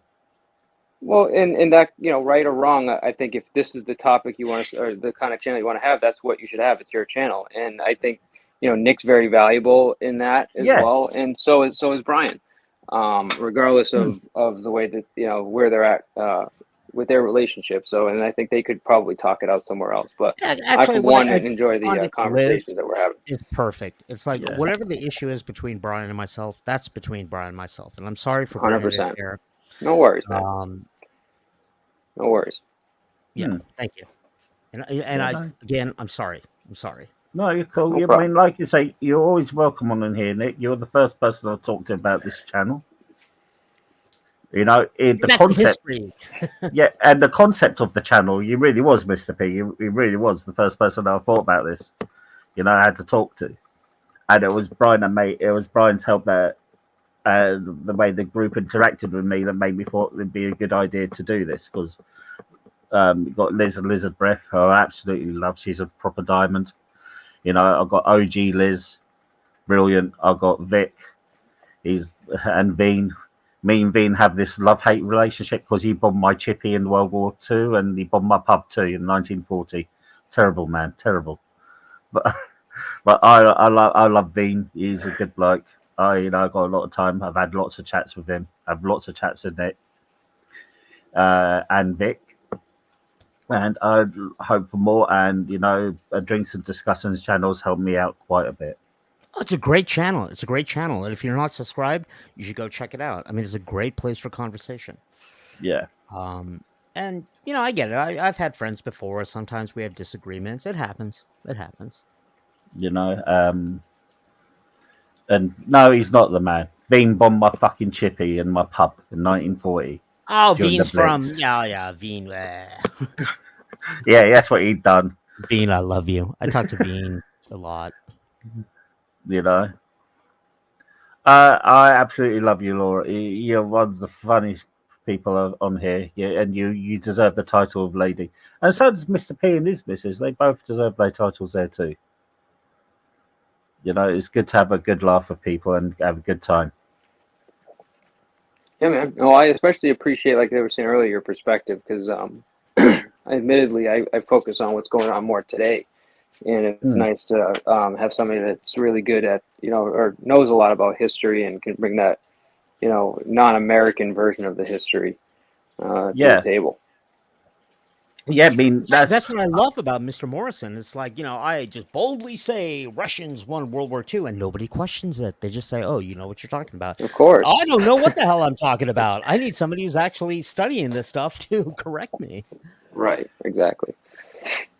You know, Very cool. and yeah, and I know the reason why the Russians lost a lot of more men than anybody else in World War II. I worked with a Russian person, and he told me Russia's got this saying. There's a saying in Russia: if you can't fix a problem, you throw as many men as you can at it. Yep, heard that one. Yeah. And by the way, there's a lot of sayings in Russia. There's a ton of them for every situation. The other one is Ukraine is mine. We'll take you for. Take it by force. Yeah, right. Yeah. Awesome. Or we can't blame Ukraine, so we're going to threaten to nuke Britain. Exactly. But Brian, Paul, I appreciate you sharing what you shared. I think that's, I hope I can bring something similar to the table, to help me know, you guys know me a little bit better. Yeah. And that's the thing. When we talk, all of us have struggled. I mean, it's right. We're not perfect human beings. It's like we see ourselves on YouTube. It's like, oh, look at this. That's why I get, when you say it's like, oh, Nick knows what he's talking about. I had no idea what I'm talking about. You have no idea how hard I work. I mean, I had dyslexia. I had dyscalculia. I've worked damn hard and struggled really hard. Like I was telling Paul, it's like, I didn't get my degree until much later in my life. I mean, I'm 48 and I'm just about getting mine. Yeah. And, we all bring to the table these issues, and the people who are my friends, we see an image of what they are, and many times the bad things we do, the things which people don't like, are defense mechanisms. We put up these walls, and I admit I do it. I've done it before, where I've sort of raged, going, "Oh, you're so stupid. You're this. You're that." It's like that's just fortification to sort of protect that insecurity inside of us. And you're right. I mean, like talking to Paul. I mean, Paul and I exchanged some ridiculous words. Yeah. Turns out we're pretty much the same age. Yeah, he called me an old man. I know. I took great offence to that. I didn't mind getting all the other names. I did. It was when you called me an old man. I thought, I'm not fucking old yet. Yeah, but to be fair, when we do it on text and when we do it on phone, all I'm seeing is a name. It's just a name. And of course, how can a name be old? Well, it's probably because of the things you're saying. It's like, wow, you're as old as I am. So you're probably going through your midlife crisis as well. No, I've got no midlife crisis. My midlife crisis lays in the beer can. That's true. Well, I went through my midlife crisis at age 25. That's my midlife crisis. But yeah, just it would be fun bringing a group of people together without the BS, without the drama. And we can have a laugh and we can talk about curry flavored condoms. I swear, those are going to hurt. I asked my wife actually, they will hurt. And she was like, "No," because so true story. I went out to lunch. This happened like in 2002 or something like that. And I had very spicy food. I had to go to the bathroom afterwards just to pee. And apparently I touched my pee-pee with the spicy stuff and it started burning. I'm like, what the hell is wrong with me? Oh my God. And when I hear curry condoms, that's what I imagine. Like, that cannot be fun. Do you know, when I was younger, I used to eat a fowl curry. I still eat a bowl of curry. A fowl curry. Ooh. I don't know what that is. Yeah, I don't know what that is either. It's one of the hottest curries you can get in the world. Really? Yeah, Really? yeah. Like ghost pepper level or something like that? Imagine the vindaloo 3 times the strength. Oh, Windaloo curry is good. Yeah, imagine the vindaloo 3 times the strength. I don't know. I can take pretty spicy. I'm pretty good at spicy stuff. Yeah, you may need a drink after this one, there, mate. Like the only things which are really like at this point, it's if they're too spicy where they're just uncomfortable. It's like it's not fun anymore. Oh, I have an this. uncle who lives in San Diego, and he always makes fun of me because he's like, "Oh my god, you're so Americanized," and he tries to give me spicy Indian food. It's like, "Yep, I'll just eat it up, no problem." Yeah, this is a curry Hurts when it that you. comes out. Yeah, this is the curry that you need to put toilet paper in the fridge for 2 weeks for. Oh dear God. Oh yeah, that's a good idea, by the way. Yeah,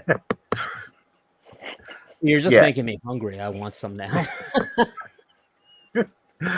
I also make a mean curry myself. Really? Yeah, I do. I like I said, I work for the army, and the British Army love their curries. Yes, yes, I do. Yeah, it's a British Army tradition, Curry, and interesting. yeah, they have the officers and the sergeants in their messes. If you ever served in the military, Mister P.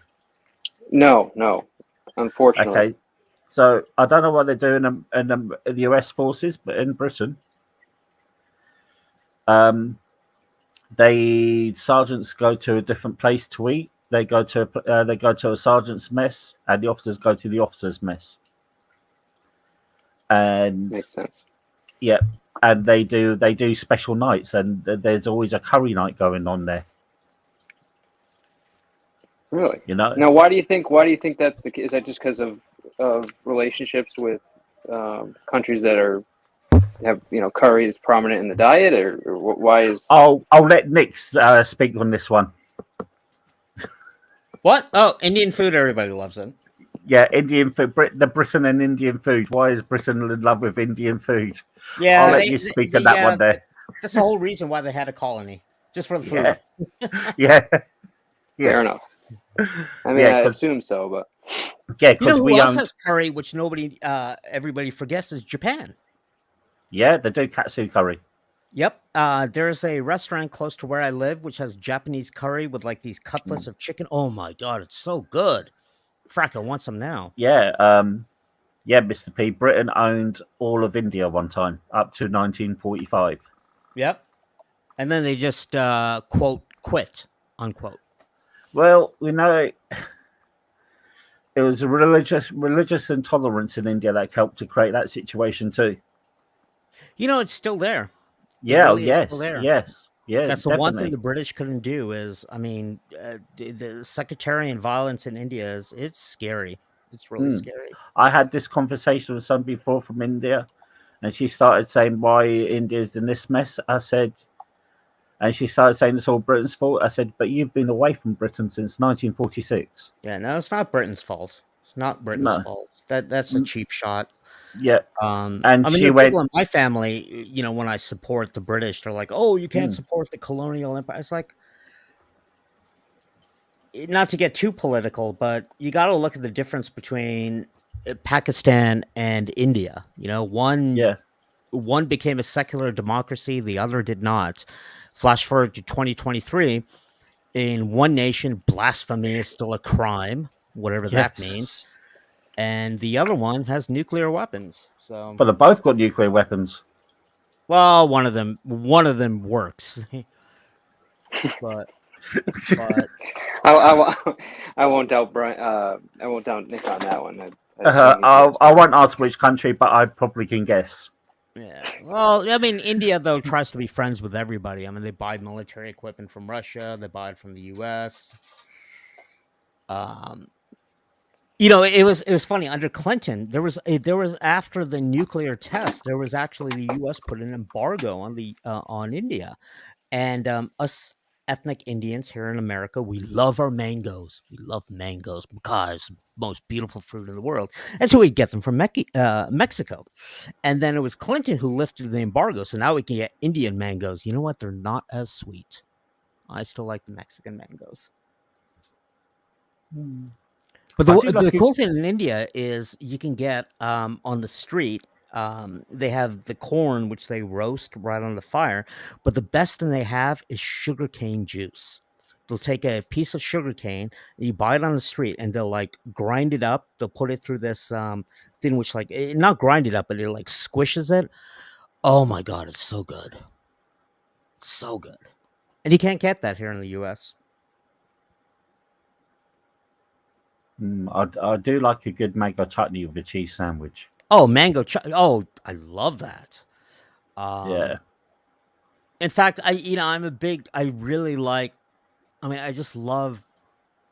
What is it? It's Patak's chutney. It's very British tasting because it's not very spicy. It's got this nice sweet taste to it, and you put it on toast. Oh, it's so good. Or you put it on crumpets. Um, and to me, America does. that's diversity. Where you take food from I guess what you would call a colony, and then you incorporate it, and then it just becomes sort of one. I mean, there are plenty of stuff which happens in India, which is very British. Well, Um, we do have curry pies here. yep, yep. We don't have a balti pie. And of course, know, we taught the British what spices. I mean, this yeah. my friend Paul, whose daughter when I went to Falmouth, they would make tacos. They boiled their meat. Like, really, you boil ground beef? I was like, oh my god, that's so British. Hold on. But they're boiled. No. That's not British. That's not known how to cook. Yeah, that's what. But the mother, she could make the greatest Cornish pasties. Oh my god, Yeah, they were so yeah, good. Or yeah. shepherd's pie. Do you know what Cornish pasty is, Mister P? What is it? Cornish what? Pasty. No, I'm Uh, I'm pretty much just American, dude. It's like Okay, right. Okay, mac and so cheese, spaghetti and meat do sauce. you know I'm going to destroy Pizza. you here? I'm going to absolutely destroy you on mac and cheese. Mac and cheese is Okay. British. Mac and cheese is English. Regardless, craft has taken over. No, mac and cheese is English. It's been eaten in the Tudor times since the Tudor times. That's awesome. And apple pie is English too. Come on, apple pie. Yep, it was Oh mentioned my god. it was mentioned in the Chaucer Tales. Ugh. I always Chaucer thought Tales apple were pie in the was as 13th. American as you could get. No, apple pie was mentioned in Chaucer Tales, which was written in 12 or 1300s. Yep. You are Cool. correct. You are correct. Yep. America hasn't really got any foods it can call its own. Interesting.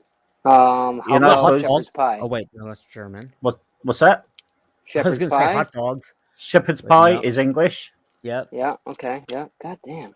No, spaghetti and meat sauce. Obviously not. Pizza's fried steak. Italian. Yeah, I guess, pizza's Italy. right? Yeah. Yeah. I only say that because the way we eat pizza is probably different than Italy eats pizza. But let me think here. Hot dogs is not American. No, No. that's German sausage. That's German. Steak and cheese. Doritos. Doritos are American. No, Yeah. Doritos come from tacos, which is Mexican. Well, it started there, but It's Mexican. Yeah, well, it's just like chicken tikka It's still masala. it's corn chips. They come from I know I Mexico. can get one here. What else? You know, What else? that's why I never bought this argument about cultural appropriation. It's like, we are a global society. Like for example, Doritos. I mean, Doritos, came from Disneyland, but you can trace its origin back to South America. It's Yeah. like, How about elk stew? Elk stew? stew? Huh? Elk stew? Elk stew? Venison? No, stew not comes venison. from No. Elk. no. stew. Oh, hold on. Stew comes from Western Europe. Yeah, You can't claim stew. Can you? Can you really claim stew? I mean, Yeah, because it comes from Western Europe. it's just hot water and vegetable. How can you claim No, it? It would be no, like no. it's like saying no. soup is from No, you Britain or said something. It's like stew. soup is soup. You said elk, which is just a meat stew. That's just Western Europe, mate. It depends what spices you put into it. Then it could be Eastern Europe.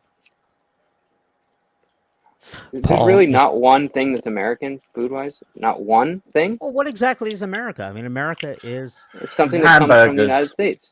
Hamburger. Hamburgers. hamburger, popcorn. Popcorn, yeah. Popcorn, yeah. yeah. Because of maize, yeah. Yep, maize, yeah. Okay, there we go. We got two. You know, it's interesting. I mean, tomatoes came from the New World, and most of Italian food that we know now uses such ingredients. But it came Tomatoes from, comes from the New World. No, came from the New potatoes World. do. Europe did not have tomatoes. Potatoes, I'm sure. Tomatoes. I'm not sure about tomatoes. Yeah, they came from the New World. Yeah. Mm. And do you know carrots are not orange? No, they're not. They're all kinds of colors, actually. Yeah, they But, originally came from purple. They only changed them to orange because William, Prince of Orange of Holland. Really? What do you mean they I'm going changed to them need to a orange? citation on that one. Yeah, What do you mean change them to orange? What does that they mean? changed the color to orange. Hold on. How do you change it? You mean genetically? How do you change it to orange? I would just think it'd be a variety that they bred out. I don't know. They just Yeah, put the switch okay, and hold said, on. "Hey, I will take orange."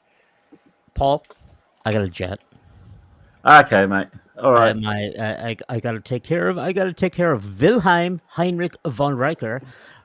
Feed him, Nice. and then I got another live stream to go on. And thank you so much for having me, Mr. You're very Paul. welcome. You're always Pleasure. welcome. Nick, before you go, last question for you. Did you say you were Indian?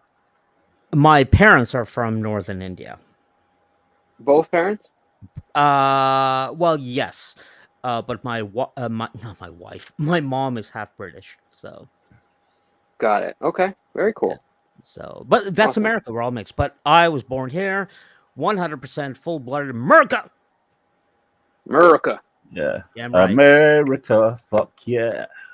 All right, Yeah. Nick. Well, it was nice to speak to you today, man. Yeah. Nice Of course, having you as here. always. And Mr. Paul Morrison, please tell me when you're going to have your World War I. I will put it on. I'll put it on when the time comes. And near, I've already.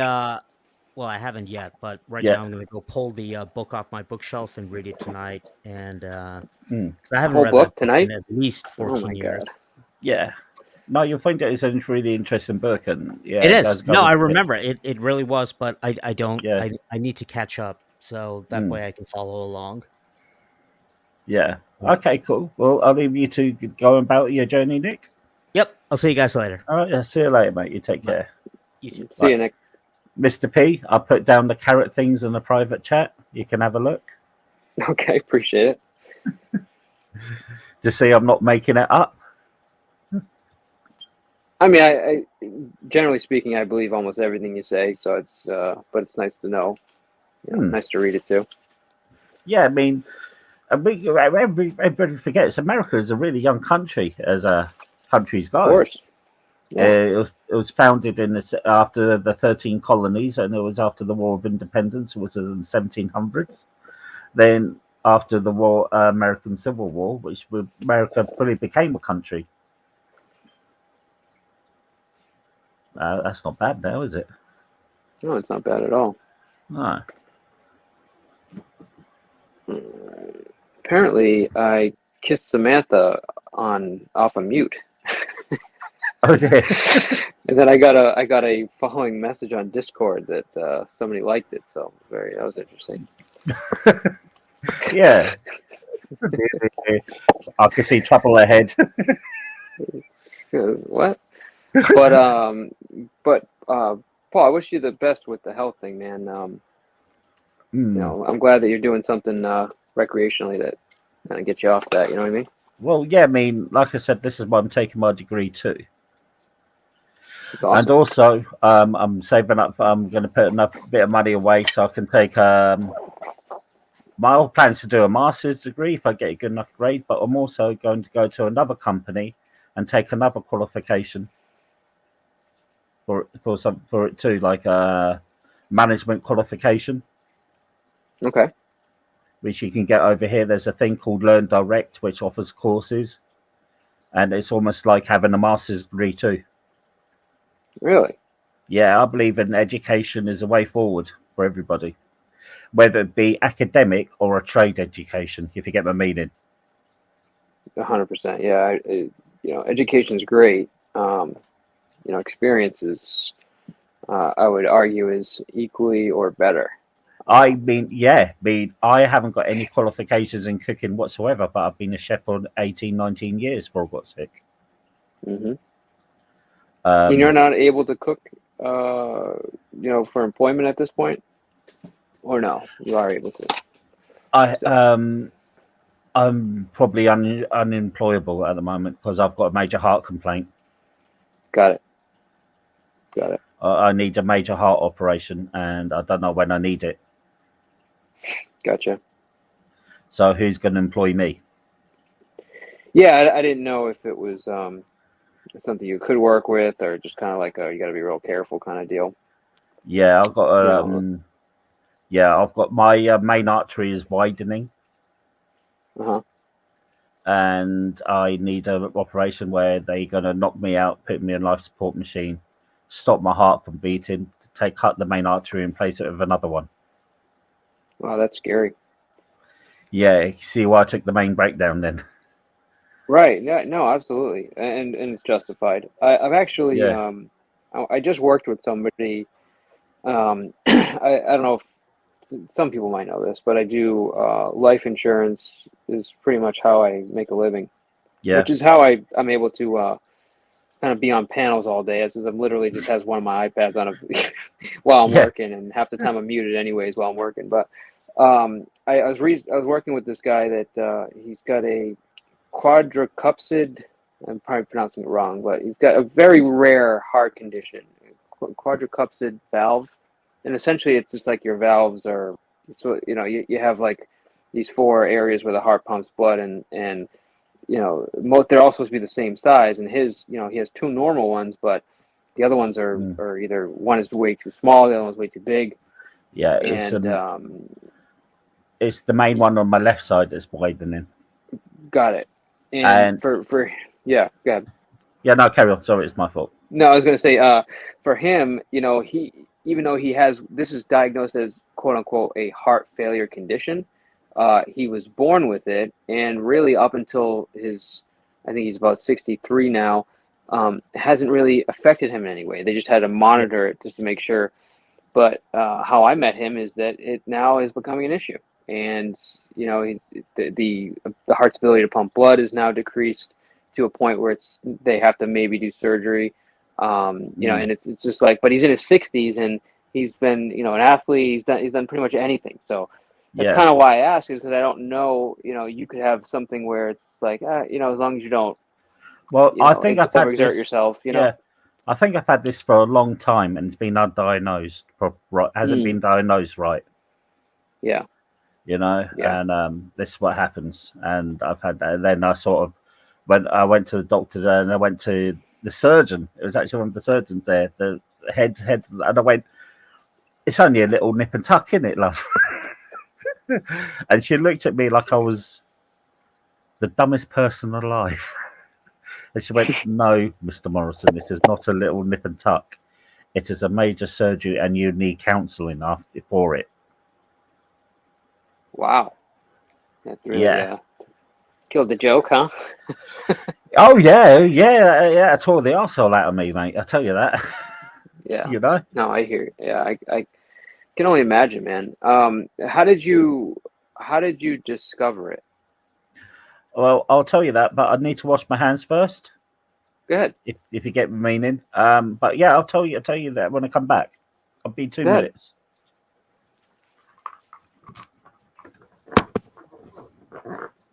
Is this the part which I should play hold music? No, I don't want to mess them up. Copyright infringement. Let's see here what's going on in the tubes. All right, they're still going on about Shell Bell and her shenanigans. Okay, very good. All right. And let's see, Vic is, wow, doesn't have that many people there anymore. Interesting. Okay. And let's see. Okay, no, not giving that channel any light. Let's see, who else has got stuff going on? And who is this? Oh, never mind. Trolls on YouTube? Jesus. Okay, never mind. And what do we got over here? We got King Troll. Okay. Aha. And this is where they're doing their live tonight. Interesting. With nobody there. Go figure. Okay, and Sovereign Soul. Check that one out. And Southwest Jeff. Yeah, that's another Yeah, and I'm back. channel. Cool. Okay, hold on a minute. My sound turned itself up. I need to turn it down. Are you using like a professional mic, or how are you? I brought a cheap pair of headphones, which are Bluetooth headphones. They only Nice. cost me about £20. You sound pretty good, actually. Oh, thank you. Yeah. How do really I sound? cheap. Do I sound good? It's Yeah, not you a forced sound- compliment. yeah. You can tell me it sounds like shit. Oh, you sound sexy, mate. I'll tell you that. All right, very good. Very good. You know, I'm not going to burst your bubble. You do sound All right. sexy. So how's that then? Perfect. Exactly the answer I wanted. That's cool, man. That's cool. Fuck's sake. Okay, so how came about this? Well, I've had a lot of shit go wrong in my life. I had to watch my mum die in front of me. We had to turn off a life support machine, you know, as a family. And if we didn't turn the support machine off, the hospital would have taken us to court to turn it off. Which is horrible, but me trying to see the brighter side, it's not like you were, you know, Batman and you had Bruce Wayne, you had to watch him get like shot, you know, it just yeah. That scenario. But yeah, I understand it's terrible. So I haven't had a home I can call my own for a really long while. I've always worked. I've always lived where I've worked. Really? Yeah, because it was easier for me. Because being a chef, you know, Mm-hmm. if you work in pubs and hotels, they always offer you, staff accommodation. Right, which is awesome, I would think. Yeah, and I had. I'm really sorry to hear that, Brian. It's not nice. It's not nice at all. What? What Brian said he had to go through. Yeah, no, it's never. I mean, we didn't have a life. It wasn't a life support machine for my dad, but you know, he was a Boston fireman for 35 years. You know, just active, and then got Alzheimer's when he was in his 50s. Had to leave his job, and you know, if they have Alzheimer's, they usually die because they can't eat anymore. My gran. Not a fun thing. Yeah, my gran had Alzheimer's there. Right. So yeah. I mean, it's but you know, it shapes us as a person. You know what I mean? It does. So I lived where I worked, and sorry, I sounded a bit curt then. I didn't really sound a bit curt. I appreciate what you're saying. No, I'm good, bro. Yeah. So I lived where I worked, and I took this real job route, which I absolutely loved. I got away with a lot of shit. I should have been sacked more than a couple of times because I threatened to take the head chef outside and give him a good kicking. Jesus. That was the warning. I am not a violent bloke, but he carried on. I said, if you don't shut the fuck up, me and you going outside and we're going to have a little chat by ourselves. You kept your word. Yeah, and he shut up then. But I ended up losing that job because a new manager took over and blah blah blah. I'm not getting into it, but I ended up really deflated and really low. And I moved back here and I ended up taking another job, but I just couldn't get into it because I felt like confidence was shot, and I ended up being homeless. So I stayed in a night shelter.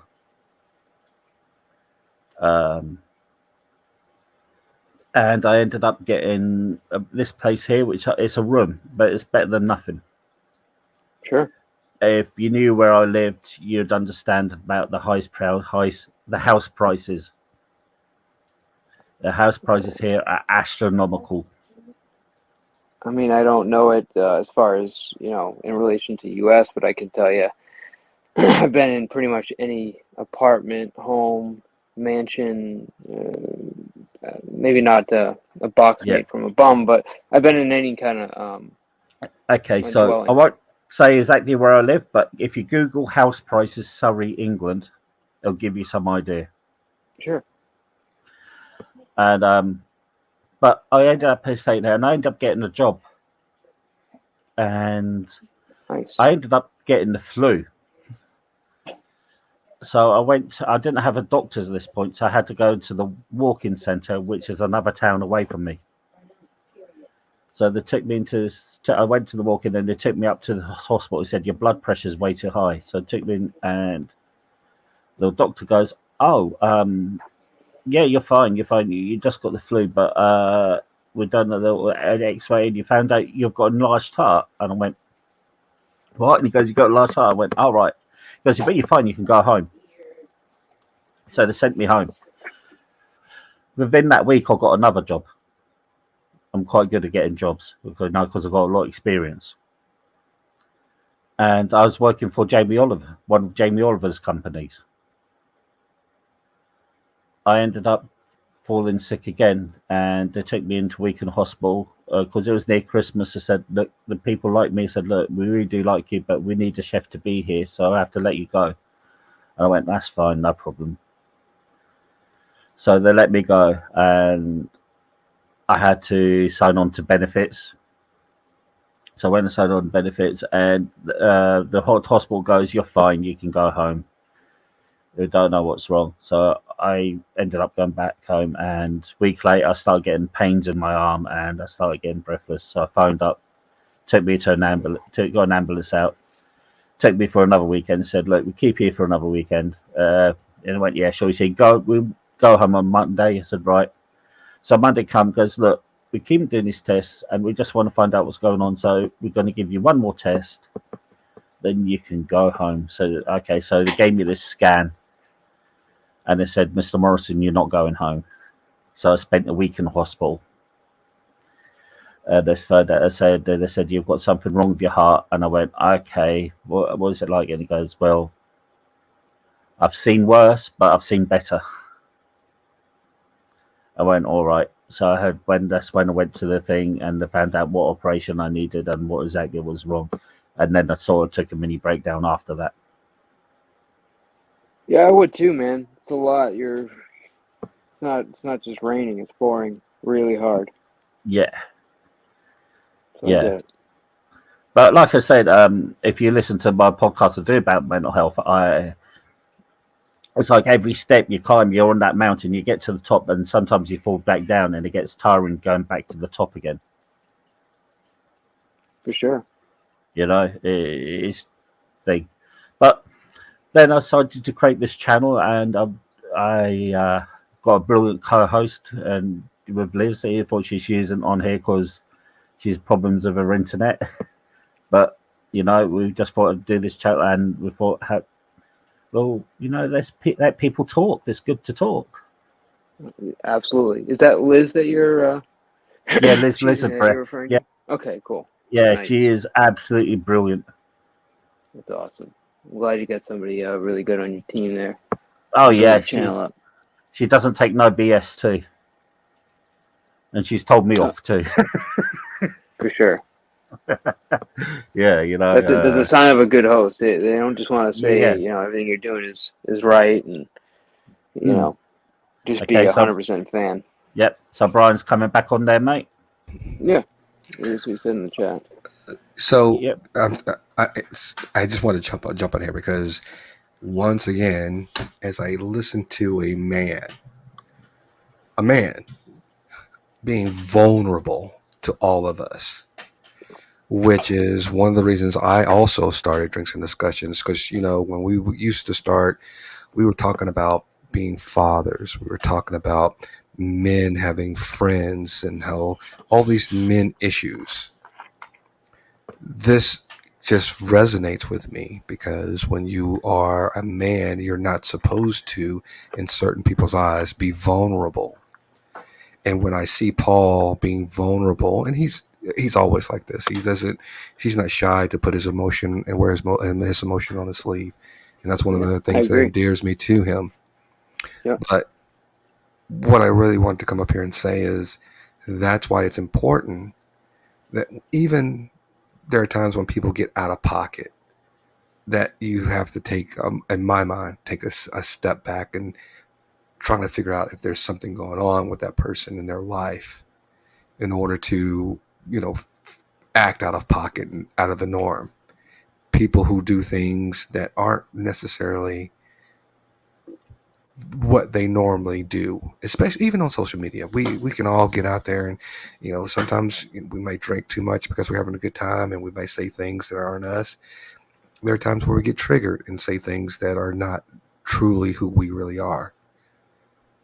And that's why I feel that, we always have to give, to a certain degree, people the benefit of the doubt because you don't know what they're going through. You don't know their backstory.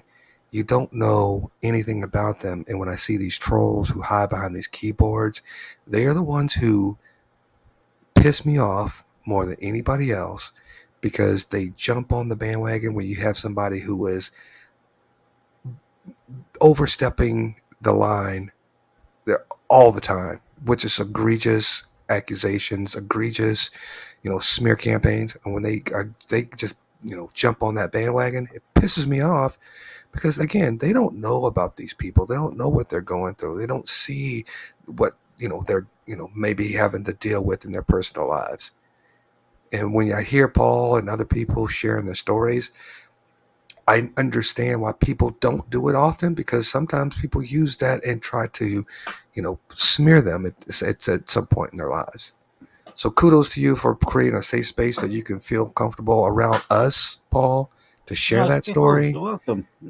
And I want to try to emulate sometimes, even when I do a live stream again, some of the vulnerable tendencies that you have, and because I know there's a lot of things that I could share too, but I just don't because I don't want to put myself out there. But I think that's a good thing when you can feel comfortable around people and put yourself out there. So I just wanted to say thank you for sharing. You're welcome. I mean, I'll share anything. There's some things I'll keep myself because some things I'm not proud that I've done, as well as everybody else. Right. These things I keep for me. But as far as I feel in what was happening with me, if, like I said, if it can help just one person, that's a win, isn't it? That's a win. It definitely is a win.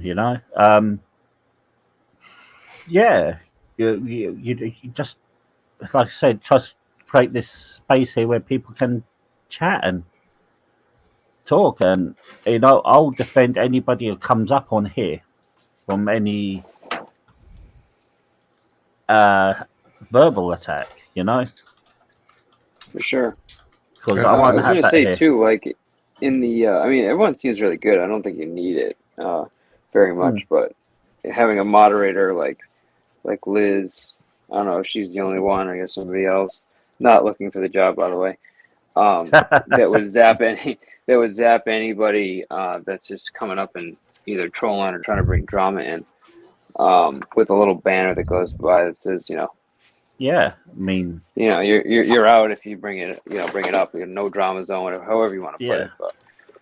But just so everyone's okay with getting kicked when they start doing it, Yeah, I'm very forthright. If I see anything that I dislike, you can trust me. I will tell you to your face. For sure. Mm-hmm. I'm not shy coming forward. We call Paul the enforcer in Discord. And in fairness, I knew this was a non-drama channel before I came in here. Yeah. So it was already said. It was like, hey, if you got anything like that, leave it at the door or don't come. Mm. You know. So I mean, I did go on Joey's panel once, just the once, and you know, at the end of it, he wasn't rude to me. You know, there was only one person that was rude to me in there. I'm not going to mention it, but it's not like I want that type of channel which he does. I remember that day. It was the first time I ever knew who you were. I was like, who the hell is this Paul Morrison guy with the scally cap and shirt? He was a member of the Blues Brothers or something. Yeah, I drank 12 bottles of beer that day. Really? Yeah. I can't really remember much about it. I can remember having an argument with somebody. Do you remember the part where you were apparently fighting a neighbor or somebody that you know? Yeah, that was my neighbor next door. Yeah, because I was being a bit noisy.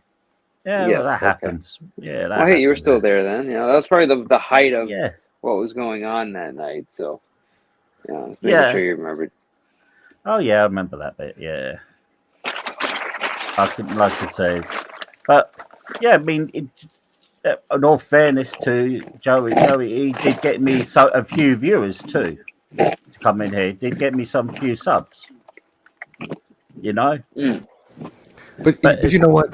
That's the game. That's the nature of the game. I started on Dr. Dave because I saw an opportunity. I saw a person who had a whole lot of subscribers. He invited me on panel. People liked me over there.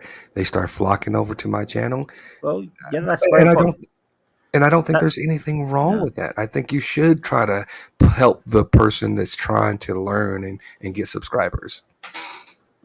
I think that's the best part of YouTube when people do those types of things. It's not like, and he said, I'm welcome on his panel anytime. It's not like I'm going to go in his panel anytime, but I'm not going to say anything rude about him on here.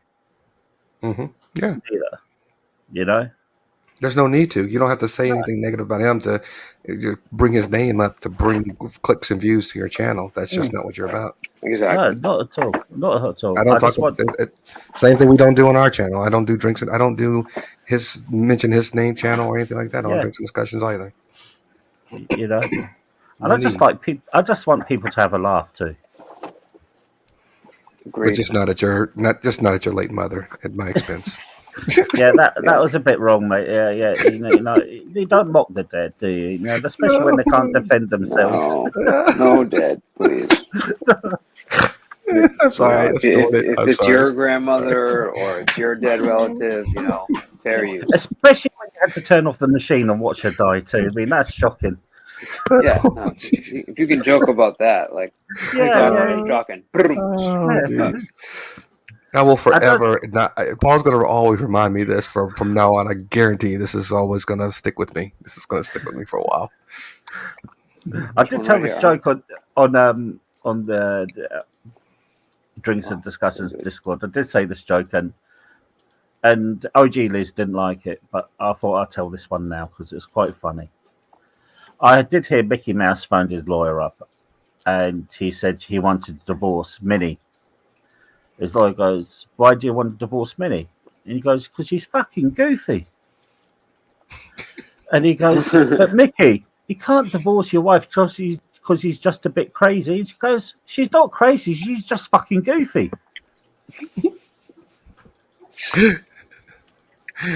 I love it.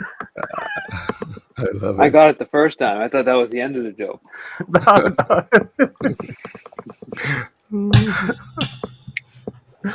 Terrible. Oh, just I know. And Paul will be here all night. Oh yeah, no, Paul's not gonna be here every Taco Tuesday. Every Taco Tuesday. Because it's 4:15 in the morning here. So is it really? Oh snap! Yeah. You've been doing this live for like 4 hours. What's wrong with you? I've got no life.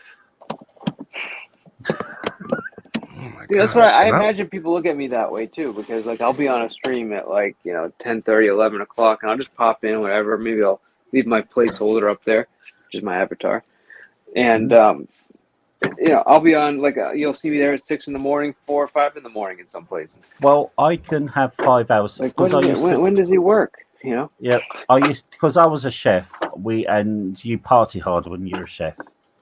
Yes, I You know. really a little do. too hard. Yeah, yeah, oh yeah. So you get used to sleeping short times. You know, when I was single, Yeah. there used to be a bar where they call them the industry folks. So when Yeah. when other bars that closed at like 10 or 11, there were other places that they would go after they get off their shift that stayed open till like 2 o'clock in the morning, and they'd all flock Nice. over there and get drunk and hang out. And I used I to love hanging out with industry folks. I used to Yeah, be a bar. I lot used to of be a fun. barman in a nightclub, Nice. and What kind of nightclub? it was heavy metal nightclub. Okay, got it. Yeah, and We don't- every Saturday we finished, or Sunday morning we finished. It's because we'd finish about 3 o'clock, 4 o'clock. We'd be there drinking. We'd be solidly drinking, and we'd be getting home pissed. While everybody was going to work on the Sunday, we were told on the bus, proper wankered, and people were looking at us, forgetting we've done a full shift, and it was a busy shift. It was because it was a city nightclub too. You know? And y'all just smashed. Yes. Wow. 50 odd pints, 3 bottles of Sambuca, and 2 bottles of Southern Comfort. Oh, Southern Comfort? I used to drink Yeah. that. I used to drink SoCo and lime. Yeah, I used to drink 2 bottles of Jack Daniels in one night. Shut up. That is true. 2 bottles of Jack Daniels. Yep, I went for a pub bottle once too. Oh my God. And the pub That's bottle was crazy. bigger. Yeah. I used to have a drink. You used to be able to drink a full bottle of Jack Daniels, still wake up at 5 o'clock in the morning, go to work, and not have a hangover. See, I can do that with beer. I can, and even when we go, like when we were vacationing and doing other things, and with her family and her brother was like, "Is Brian gonna be okay?" And she like, "If he's drinking beer, I don't even worry about him. But if he starts taking shots and stuff, then we got to like start thinking about it." But beer I can drink, and then I'm just kind of like I'm just done because it kind of makes me feel like I'm fat, and so I stop drinking. But I can also do a little bit kind of like that when it comes to bourbons and whiskey. If I drink straight bourbon and straight whiskey, Yeah. I can probably drink a half a bottle on a, just if I'm just going at it and partying. But I can't do a 2-bottle, and that's crazy drinking. Yeah, I've done a bottle of Sambuca in one shot. Wow. Yeah. So I've partied hard. I went into a nightclub once, and they on the tannoy it said tequila shots for £1. So I brought 5 of them straight up and drank 5 of them, and brought another 5 and drank them. Mm. So I drank 10 tequila shots in the space of 10 minutes. Oh my gosh. So, Paul, I'm sure you got some stories, but I'm going to tell you this right now. I am the happiest, funnest, most jovial person when I drink, except for when it comes to tequila. Yeah, Mr. P's put out. I never timed Mr. P out. What's happened? I don't know. I think he might have had computer issues and just he'll drop back on. Yeah. But if you see me, if I drink a lot of tequila, if anybody says something cross to me, I'm ready to fight in a second. Well, back in the days, I don't do that anymore. But back in the days, I used to want to fight. Yeah, I used to be the same with whiskey. I'll tell you this really funny story.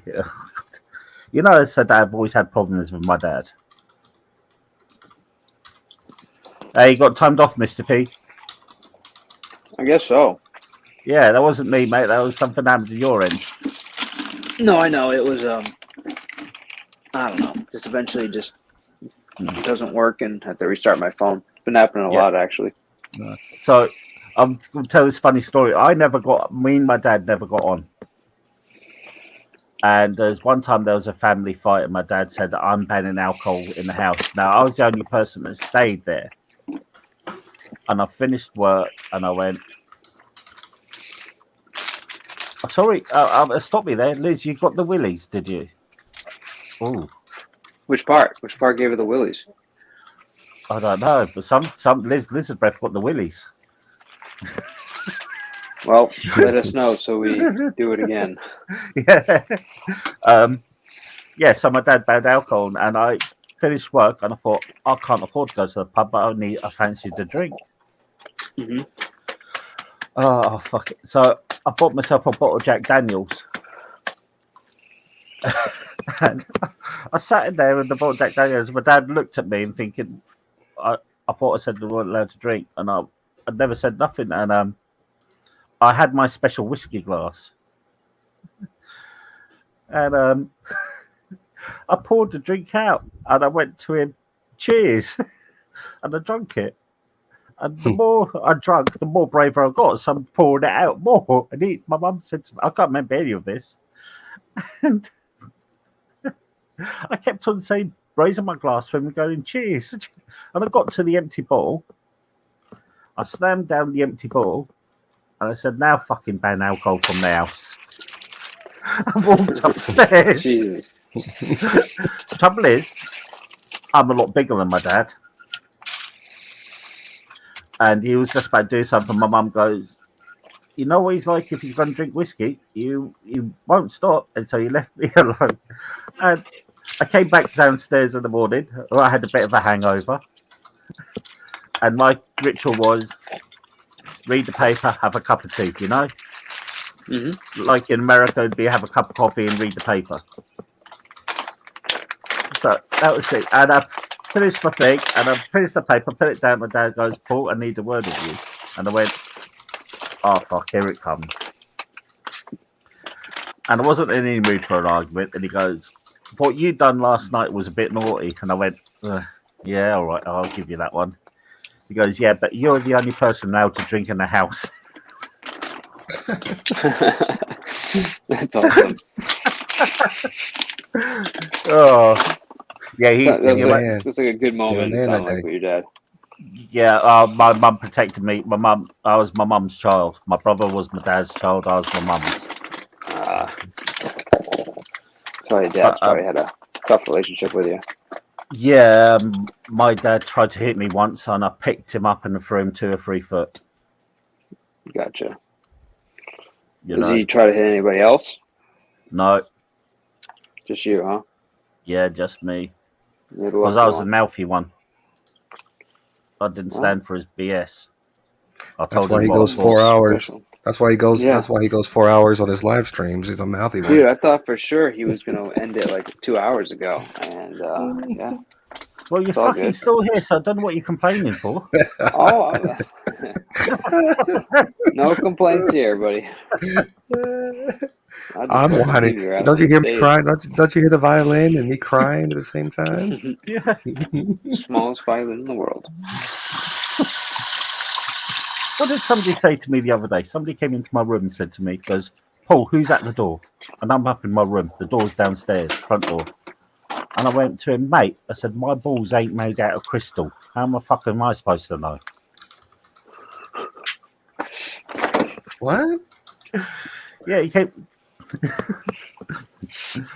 Yeah, you know, I said my something balls about ain't... crystal balls and I don't know. Yeah, but yes, I said my balls ain't made out of crystal. How the fuck am I supposed to know who's at the door? Your balls ain't made out of crystal. Yeah. I mean, I get it. I just, I don't know if I'm just an idiot or what, but your balls supposed to be knockers, right? Is that what you're saying? No, crystal ball, mate. Crystal ball, like the fucking fortune crystal tellers here. ball. Oh, yeah. That's why I'm having so much trouble. I'm thinking of like balls, like knockers or something. Yeah, I'm talking about my own balls. I said they ain't made. Fucking predicting balls. They ain't made out of crystal, mate. How am I supposed to know who's at the door? I apologize, Paul. I know we just absolutely fucking ruined your Modestly good joke. Sorry about that. You called it modest too. That's fucking shocking, mate. At least big it up a little bit, then call it modest Yeah. behind my back. I think you just insulted Paul. That's the worst insult you could have ever called him. As modest. How dare you? Modest. Definitely a modest attempt, but you know, who knows? I could be the idiot. You know, it's not your fault. I think you were the idiot because you know. I don't doubt think my joke was brilliant myself. I'm sure it's brilliant somewhere for sure. Yeah, thank you for that heads up there. That was But on that note, I'm going to say it's been absolutely a pleasure speaking to everybody in here. Oh, I love speaking to you, Paul. It's always great. Same with you, Brian. It's nice to have you up here. Absolutely. You're very everybody on here is very welcome. Even Nick is welcome because you know I know people have got problems, but I he's mean, welcome here. hopefully he feels a little bit better and won't feel the need next time. But you know, who knows? Yeah, I like Nick though. Yeah. I'll leave you guys with this. Do you ever have honey bunches of oats? You ever eat that cereal? Honey bunches of oats, the cereal. I haven't seen it in a long time, but I've used it. I remember it. Honey bunches of oats. Yeah. So you get it like from Costco or whatever. BJ's. Yeah. And this was my wife's idea. You take pecans and you crush them up. You keep them whole, whatever you're into. I crush them up, throw them in the cereal. Take sliced almonds, throw about a handful of those in there, and then some cran raisins, another handful of those, and you mix it all up with the honey bunches of oats. Oh my God, is it good? Gives it like this unbelievable flavor compared to just the basic cereal. Sorry, Mr. P. That sounds like an awful lot of work for a bowl of cereal. I want to pour it in the bag and eat it, and I'm gone. I know. I got time for all that. Yeah, it's definitely not the easiest thing in the world, but when you have the two containers, you just basically just crushing up pecans, and the rest of you throwing it in there. But man, don't if you ever do want a cereal that'll make you actually feel great after and pop with flavor, it's a great way to spice up honey bunches of oats. In case you were interested, a can of beer. That's my cereal. It's made out of cereal, isn't it? Might want to change that a little Bloody Mary with the medical stuff. I'll have a Bloody Mary to your beer, and I might put a splash of beer in my Bloody Mary. Hell of a way to start the day. Yeah. Oh, good night, Liz. But I am going to end this. It's been an absolute pleasure talking to you all, and you're very much welcome again. Paul. Thank you, Paul. All right, guys. All right, look after yourselves and have a good one. See you, Mr. P. See you, Mike. See you later. See you, Brian.